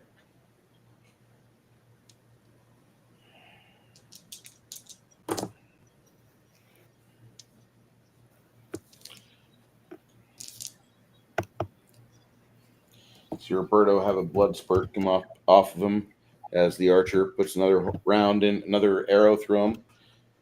And it's at this time that you wanted to give somebody lightning bolt. Yes. Where am I in all this? You're mess? right back here. If you cast this, you have a chance of flattening your friend Quinn because he's right in the path of lightning bolt. It starts at your hand. It goes for 60 feet. Yeah. You could, if I know you wanted to do lightning bolt, I'd be willing to let you swap over to magic missile, Yes. or something that will damage this guy. He's got shield on. Don't forget. All right. Well, the halfling's next to him, so fireball's out. If you wish to do fireball, you can. No, that guy's like Mike Thompson, dude. He's unstoppable. You could go with fireball. He seems to be evading shit so far. And actually, okay. you have the wherewithal how to catch him in the edge of it. Okay. Well, in that case, that's what I'll do. And it's the same speed Yeah. spell, so. You got the touch. You got the power. Yeah. Oh, there we go. Goes. I hope you guys didn't hear that. I heard it. I'm It sorry. sounded like Every time that you have, a metal baker's rack rattling. Ugh. I'm gonna say you got frogs in your room. I do. I have Barking spiders. barking spiders. Yeah, that's what he's got. Go ahead, drafting. Let me see what you got with your fireball damage.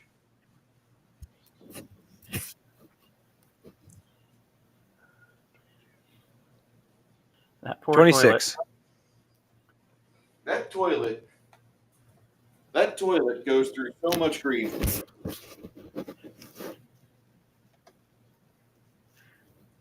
Bruce Lombardo wanted for war crimes. Oh my God. Geneva would have a field day with me.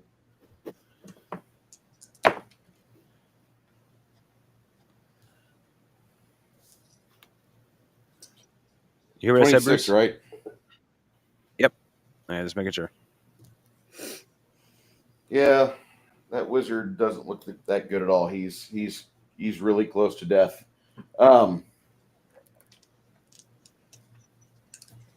Your halfling sneak.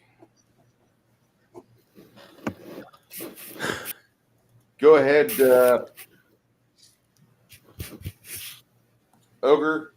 ogre. Give me an attack for the halfling sneak.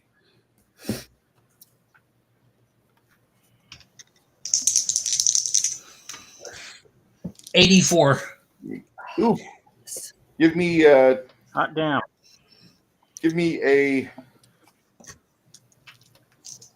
another deep percentile. Add 25 to it.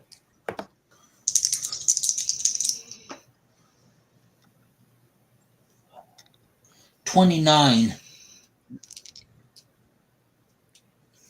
Not quite the result I was hoping. Yeah, me too.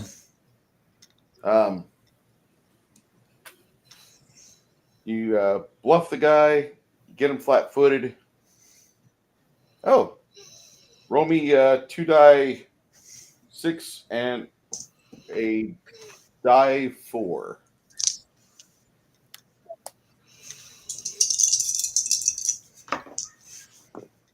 Woohoo! That's 12. 7 exploding die, right? Yes. 17.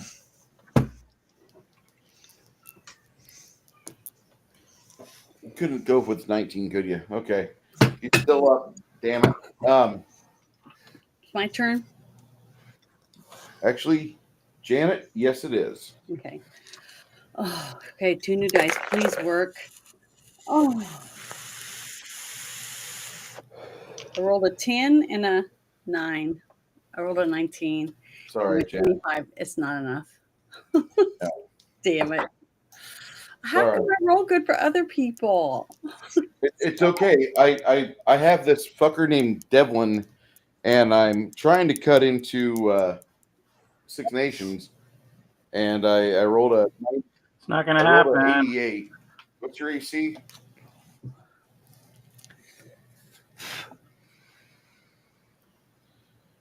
What's it? My Yeah. AC? My AC is 70. All right. He manages to cut into you for a total of 13. But it ain't going to kill me because I'm a main character, damn it.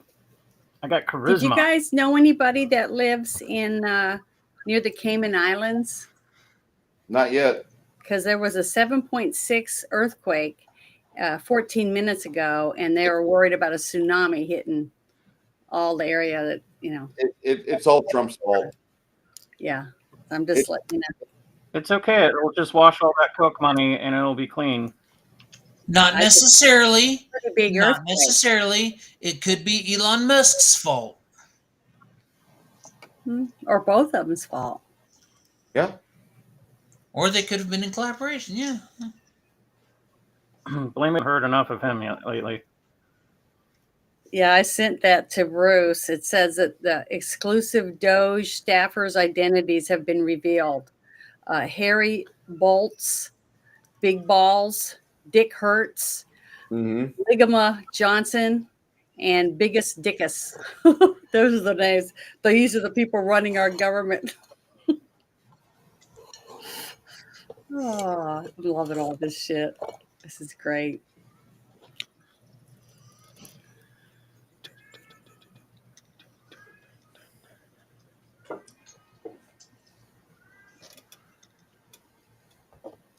I mean, I'm liking this so much that if Elon Musk asked all of us women to show our boobs on the timeline, I'd probably do it. Quick, someone get a hold of Elon Musk. That'd be a lot of boobs because there's a shit ton of women on X. I mean, more boobs than you guys could take. But the guys would have to show their balls. So that would be fair. That's not a problem. My shorts. Let them hang out under. Oh my God, I've seen that before. People at the swimming pools and stuff. They just sit there and you're like, oh please, and look the other way. That's why I can't eat dried apricots anymore. Why? Oh, I had to take care of my grandfather while he was in hospice. You don't have to explain now. It finally clicked in there. It was right there. I can't believe you. Oh. Apricots. Oh. Dried apricots. Like if he wasn't, in his 80s, it'd be less wrinkly, be more like peaches. Probably hang low. You would think it was the other way around. You'd think that gravity would pull them down so they would get longer and bigger, but they don't. They go shrink up back inside where they were before you were born. It's all nice and warm and safe. Yes. Oh, that's terrible. So,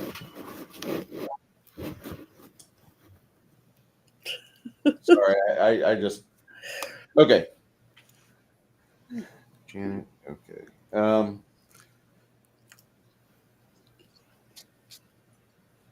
Quinn's going to back up and continue to start trying to play again.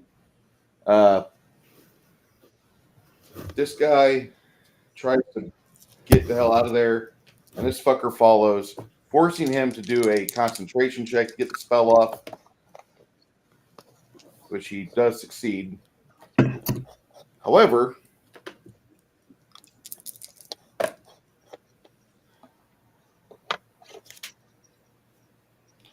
that's 10 points to your halfling knife friend.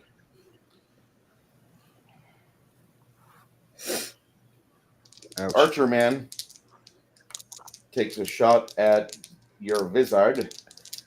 All right, he doesn't quite do that.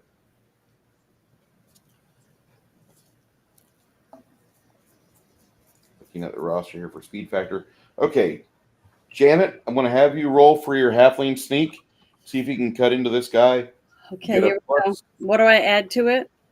you get a plus 25. Plus 25. Oh, I rolled a 28. So that's 53. Is that high enough? Yeah. There you go. Now what? Yippee-ki-yay. What do I roll for damage if you made it? What was your total roll? 53? No. Damn it. See? Yeah. These I got 2 brand new dice, an orange and a green one, and they suck. Gotta get another set. Don't worry, Janet. I'm sending you a whole new set of dice. Bullshit. I mean, look, I got a whole bag full. None of them are any good. We should see if Elon can start up a company that can make the perfect dice. Grok dice. Just Grok balls. have these weird ass looking dice that roll perfect numbers Oh, I found 2 more. and occasionally set themselves on fire or whatever, Take blue and white. Now this time, see, I dropped one on the ground, so I'll have to pick it up when I'm finished. You know what would happen with perfectly rolling dice? The first time you stunk them in holy water or stepped on holy ground, they burst into flames. Stay away from holy water. You know how to make holy water, right? Boil the hell out of it. Technically, no. Oh. Whatever. I thought it was funny. So,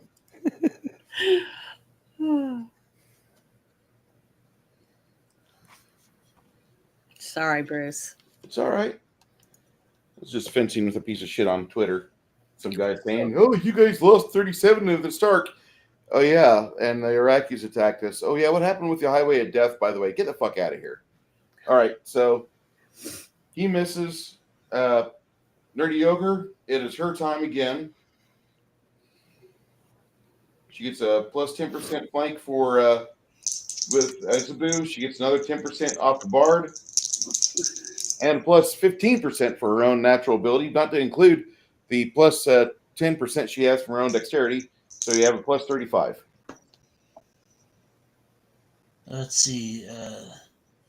673. 73. 73 it is.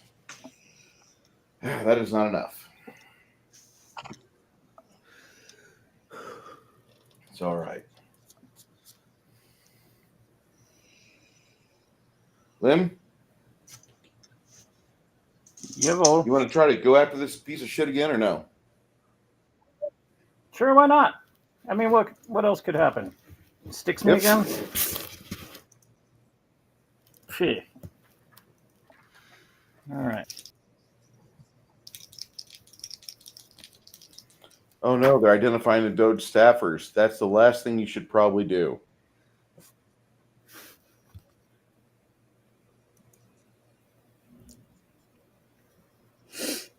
All right, so that was plus 35 on top of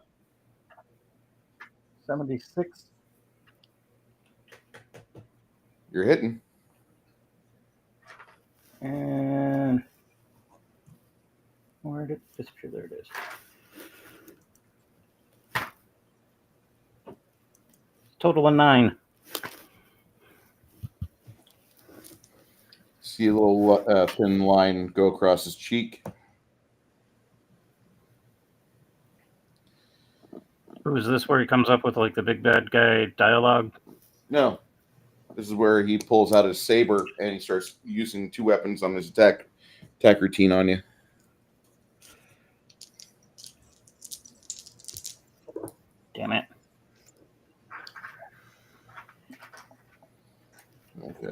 So his saber cuts into you for 7 damage.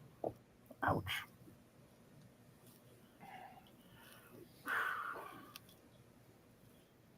Okay, that hurts a lot. But I'm not dead. I can still flip This you beefy off. motherfucker gets in position against the wizard and Rob. He goes for a cutting attack, cleaving between the two of them.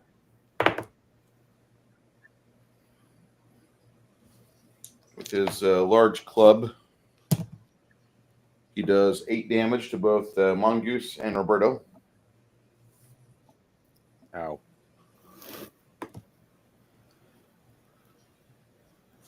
All right, there's my pencils.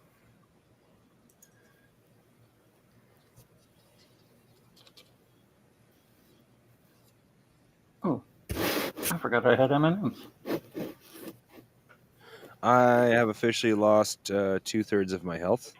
Actually, more like 3/4. Excuse me. Well, Welcome to the club. It's okay. turn. I'll do a channel You just energy brain again. wet.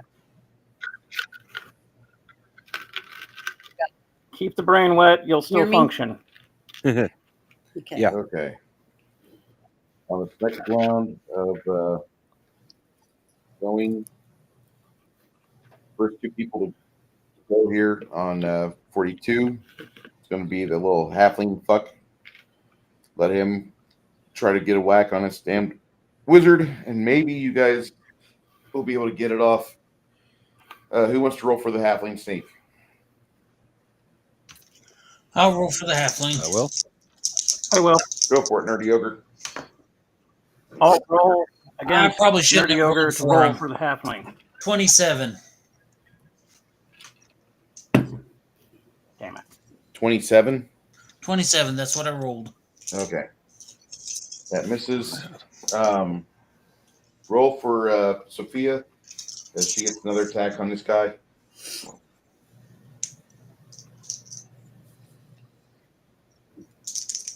You can do it, dude. 82. That is a hit. Roll me a D4 and 2d8. D4.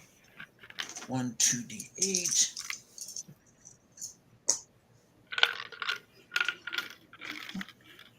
Let's see, that's 8. 12. 14. Crap.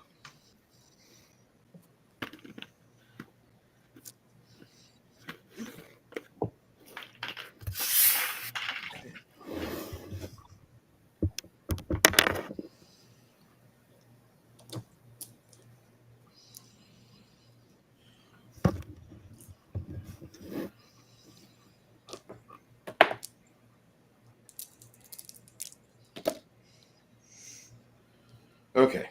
With that, he waxes your halfling thief with another magic missile.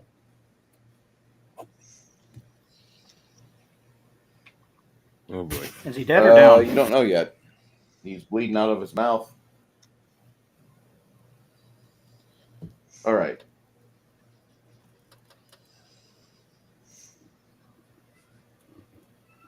Let me. It's up to you. Yes, sir. Stab this dude Please. and end it. Doubtful. Oh wait, no. My bad. I lost track there. You just got him for 9. Did I routine on you? Here we are. Janet, it is a booze initiative. Okay. Well, I'm going to channel positive energy. Okay. And so I'm trying to remember, what do I roll again? At your level, it's 3d6. 3 dice.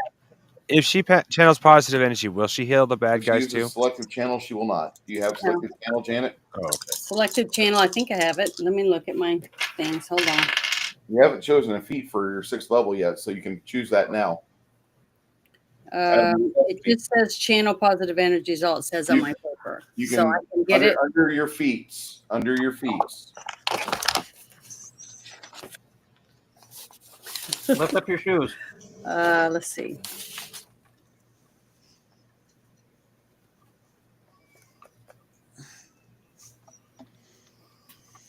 Okay, it just says 4 healing. I get 4 of them, and it's 3 die 8s plus 5, whatever that means. That's what's written under my. You don't have a feat section? It's under this. It says features and traits. Okay, so you want to write down in there, select the channel, and you can select up to 4 people to not receive healing whenever you channel. That to not receive it. To not receive it. Okay. So if I do this, is anybody going to get the channeling that I don't want if there's more than 4 people? Bad guy. Bad guy.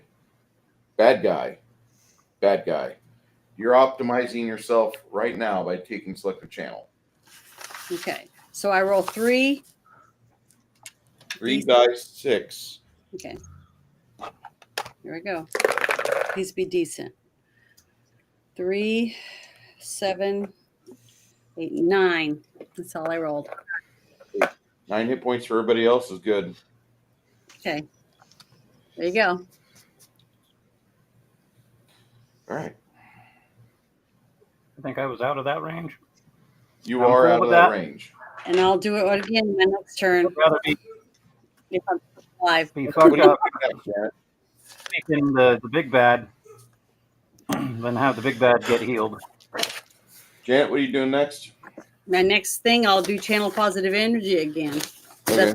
That'll be my last one. All I ask, guys, is that if I do die, delete my browser history.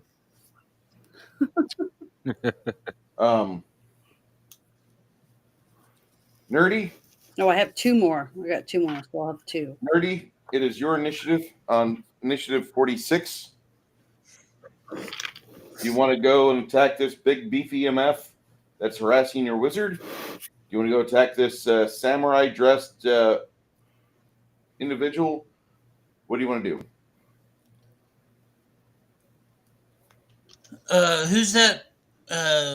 Who's that with in between the samurai and the other person? Luna, or this is Isabel.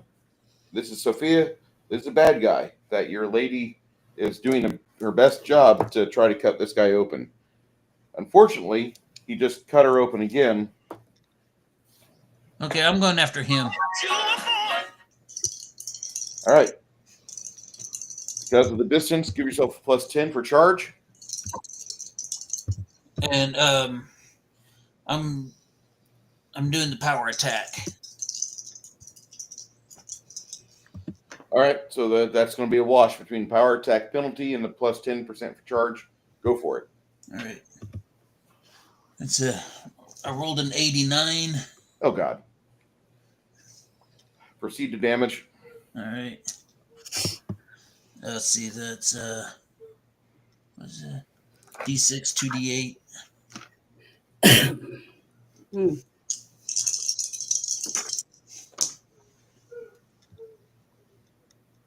It's,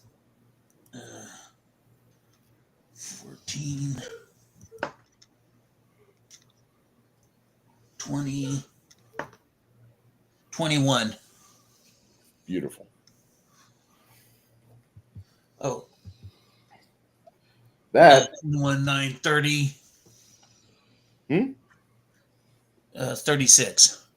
36 altogether? Yeah. All right. You slice the guy's right arm off. He continues to bleed for another 4 seconds. And then he dies.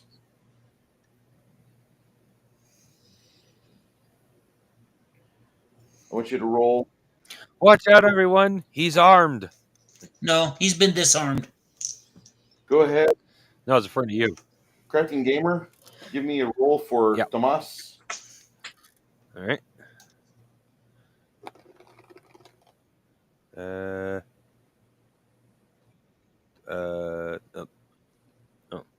Oh, okay. I had the dice upside down. 72. All right. Give me a die 12, please.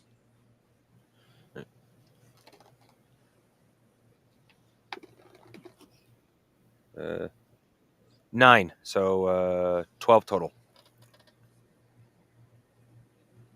All right. Roberto steps out and away, pulls back as hard as he can on the string, and go ahead. Lemmy, or not Lemmy, but Joshua, give me a die roll for this guy.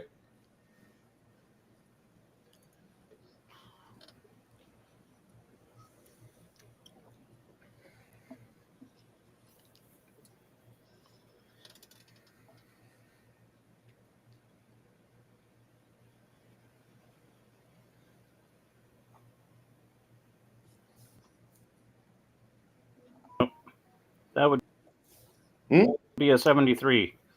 Totally wasn't muted. Okay. Give me a D12.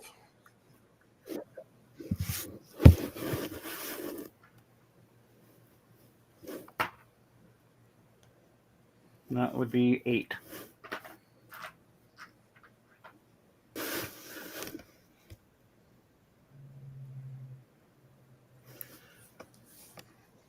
Looks like Idaho Power was part of that USAID money grab for about Figures. $2 million. But your bill didn't go down. No, of course not. And we even got one of them solar panels on the roof that they don't cash out during peak summertime.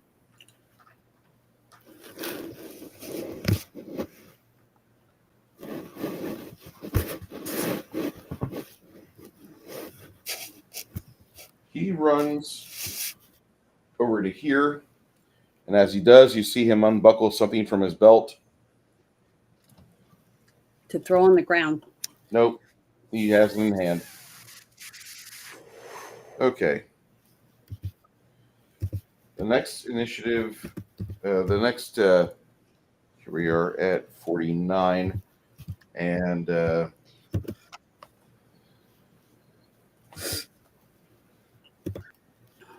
what Sophia plans on doing is running up to here and getting in this guy's face.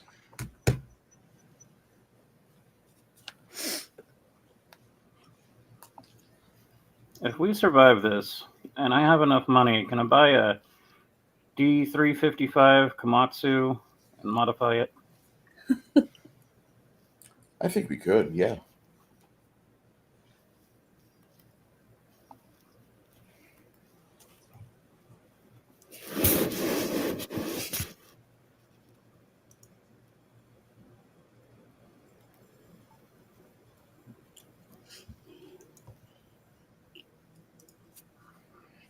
Just need a large bag of holding to hide it in.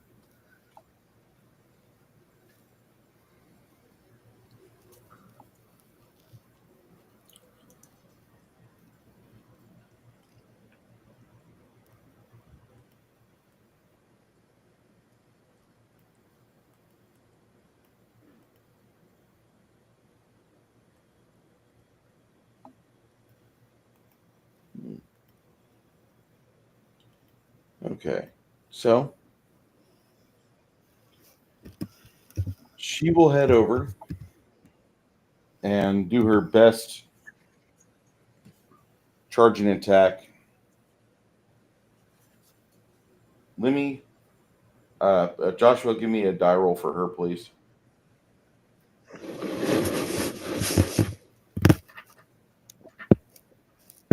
Oh, that was a D8. That would be 68. That's just the die roll, right? Yeah, Okay. just the die roll. Go ahead and give me a D4.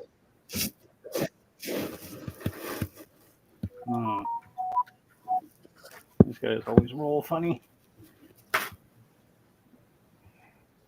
Looks like a 2. All right. Not nearly enough to drop him, but at least she's going to be a harasser. Okay.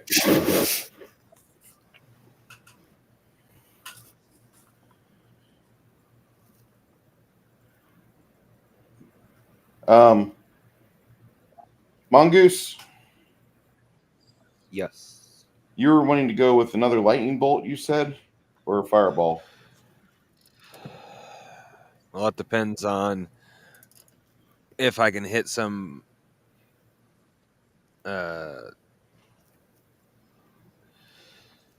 somebody without hitting somebody I don't Give me want an to. arcane knowledge roll. Okay. I'm down for anything.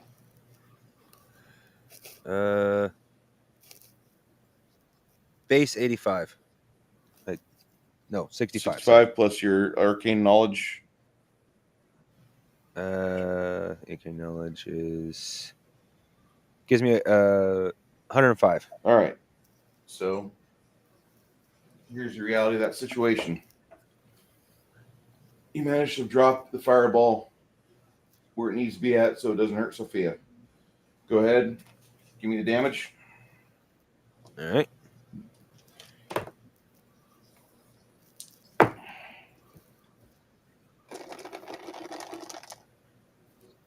See here. Not so good this time, but still. Yeah, well, I guess Deeper put that plates one of aside. arcane retribution.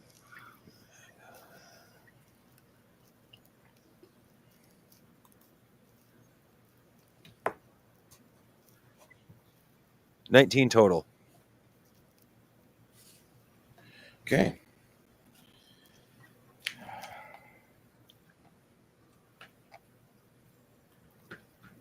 All right.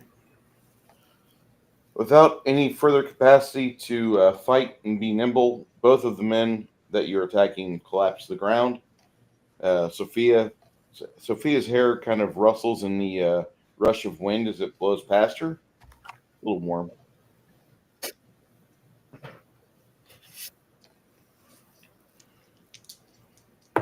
Like the breeze down in Kokomo. Devlin, the master of the Ebon Union, tries to grab a hold of you, and you can get an attack of opportunity on Devlin right now if you like.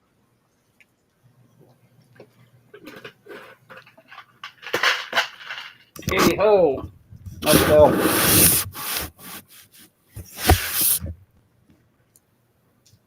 Come on, baby.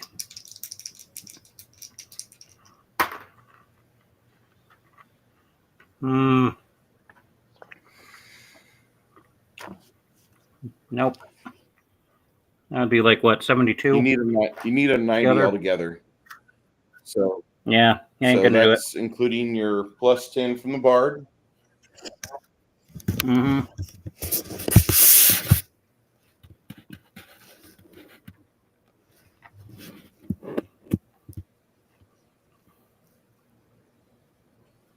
You don't have any other bonuses. What'd you roll on the die?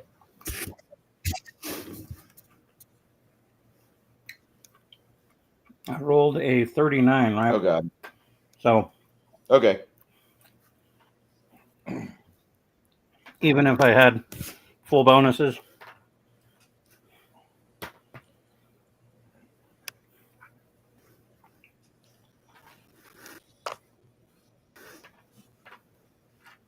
because I was thinking it was a total of like 35 bonus, plus on top of the sneak, maybe, but no. Sophia sees the wizard trying to bring a bottle of healing potion to his lips. She goes over to him and slices his arm from the armpit to the wrist. Doesn't really give a whole lot of confidence for those of you that are wanting a humanitarian rogue with you. She's not it. Devlin reaches out for Lemmy to try to grab him and put him in a position to where he's got a captive. Maybe he can negotiate his way out of this. And him and Lemmy have a slap fight for about 3 seconds. Quinn changes the tune of his song And those of you that know the opening chords to Back in Black know what he's playing. With that being stated,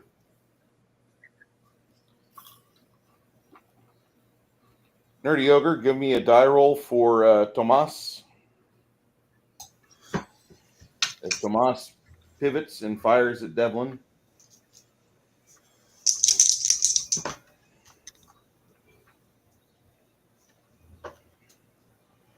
$24. That will miss. Crafting Gamer, give me a shot for Roberto.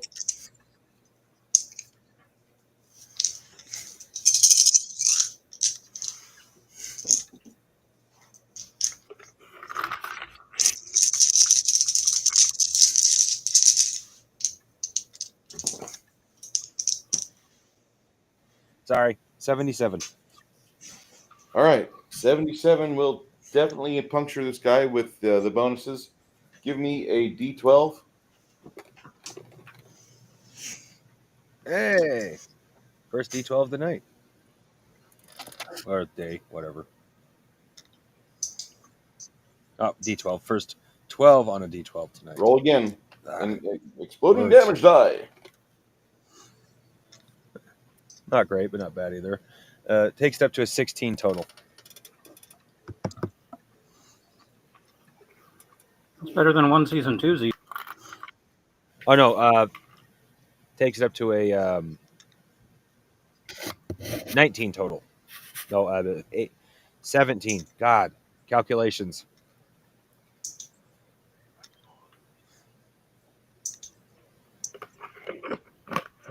Almost forgot about his +3.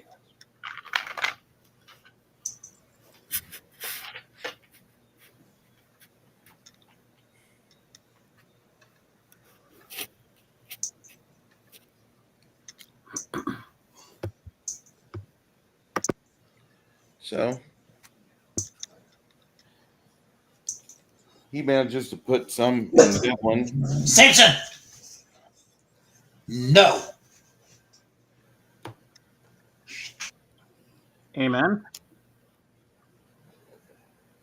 Devlin just starts running for the gates, running for the doors. Lemmy get an attack of opportunity as he tries to get around you. All right.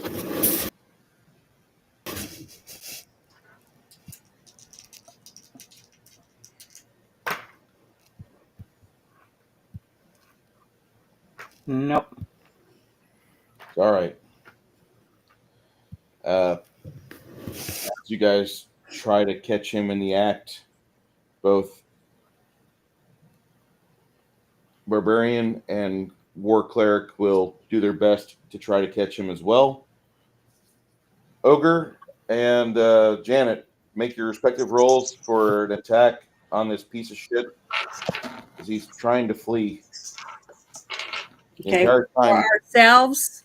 yeah, Okay. the entire time Quinn is just belting on that mandolin, trying to hit the right notes for your back in black. 53. 53. I rolled a 57. All right. You're just a lucky guy. He's gonna get away. He's got skill. She And we all got blood loss. Sophia tries to do the same thing as he sees her coming for him.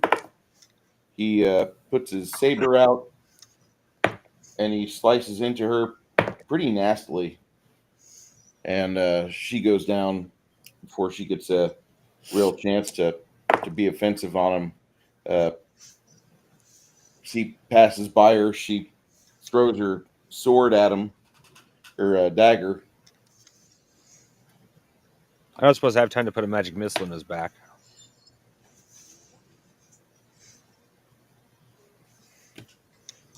I'll tell you what, Crafting, roll me a d6. All right. All 3. right, I got to roll less than 3. Nope. Tide, go ahead. Roll your magic missile on him. All right. Kumite. He's at the door.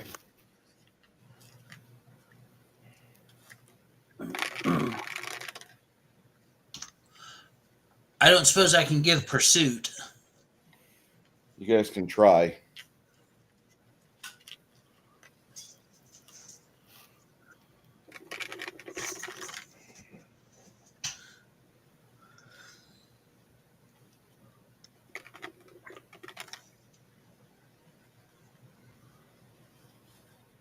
All right. That's 21 points of damage. As he gets the door pulled open, the 3 orbs extended from your hand send out, slam into him. The last one knocks him breathless to the floor. As he's trying to get to his feet, you see Nerdy Ogre standing above him. And Curb stomp the skull. yeah. His head just fucking splatters. It's pretty nasty, pretty visceral. It's one of the nastiest fights I've ran. You know, the inside of a person's head stinks really bad because of all the bacteria and Yeah. gunk in it. Janet will have, or Isabu will have to clean out your booth for you. No. Okay. I'll do another panel. Quinn sits down next to the halfling Sneak, and he does his best to try to put him back together. Which he does heal him up like 15 points. Yeah. I want to go check on Sylvia. Sylvia's in bad shape. It looks like she's breathing okay. Isabu's got her sitting up and doing some sort of curative or some sort of healing work on her. This would be a good place for you guys to rest for a moment, at least for now. It's a large room. You can secure it. You've got big hunks of wood you can throw across the doors and lock it. It's like a focal point of an old gnomish stronghold. You've got massive stone gates in the underground community. You guys are kind of fearful because you don't know what else is down here. Have a vaulted ceiling. It's about maybe 24 feet high at the apex. You've got a vaulted ceiling with a stone ledge running all the way around the room at a height of 10 foot. You have enormous doors that were open. Now they're shut. Piles of rock and rubble beyond that. This chamber has been in use as a makeshift dormitory and mess hall with pallet beds, a couple hammocks, a couple trestle tables, old cooking fires, ashes. All looks in very bad contrast compared to the stately stone edifices.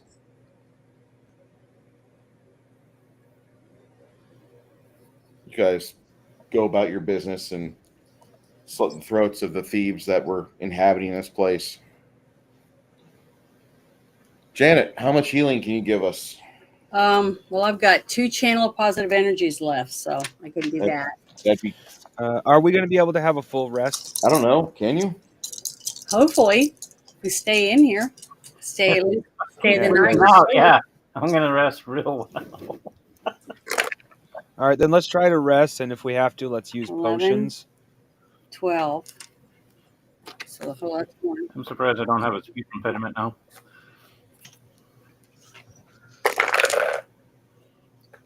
6, 7, 8, 9, 10, 11.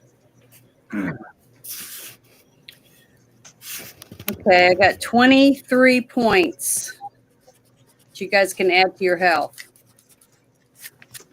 That's from my 2 channel positive energies. Can you guys hear me? Yeah. So can you add that to the characters that don't have people running them, basically? You give it to them. Yeah, half the party that's not manned by an actual player character. Yeah, Yeah, 23. I should be done with the character sheets for both Sophia and Roberto next week.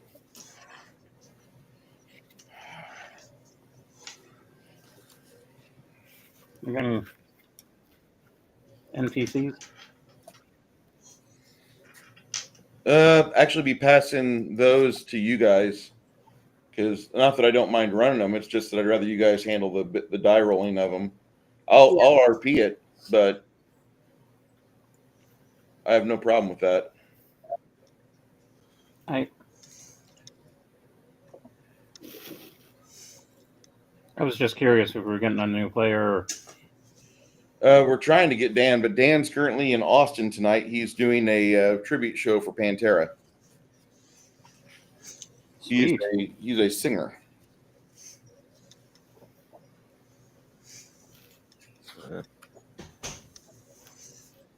So he's Dan the Music Man.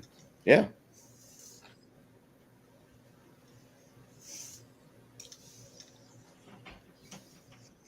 I'm pretty sure he's heard that joke more times than he cares to count.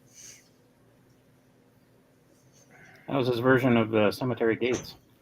I would love to hear it. I've not heard it live.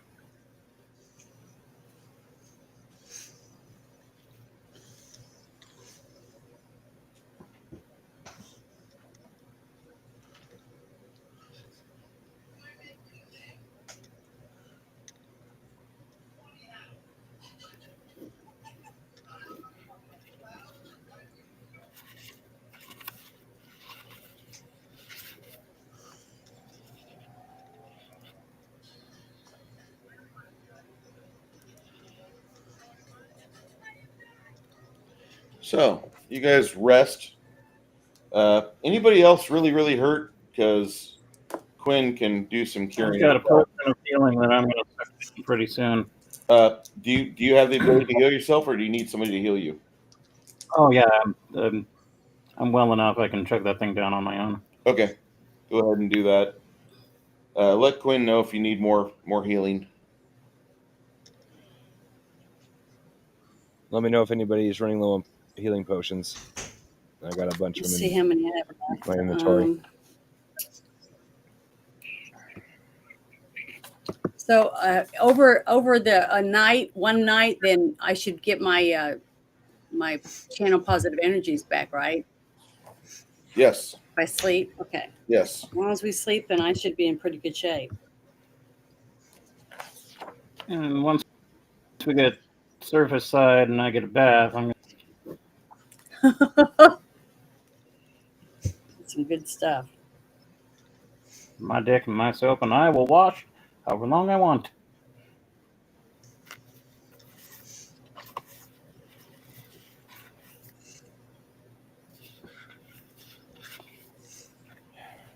The next day, you guys take some of the large boards off of the doors, just to explore. The large double doors that were closed beforehand seemed to like they were a fine way to escape, but it's really just leads to a collapsed in cave that would be a decent hiding spot if you had any ranks of stealth. It'd be fine. Yeah. Is everybody healed up, or do you guys need more healing? I'm good to go. Let me know. Yeah, I'm all good. I'm good. I'm more worried about my my mana. Or my magic. You saw that we have 7 potions of mana, right? Okay. Yeah. Can I have one of them? Don't ask me. Well, where do I get? Oh, I would have split those with you to begin with. Okay. Especially in the fact that I have, I think, where are they? I have some with me. There they go. Yeah. How many mana potions did you have before we found those? I don't have any on my list. Go ahead and keep them. Go ahead and keep them So all. how many is there? I have a more wide varying version of them. The ones that we just found do straight up 12 mana. Period. Okay. The ones that I have do anywhere from 8 to 24. Okay. So No, how many am I going to be putting in my bag right now? 7. Okay. And these 7 that I have, you have to roll dice or something for them? No, they're straight 12. Okay. And I'm going to say equal. Mine I have to roll dice Okay, for. each. All right. I wrote it down. Have a good one, Kai. Hey, Kai, how you doing, buddy? I might as well. Hello. Marcia. I didn't even know he was here. He's Yeah, making well, Hey, dinner. Camarian, I might as you're well. on Gilded, right, buddy? Yeah, I seen him in your Okay. Gilded server. Keep your Gilded open. I don't have Discord right now. I don't know why.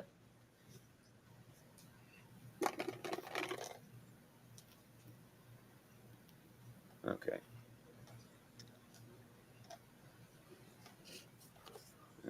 I get that. Do you want me to send you an invite to your Discord? See if it lets you in?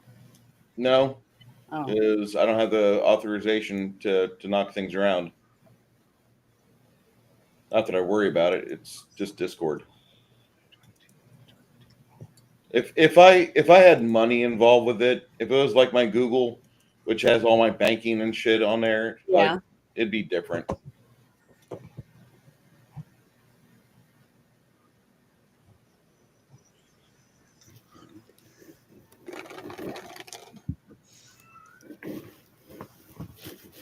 Bruce would be a reasonable man forced to do unreasonable things. Oh, I'd be on my way over. I'd be heading over to talk to somebody. Just talk. Just going to go over to Washington, United States, Tacoma.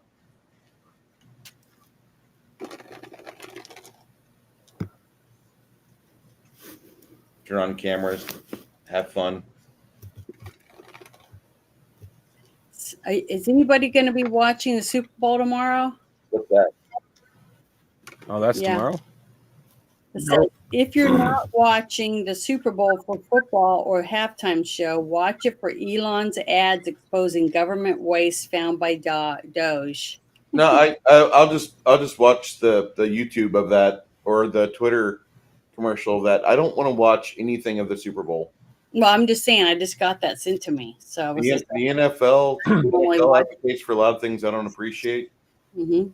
I'm okay with never giving them another fucking cent of my time again. It says Elon Musk rumored to have spent $40 million on Super Bowl ads exposing government waste found by Doge. I mean, when you consider we found like $30 billion of waste so far, and there's more to go, we got to go to the Pentagon.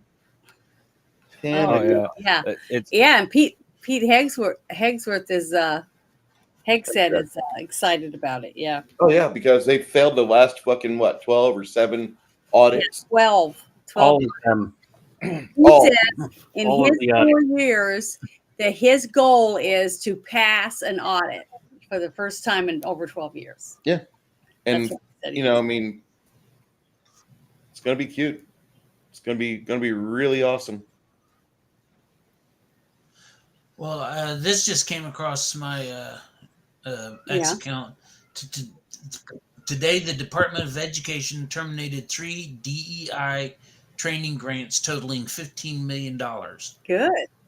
One of the institutions had previously hosted faculty workshops entitled Decolonizing the Curriculum. Yeah, those people should also be thrown into an active volcano. Just saying. Like, if you hate America so much, and then you're indoctrinating the kids, like, you get what you deserve.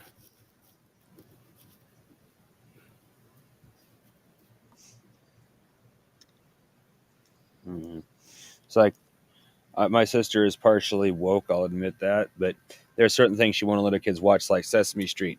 After her exact words was Sesame Street was trying to indoctrinate her kids to hate America. Mm-hmm. Hey Bruce, I see you something on X. You got to see it. You're gonna get goosebumps.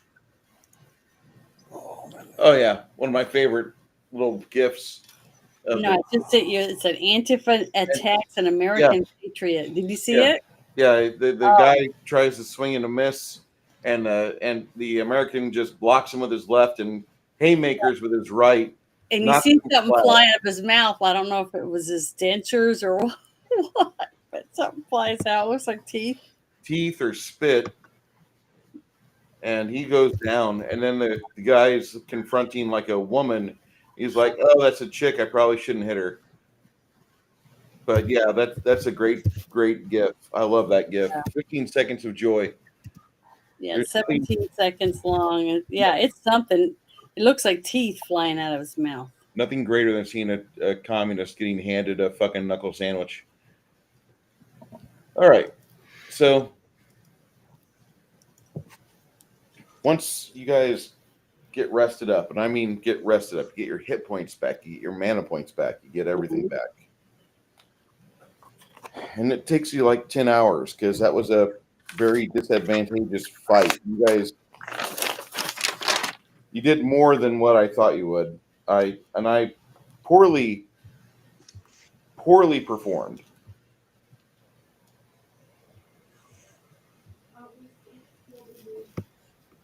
Did you not see my dice? Yeah, I was gonna say my dice rolls for myself were shit.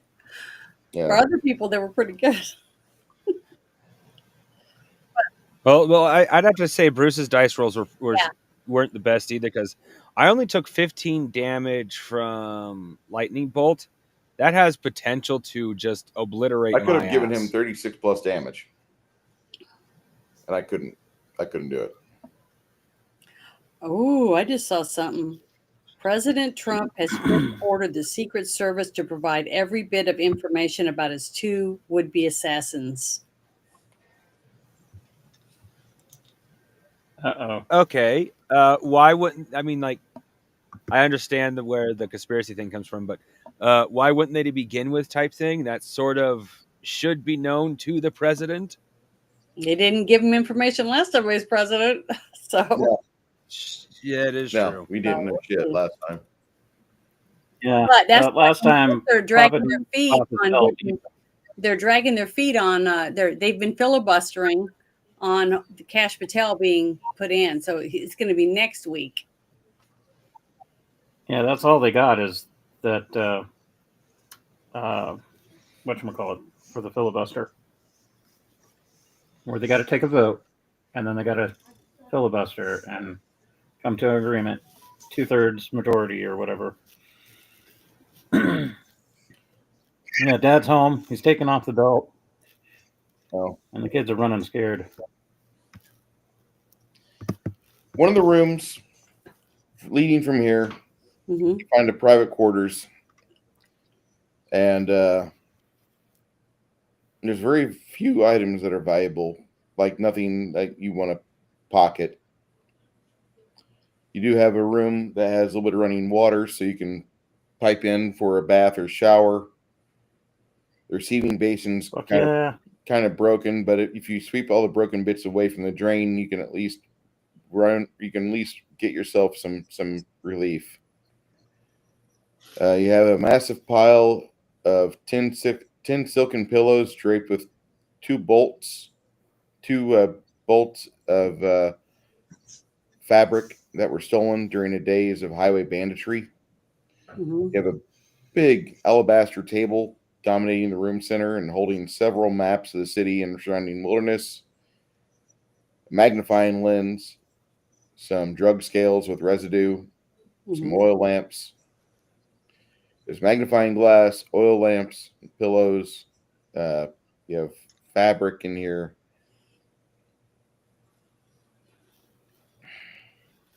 Minor value. Except maybe the big ass table that would be a pain in the ass to move. Yeah, that table would be great, but that's like late villain era table.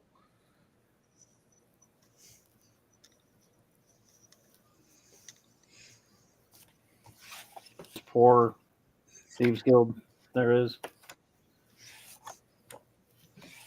What do you mean? Like I would expect like at least a few more coppers or something from this group. Just little stashes here and there. You kind of get upset about it. You start hunting around. Give me a perception check for about an hour.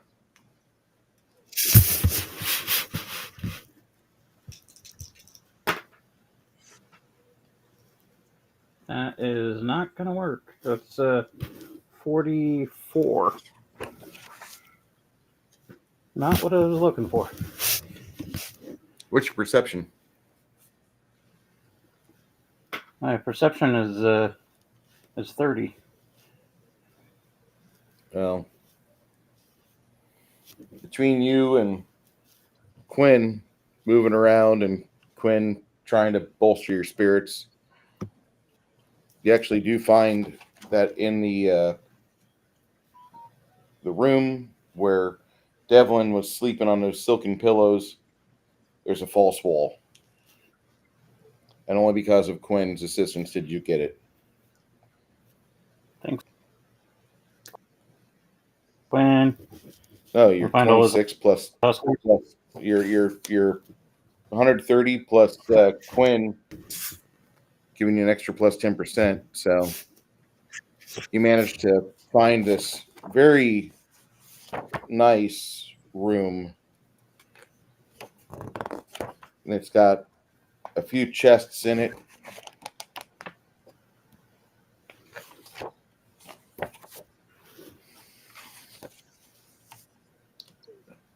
One of the chests you look at, like all three chests you can see are fucking obviously trapped. Mm-hmm. There's also in the back a silver trimmed casket. Uh-oh. As you go back towards that, Isabeau would be like, "No, don't go there." Is somebody in the casket? That's what I was going to ask when you said that. No, she's feeling like there's a aura around it. Could this be My first thought is vampire. yeah. Freaking vampire or So Lady- should we burn it? Should we set it on fire and burn the? No. Our best option is just leave it be. No moleste. No moleste. No moleste. That's Just that's leave what it you for get. later, so it you can come hear- out to us later. Janet, Isabeau hears in their head, "No moleste.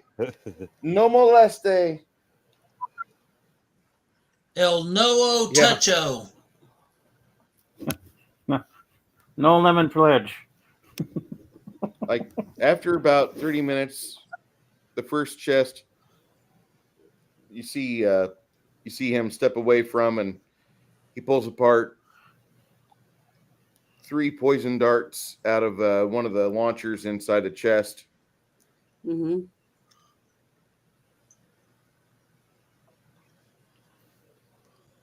The second stage of the first chest, where you would normally rest your hand while you're picking a lock, there's a scorpion venom stinger that's trapped with as well.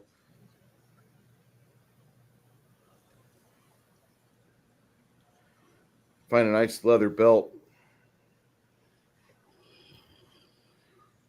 And then there's concealed pouches along the belt holding 8 small silver bars worth about 200 silver each. 8 silver bars worth 200 silver each. Wooden case with 30 small silver bars. Each of those is worth 5 gold. No, excuse me, 5 silver.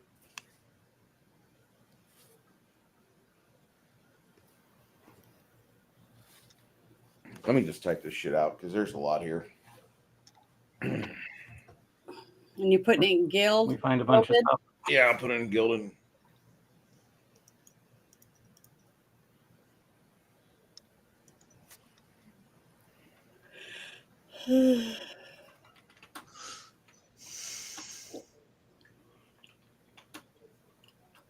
I'll be right back while you're doing that.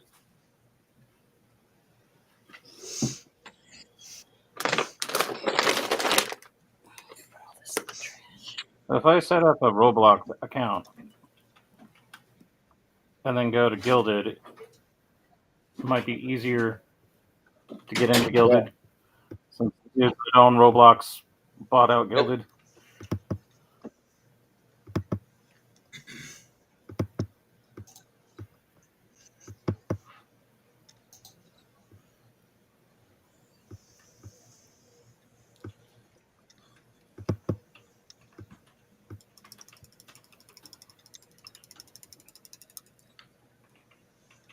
Like both games I've bought out Gilded. That would be way cooler.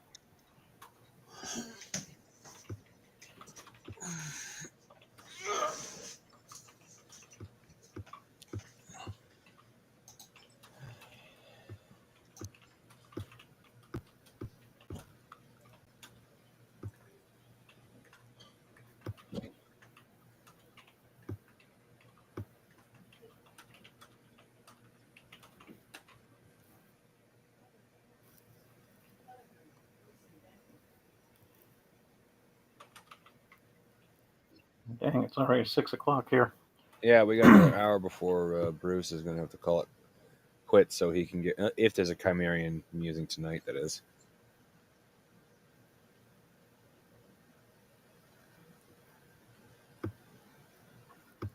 Yeah, we'll see which way the wind Yeah. blows on that.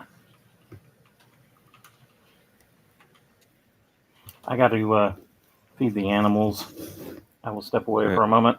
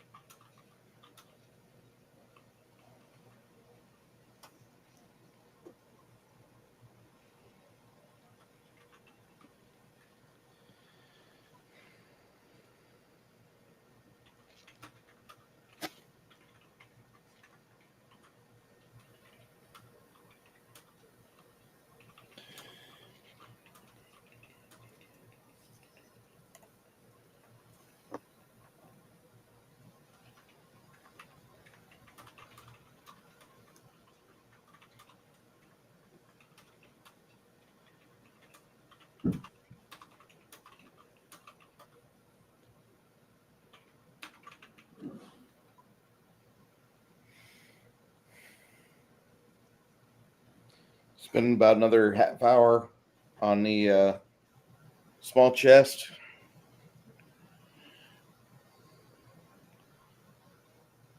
Find some giant wasp poison in the trap mechanism.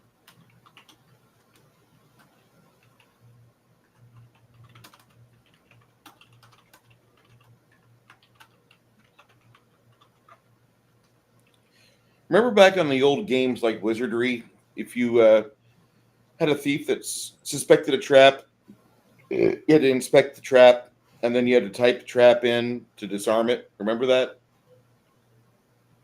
Okay. Maybe it's... I didn't play too many computer games when I was a kid. That was on Nintendo, though. Yeah.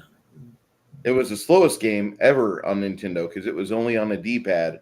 So a 40-hour game on Commodore would take you 160 hours on Nintendo. Yeah. Didn't have an extreme amount of... there's a lot of obscure games that I played, but there's also a lot of mainstream games that I didn't. Like, for example, I don't know too many people who played Buck Bumble.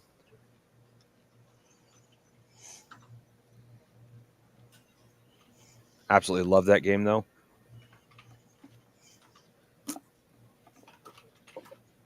One of the very few games for the 64 I ever actually finished.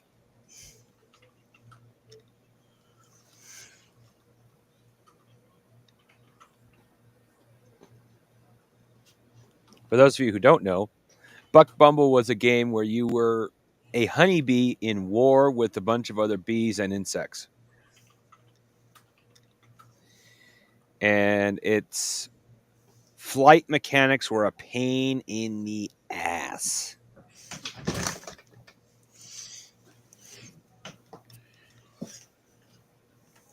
The only game on 64 I ever played was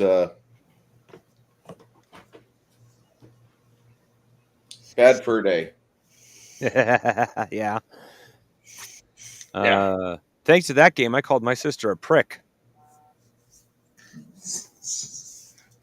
Was she? Yes. Huh? I got in trouble though because I didn't know what a prick meant.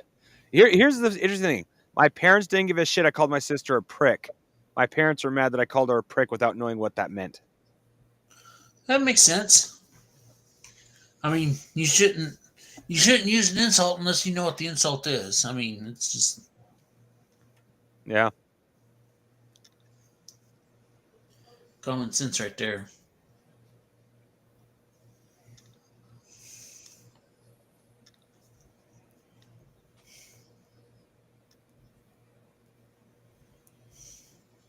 Well, everything's within the treasure on the Alphatest loot.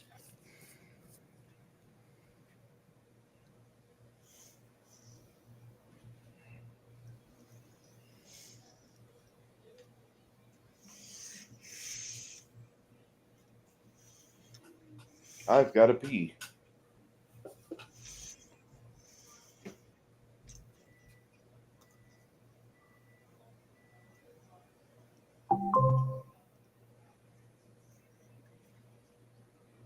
I'm sorry, I cannot answer that question.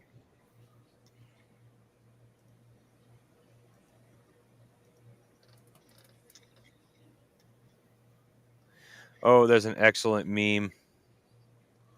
I don't know why I haven't saved it. Feels stupid.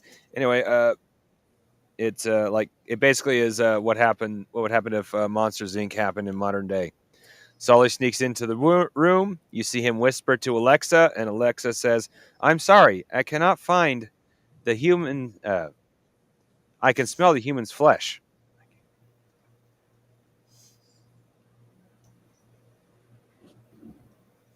Huh? Oh, it's like I said, it's basically a meme of what happens if Monsters Inc. took place today. Sully sneaks into the kid's room. He whispers to Alexa, and Alexa responds, "I'm sorry, I cannot find any response for I can smell the human's flesh."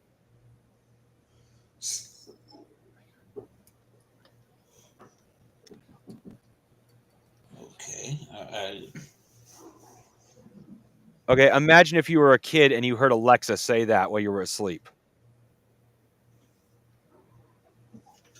Okay. That'd be creepy, I guess.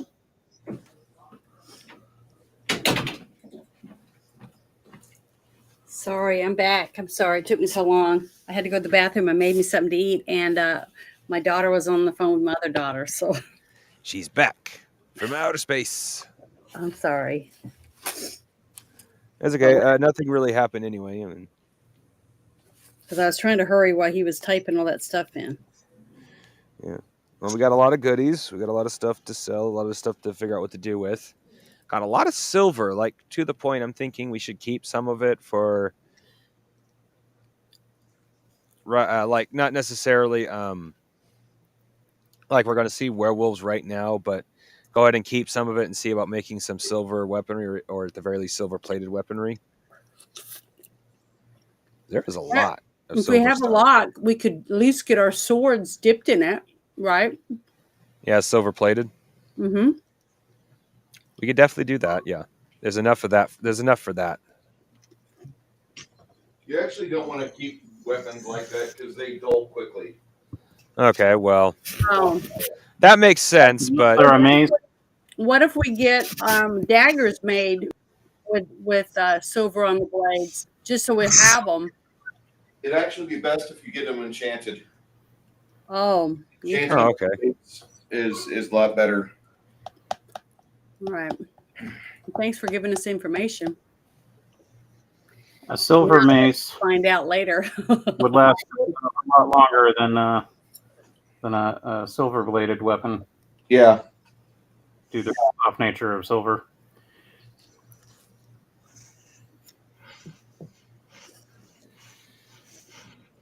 Your little halfling sneak friend is rather happy to still be alive. He's rather sad that so little was found within the coffers of this quote-unquote great thieves guild.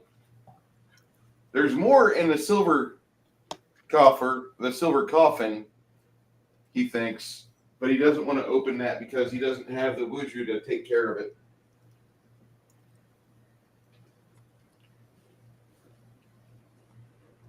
I don't suppose anybody figured out what was in the coffin. Or are we just not going to touch I it? wanted to look in it, but please. Do you really want? El no toucho coffino. Well, I wasn't going to be like the one to go, hey, let's go open the thing. I was just hoping somebody else would be like, hey, I'm going to go open this thing. And I'd be like, okay, I'll be at the pub. Well, I was going to And then ask, isn't there a way that we can figure out what's in it without having to open it or disturb it? Was there any writings or carvings or statues or anything that would give us an idea?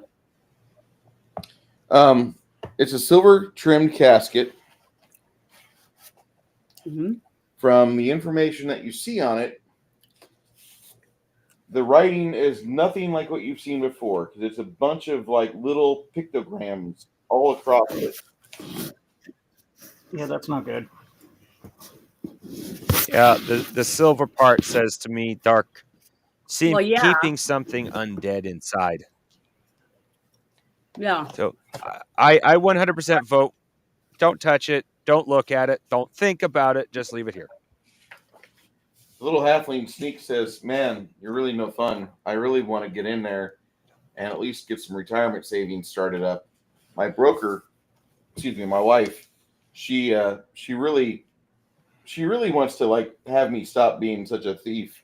But I didn't exactly finish school. So I have this terrible life I must lead. Best job I ever had. Well, first off,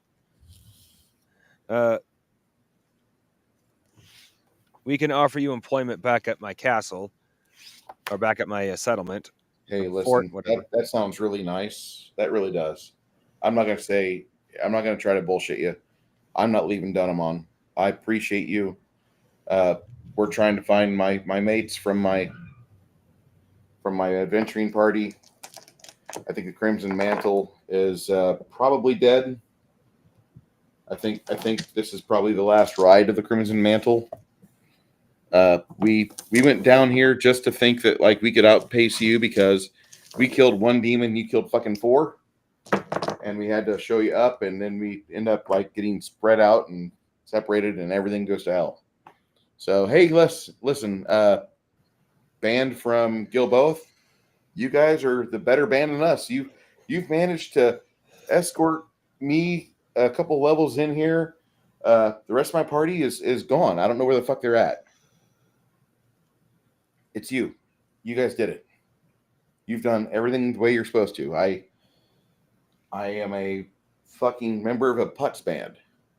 I mean, we are basically the 98 degrees to New Kids on the Block. We have no capacity for talent compared to them.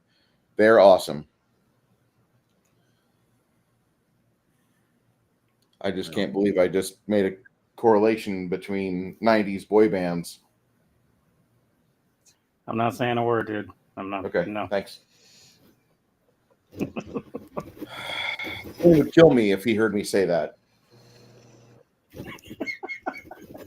He would beat me with a flute. Yeah, we'll turn on Bruce's car when he's not in it, and it'll be, the song "Bye Bye Bye" playing on the radio or something. The fact that you know that makes me sad, Janet. I thought you had class. I forget about you have 2 girls that are younger than me, so there's that. Okay, Yeah. Bruce, with the movie Deadpool coming out, it's been plastered all over the place. I'll tell you a funny little story, I'm Bruce. sure. So back in the day, when Britney Spears was doing "Oops, I Did It Again," Mm-hmm.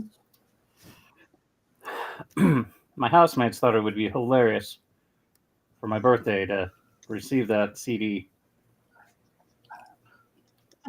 Because at the time I was listening to a lot of Tool and a perfect circle and so on and so forth.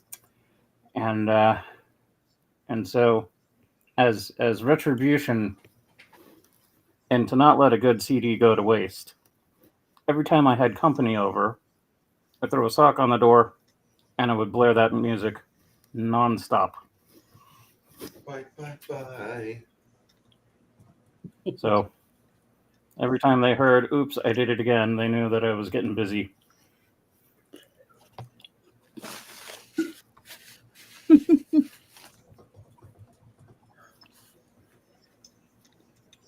And then, just for insult to injury, since my room was the converted garage of our duplex that we were renting from,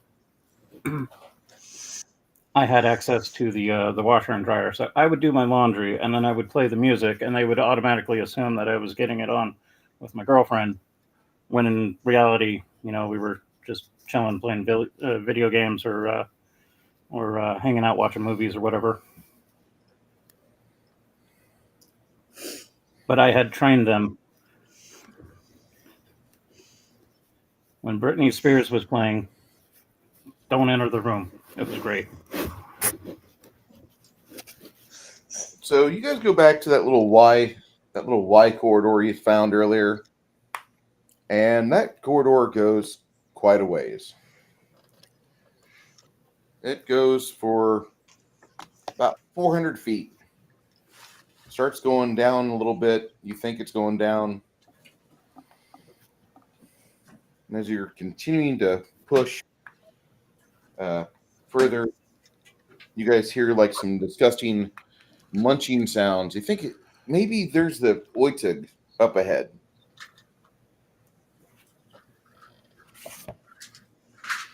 You think there'd be an Oitug up there, guys? Sounds like something's just chewing on something. Just chomp, chomp, chomp, chompity, chomp, chomp, chomp, chomp, chomp. Slurpy, slurp.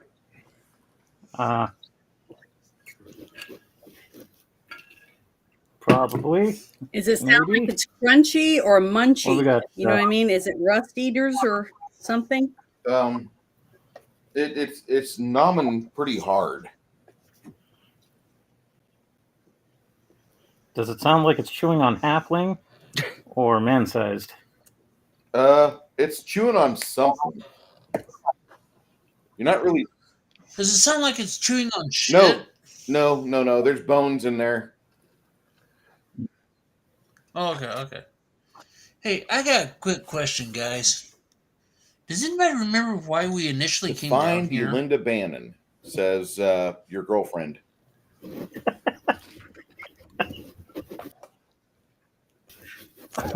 Okay. It's been a while, and I just kind of forgot. At you, it has been a while. We get it. It's okay. It's all right. I understand, man. TBI.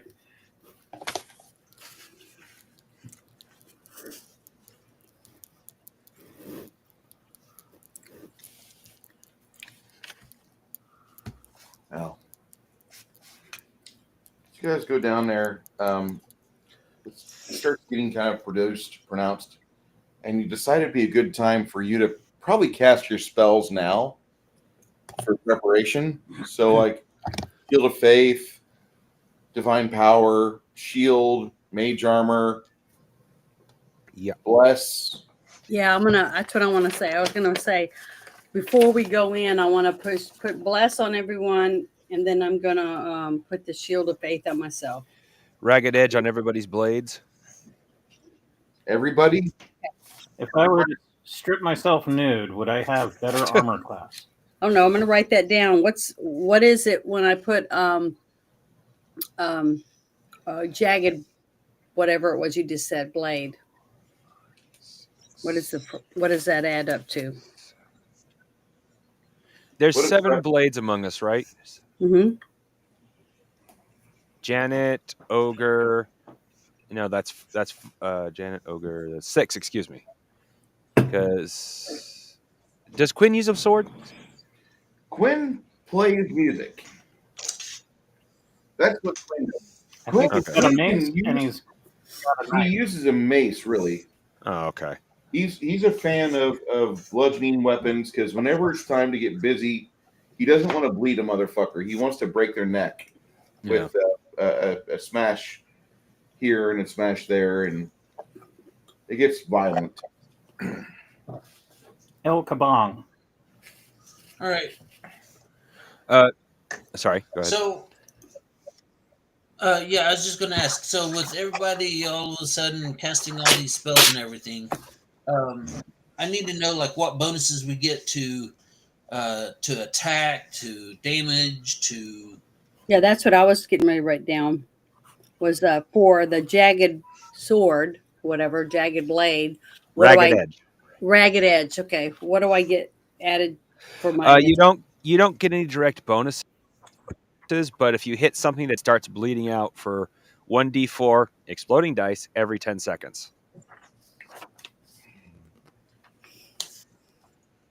So it does more wound to unarmored sections. Okay, so bless. I got to look it up and see what it adds to you. +5 to hit, +5 to save versus fear. Okay, +5 and +5 to what? Save versus fear. Save. Okay. And then the other thing, I'm going to put Shield of Faith on myself, and that's at +10. Is that what you said? Shield of Faith gives you a +15, hon. Oh, +15. Okay. +15. I'm writing it down so I can make sure I add it to my stuff. Okay, I can only afford to cast Ragged Edge on 4 weapons. Even then, that's going to be pushing it. Okay, put it on the strongest fighters because they need it.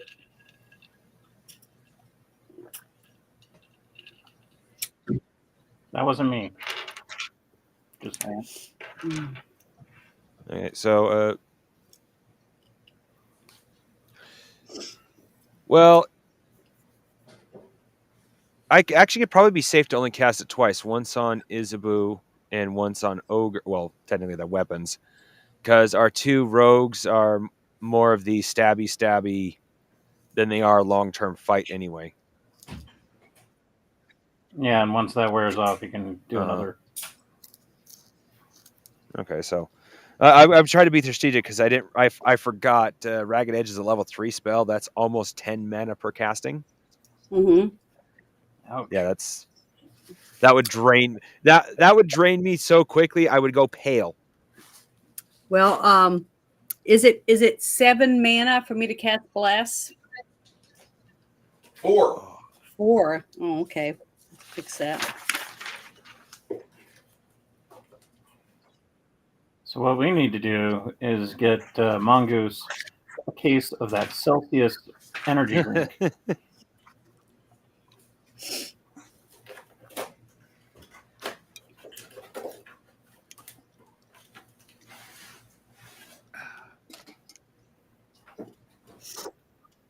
So far, I have let's see,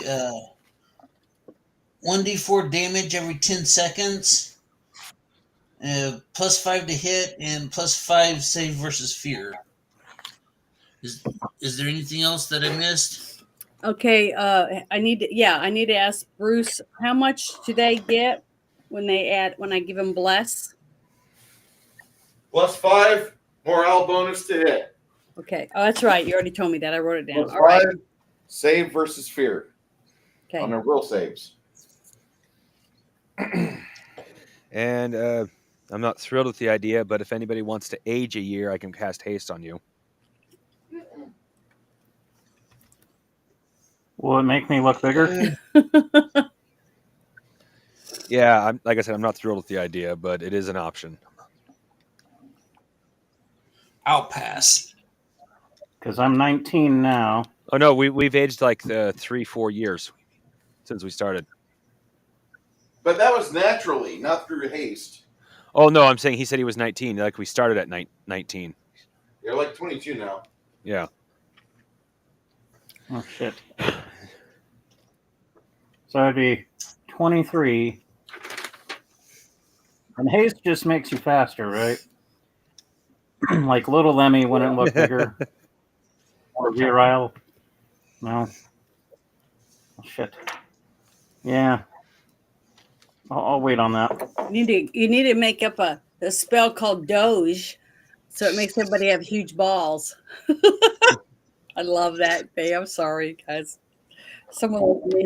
I'm sorry. I've got average sized balls, and if they get any bigger, it's going to be very, very uncomfortable. Well, I Even know if I they're don't really offset. want anybody. Nobody can walk around with them. I know what it's like. I have to Clacking together. And I have to wear a bra. When we in run, the face. they hit you in the face, and it hurts. So I can understand what you guys go through.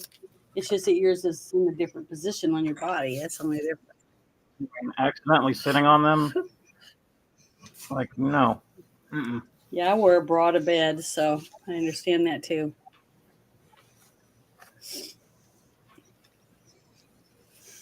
It sucks. Okay, so you guys enter this room quickly after you get your spells cast.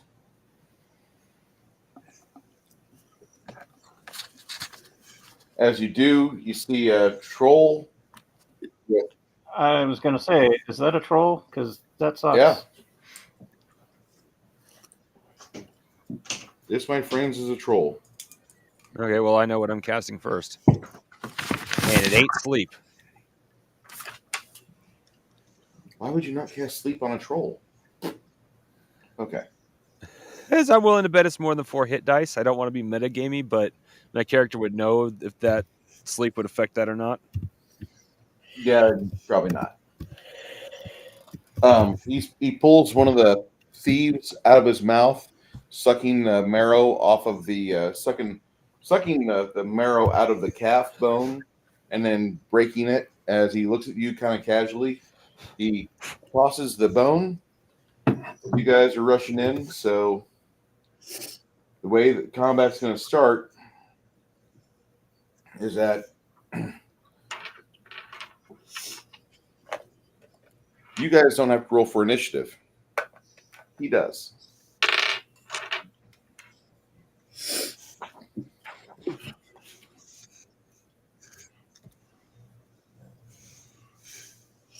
May the odds be in your favor. Yeah, I got a bad feeling about that. I'm going to grab some oil flask from my backpack because Okay, you're grabbing oil flasks. You said they're that's move action. That's going to be 5 for you, Quinn. Not Quinn. Lemmy.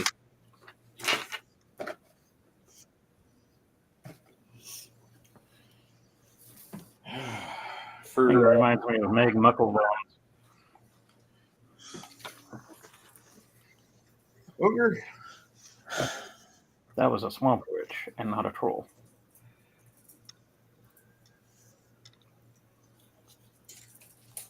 If you got to charge this thing, Ogre, it's going to be a 14 speed factor. If you got, if it's not, if you're going to be in base space contact, speed factor 11.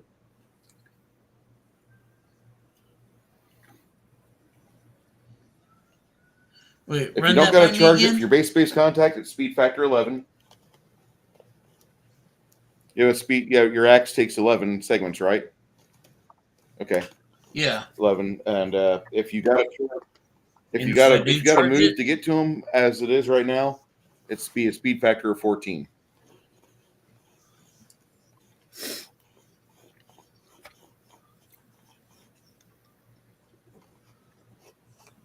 Okay. I'll wait to base. Okay. I'll wait till the 11.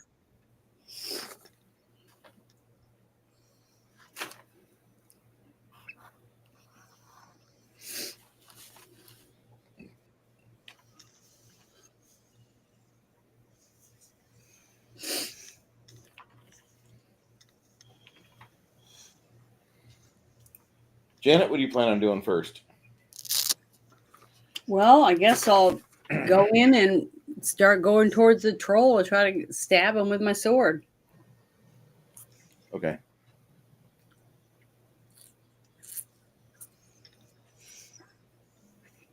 Because those are 2 dead people on the floor that he's been gnawing on. 3.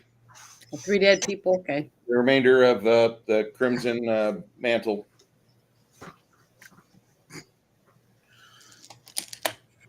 Yeah, your little halfling buddy's a little pissed off right now.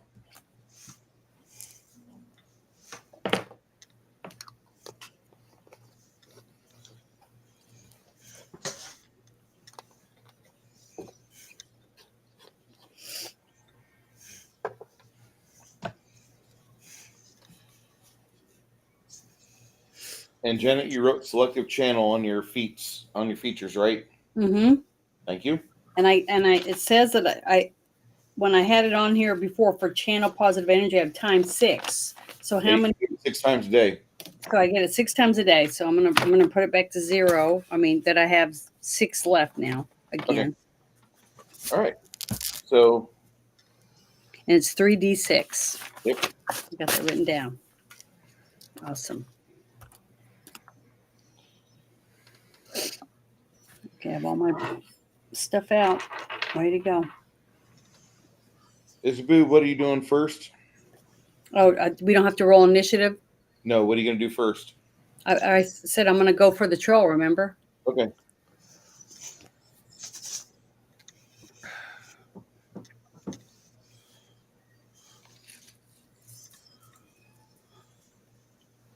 I see Hilda out in the distance.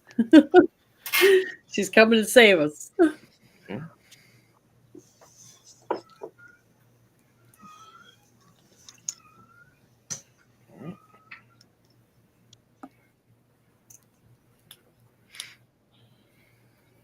Crafting, what do you got going on? I'm casting light on its face. Light? Yep. Speed factor of 6? Yep. Try to blind him. Okay. Let's see. Is that everybody? Nerdy Ogre. Yeah. All right. Go ahead. Crafting, shoot for Tomas. All right. Oh, there it is. Quinn is playing right now. Quinn starts playing.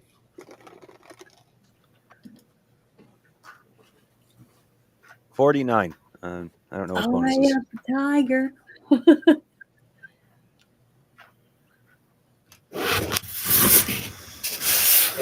Give me a D12. Okay. 12. 12. Run a roll again. Is that Yep. Is that explosive? Yep. All right. See here. Well, if I was Quinn, I would play some Fentrol. Maybe an instrumental. 23. I think that would be fitting. I had to think about it for a second. Let me go ahead and roll for Roberto. You want me to do it? Lemmy or Joshua. Okay, I didn't hear who you said.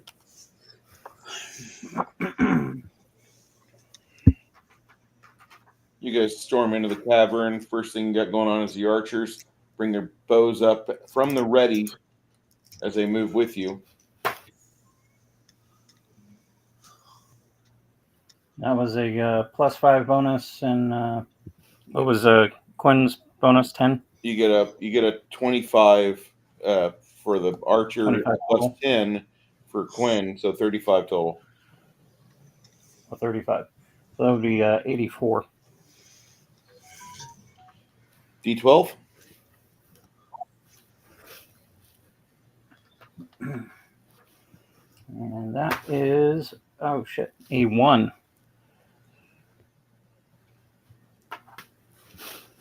That arrow is a little flaccid. Okay. So on 5, as the thing is getting into motion, Lim, you get your backpack open. What were you grabbing, you said? I was grabbing the oil flask. Okay, you're going to throw on 11. Okay. On 6, the wizard casts light. Fortitude save or will save? Uh, I think it's fortitude. yeah, I need to go through and actually, it's kind of hard to find the specific spells. Random spells fine, but specific spells on one chart, and I still need to write them down on individual cards. Okay. Yeah, he's not blinded. Cast light right in his face, and it just doesn't really affect him. It screams and just gets a good distance, claws into the barbarian on 7.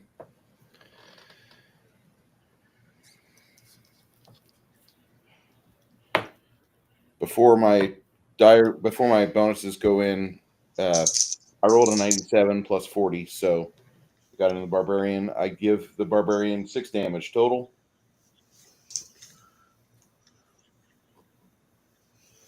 All right. Here we go again. Yeah. Dirty Ogre, you step into him on 11 and go ahead and just swing away. All right. So Bruce, everything's off Oh, camera. So I'm going to do power attack. Armor- So that'll be armor a class -5 is to 80. hit. Let's see, 72. That's kind of a funny view. 100. 107. Sophia, put some pants on.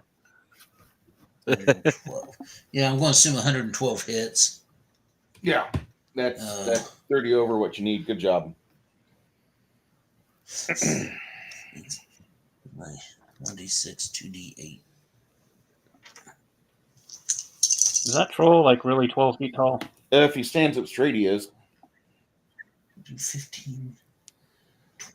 I'm hoping his height will let me hit him with lightning bolt without accidentally hitting you guys. Oh, wait, no, it's 14. Unless I specifically have to aim for his nuts. 16 damage. 16 damage, you say? Yeah. And do I roll the 1d4 now with it? Or is that at a.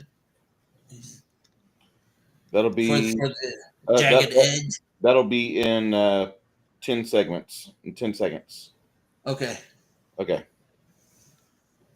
So second. All right, then that goes off, and then you throw the oil. That's what Your I'm planning. AC you're going to. Yeah, for you, like you are perfectly distance away from him. Roll against AC 55. EC 55. What the hell is this guy made out of? Rubber? That's his touch AC.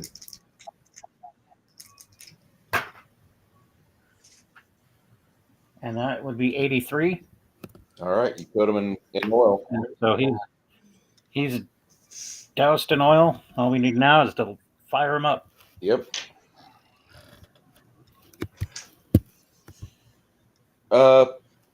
Nerdy Ogre, you gonna cut into him again with your axe? Yeah. All right, that'll be on 22.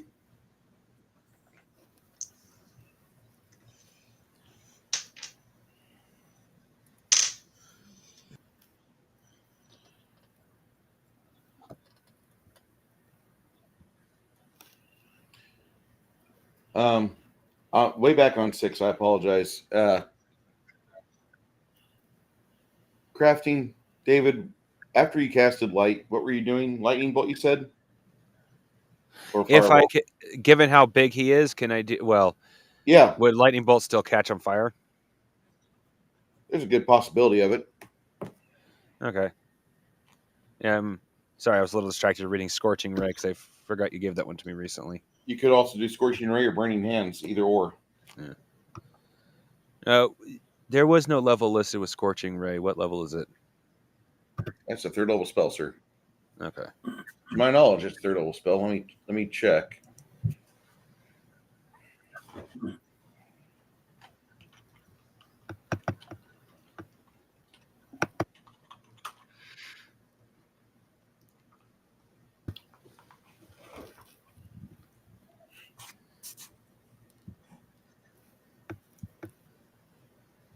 Yeah, 3rd level spell. Okay.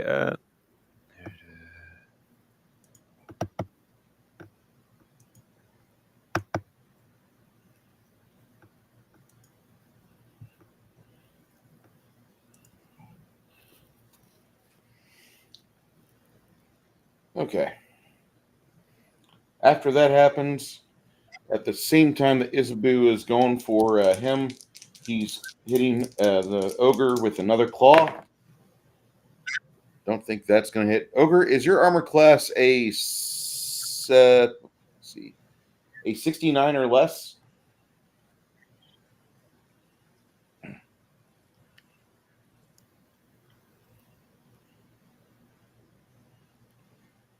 Ogre.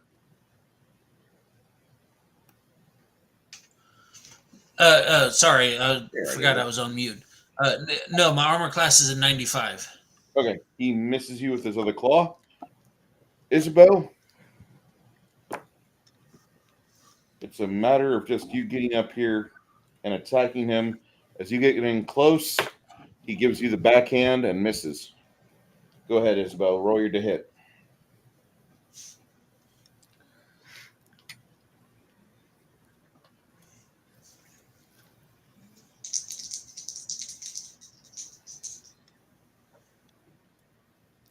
Is there any other bonuses? I was talking away. No, I had my mic on, off. 10% for this guy. Okay, so I get 10% added to this, so it's 30. Okay, Yeah. hold on. Let me put this on my thing real quick. All right. Oh, please roll decent. A 97. Woohoo! And plus 30. So I think that's enough. So I rolled 3 die 6, and I rolled a 6, 7, 8, 9, 10.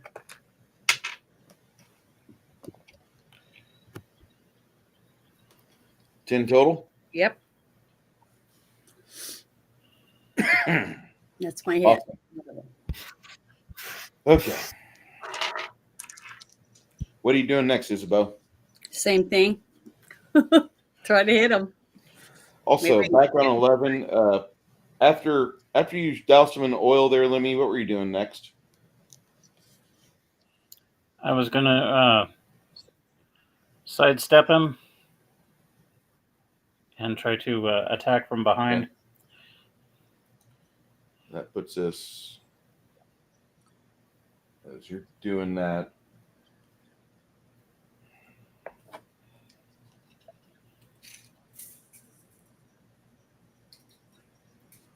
yeah, you're staying away from his claws. I think it was freaking Robert Picardo as Meg Mucklebones.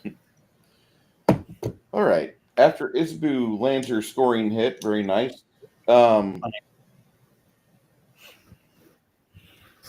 Janet, go ahead and shoot for Tomas. Go ahead and roll the percentage for him. Yeah. Oh, why'd you ask me to do it? A 00 and a 7. Because you asked last time. Oh, I'm sorry. It's all right. Crafting, go ahead and shoot for Roberto. All right. No better. 4. All right. Nerdy. Your chickapoo gets in Nope. there. She suffers a grazing hit.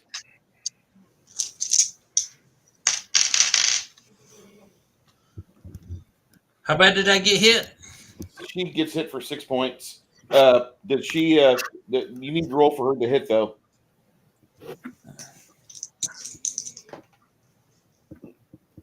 $89. Jesus. All right, give me a D4 and 2 die 8.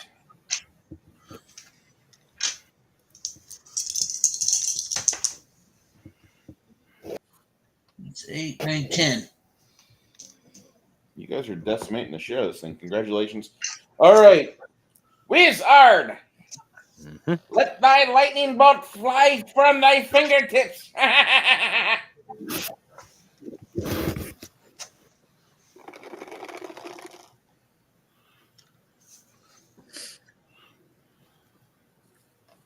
All right, that is good to see. Good to see. And that just I roll 2 6s and then 2 1s. That's All always fun. So 12 plus.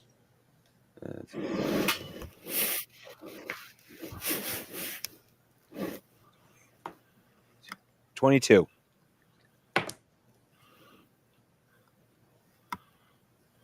It does not catch a light. Damn. Darn it. It's okay. I got a backup. Yeah, I'll just hit it with burning hands next round. Make sure it catches on fire. Okay. That means you're going to move in. I can give you 5 foot of movement during the casting of that spell, and then move in on 27. Sounds good. Janet, after you get the bow swung, did you want to have her try to cut into this thing again? Yes. Okay. It'll be on 19. Okay. All right. Filled with hate and rage, the halfling tries to get in valiantly, and he gets snatched up by the troll. The halfling tries to jam his sword, his short sword, into the troll's wrist, and he ends up losing his sword. It's on the ground. Halfling's aloft. Isabeau, it's up to you. Oh, here I go. 45. Oh, plus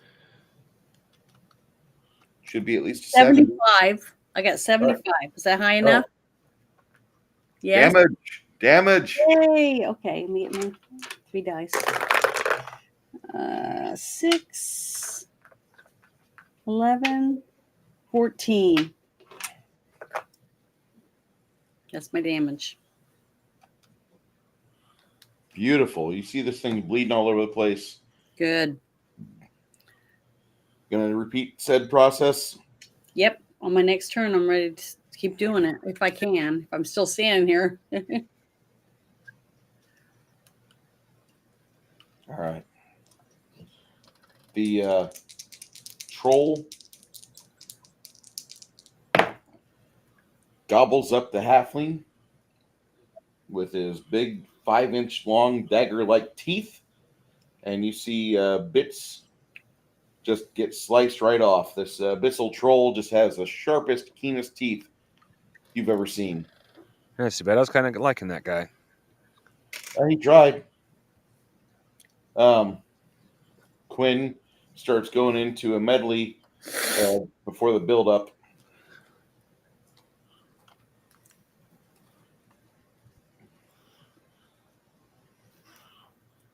All right. Wizard, you get into position to hit him with burning hands. And so that puts you at 28 for your burning hands. All right.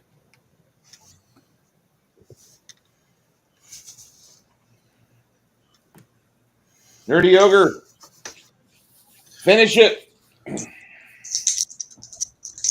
All right. Going in with the power attack. Ouch. Let's see. 88. 83. Damage. Damage.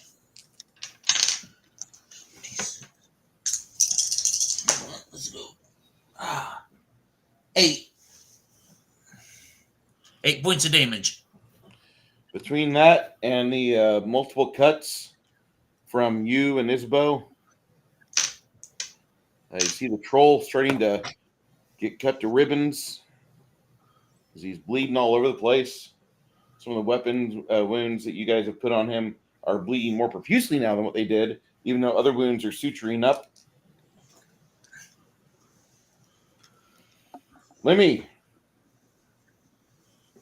Alrighty. Here we go.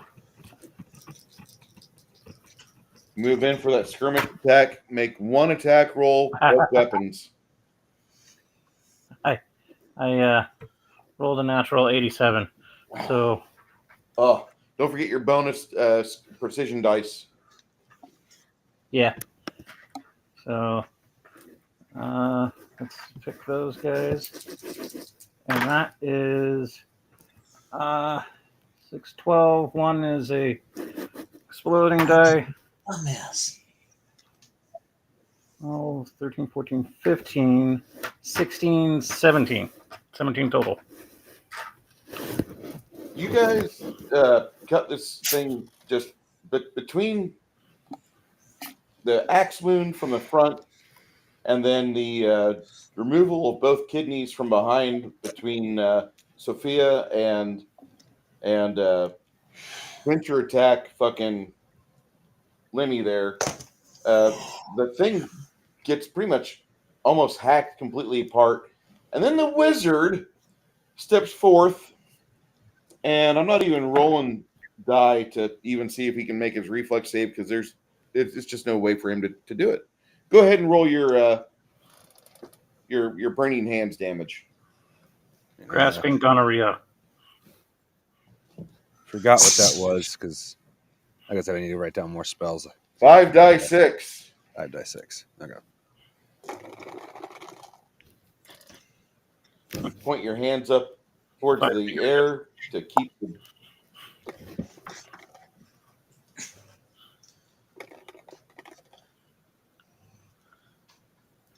That is 16 points of damage. Dang. You incinerate as much as you can.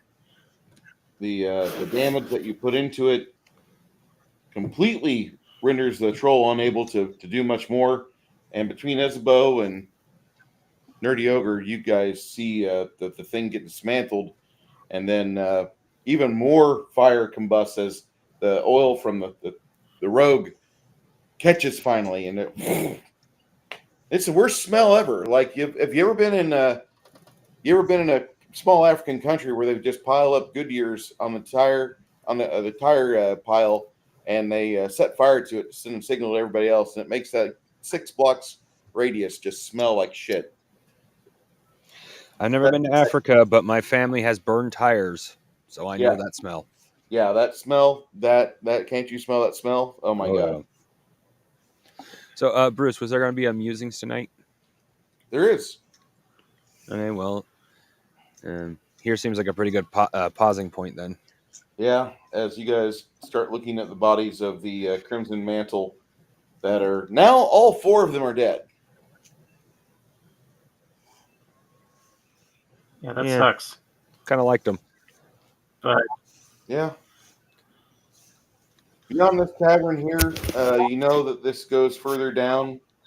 But right now, you don't want to do that. You guys spend time and take the 4 bodies of the Crimson Mantle up to the surface, along with the head of the Abyssal Troll. Oh, Shadow? Sorry, Shadow just did a thing. Bruce? Yeah? I carefully collect and preserve the troll's nutsack. Yeah. That if you wish to breed trolls, that would be a fine one to reproduce as much as you can. You put it into a glass jar and try to seal it. That's his nuts. No, his nutsack is getting turned into a pouch. Oh my. I'll definitely keep the nuts for that purposes, but I'm making a pouch from his sack. You get up to the surface. The Townsfolk You are are happy a to see you guys. strange little man. Well, I was going Yes. to ask, why do you Yes, want but- a ball sack for a pouch? Simple. The first time anybody sees a giant ball sack hanging off my belt, who's going to pickpocket me? Oh, I never thought about it that way. I mean, it's hairy, Valid it's point. large, it's kind of green. Hey, Hard Art Comedy, how was your Pantera Sounds tonight? disgusting. It is. That's why it's going to be thoroughly cleaned, but Oh. it's going to look like a nut sack, so nobody Yeah. wants to take my stuff. Are you going Hard to Art shave Comedy, it? go ahead. You were saying something, Janet? I said, are you going to shave it? That would make it look less like a nut sack. Oh, so you're going to leave it That would hairy? detract from its shock and awe. Yep. Ugh. All right. Good luck. Hey, I'm gonna admit I'm inspired from two people right now. Hungar, who did the same exact thing, and Ye Old Geek, who as a goblin took the full dick of a giant and turned its foreskin into a sleeping bag. Okay. Your mentors are teaching you right, I guess.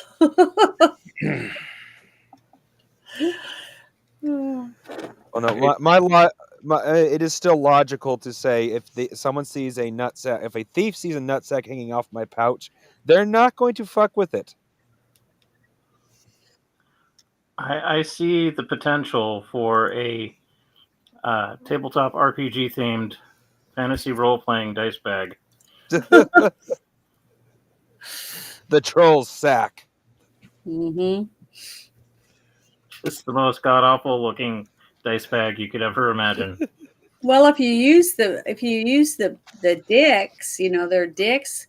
All you have to do is rub it, and it goes from a purse to a suitcase. Sorry, I couldn't help it. Wow. That was good.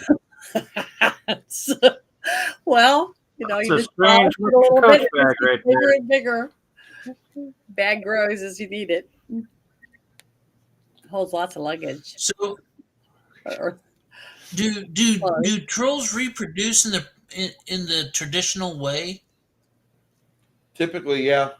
In the Either traditional through way. they find a troll not their sex and they fuck it, or they find something that can take the sperm they produce and they fuck it.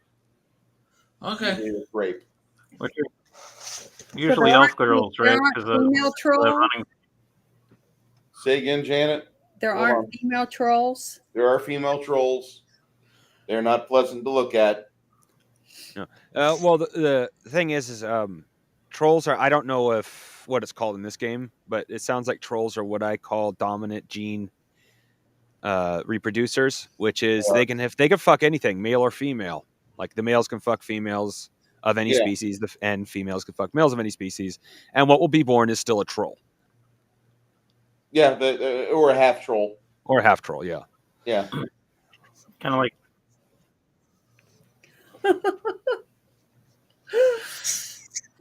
I don't know why she doesn't just turn you on. Doesn't that like fill you with glee? All right. No, I'm sorry. I'm sorry. Okay. So tonight you guys get up to the city of Dunham, and you're still doing your work trying to find Elinda Bannon, who is down below in caverns you've not explored yet. However, you have the bodies of the four heroes of the city, the Crimson Mantle, and Arbangus and his retinue and his brothers come out from their various locations, and they have a gathering. And that night, after you get cleaned up and you get some actual food, you are given thanks, and the city mourns. They have a huge service. They have a memorial, and people talk about building a nice set of statues to place near the sewer grate. That way, people will always remember the danger that is available within this job you have, and the community is very thankful for you. One of the clerics of the town, the god of strength, basically examines the bodies, and he's like, all these died from a troll. This party did not do it. There's no marks indicating there was any lethal wounds on the party from the group from Gilboa. We really owe them a debt of thanks. And from what their statement is that they found an abyssal troll. According to what that testicle sack is, that sack is from a troll that's been modified from the fires of hell. You have fought horrible, horrible creatures, and we thank you. We cannot thank you enough. Otherwise, they could have came up here and killed hundreds. How much would it cost to have a little plaque for the statues that says "Died to prove the dangers of the sewers"? Slight insult / truth. You could throw in an extra 30 silver for that, and they'd put up something like that for you. Right. That's exactly what I'll do. The community mourns. The community is in shock, and throughout the service, you notice people giving you these sidelong glances, and afterwards, people just come up to you and they clasp your hands, they shake your hands, they hug you, and they tell you, "Thank you for bringing back our heroes." This was not exactly the ending we expected for them, and we are in loss. We are in mourning. So, with that, they have a round of somber drinks at one of the local taverns, which they make sure you don't spend a single copper, which you guys just give your money that you would have given to the bar to the waitresses and wait staff and the people providing hospitality, because that's just the type of people you are. Got that right. Yep. And then afterwards, you go to rest after midnight, well after midnight, where you're tortured by dreams of a succubi playing with an aperture device, modifying monsters and making monstrosities out of regular, normal, scary creatures, turning them to horrid abominations which should never see the light of day. And that's where we end, as you guys are tortured in your dreams by the things you see, because you are ever so close, and she knows it. She's felt you. She's understood your vibrations. She's connected to you, and now she's scared. I would dare say she's scared of you, but we will see what happens next episode, because I'm looking forward to seeing how you guys deal with the levels underneath inside the city. And I thank everybody, one and all, for enjoying the Tragedies under Dunham.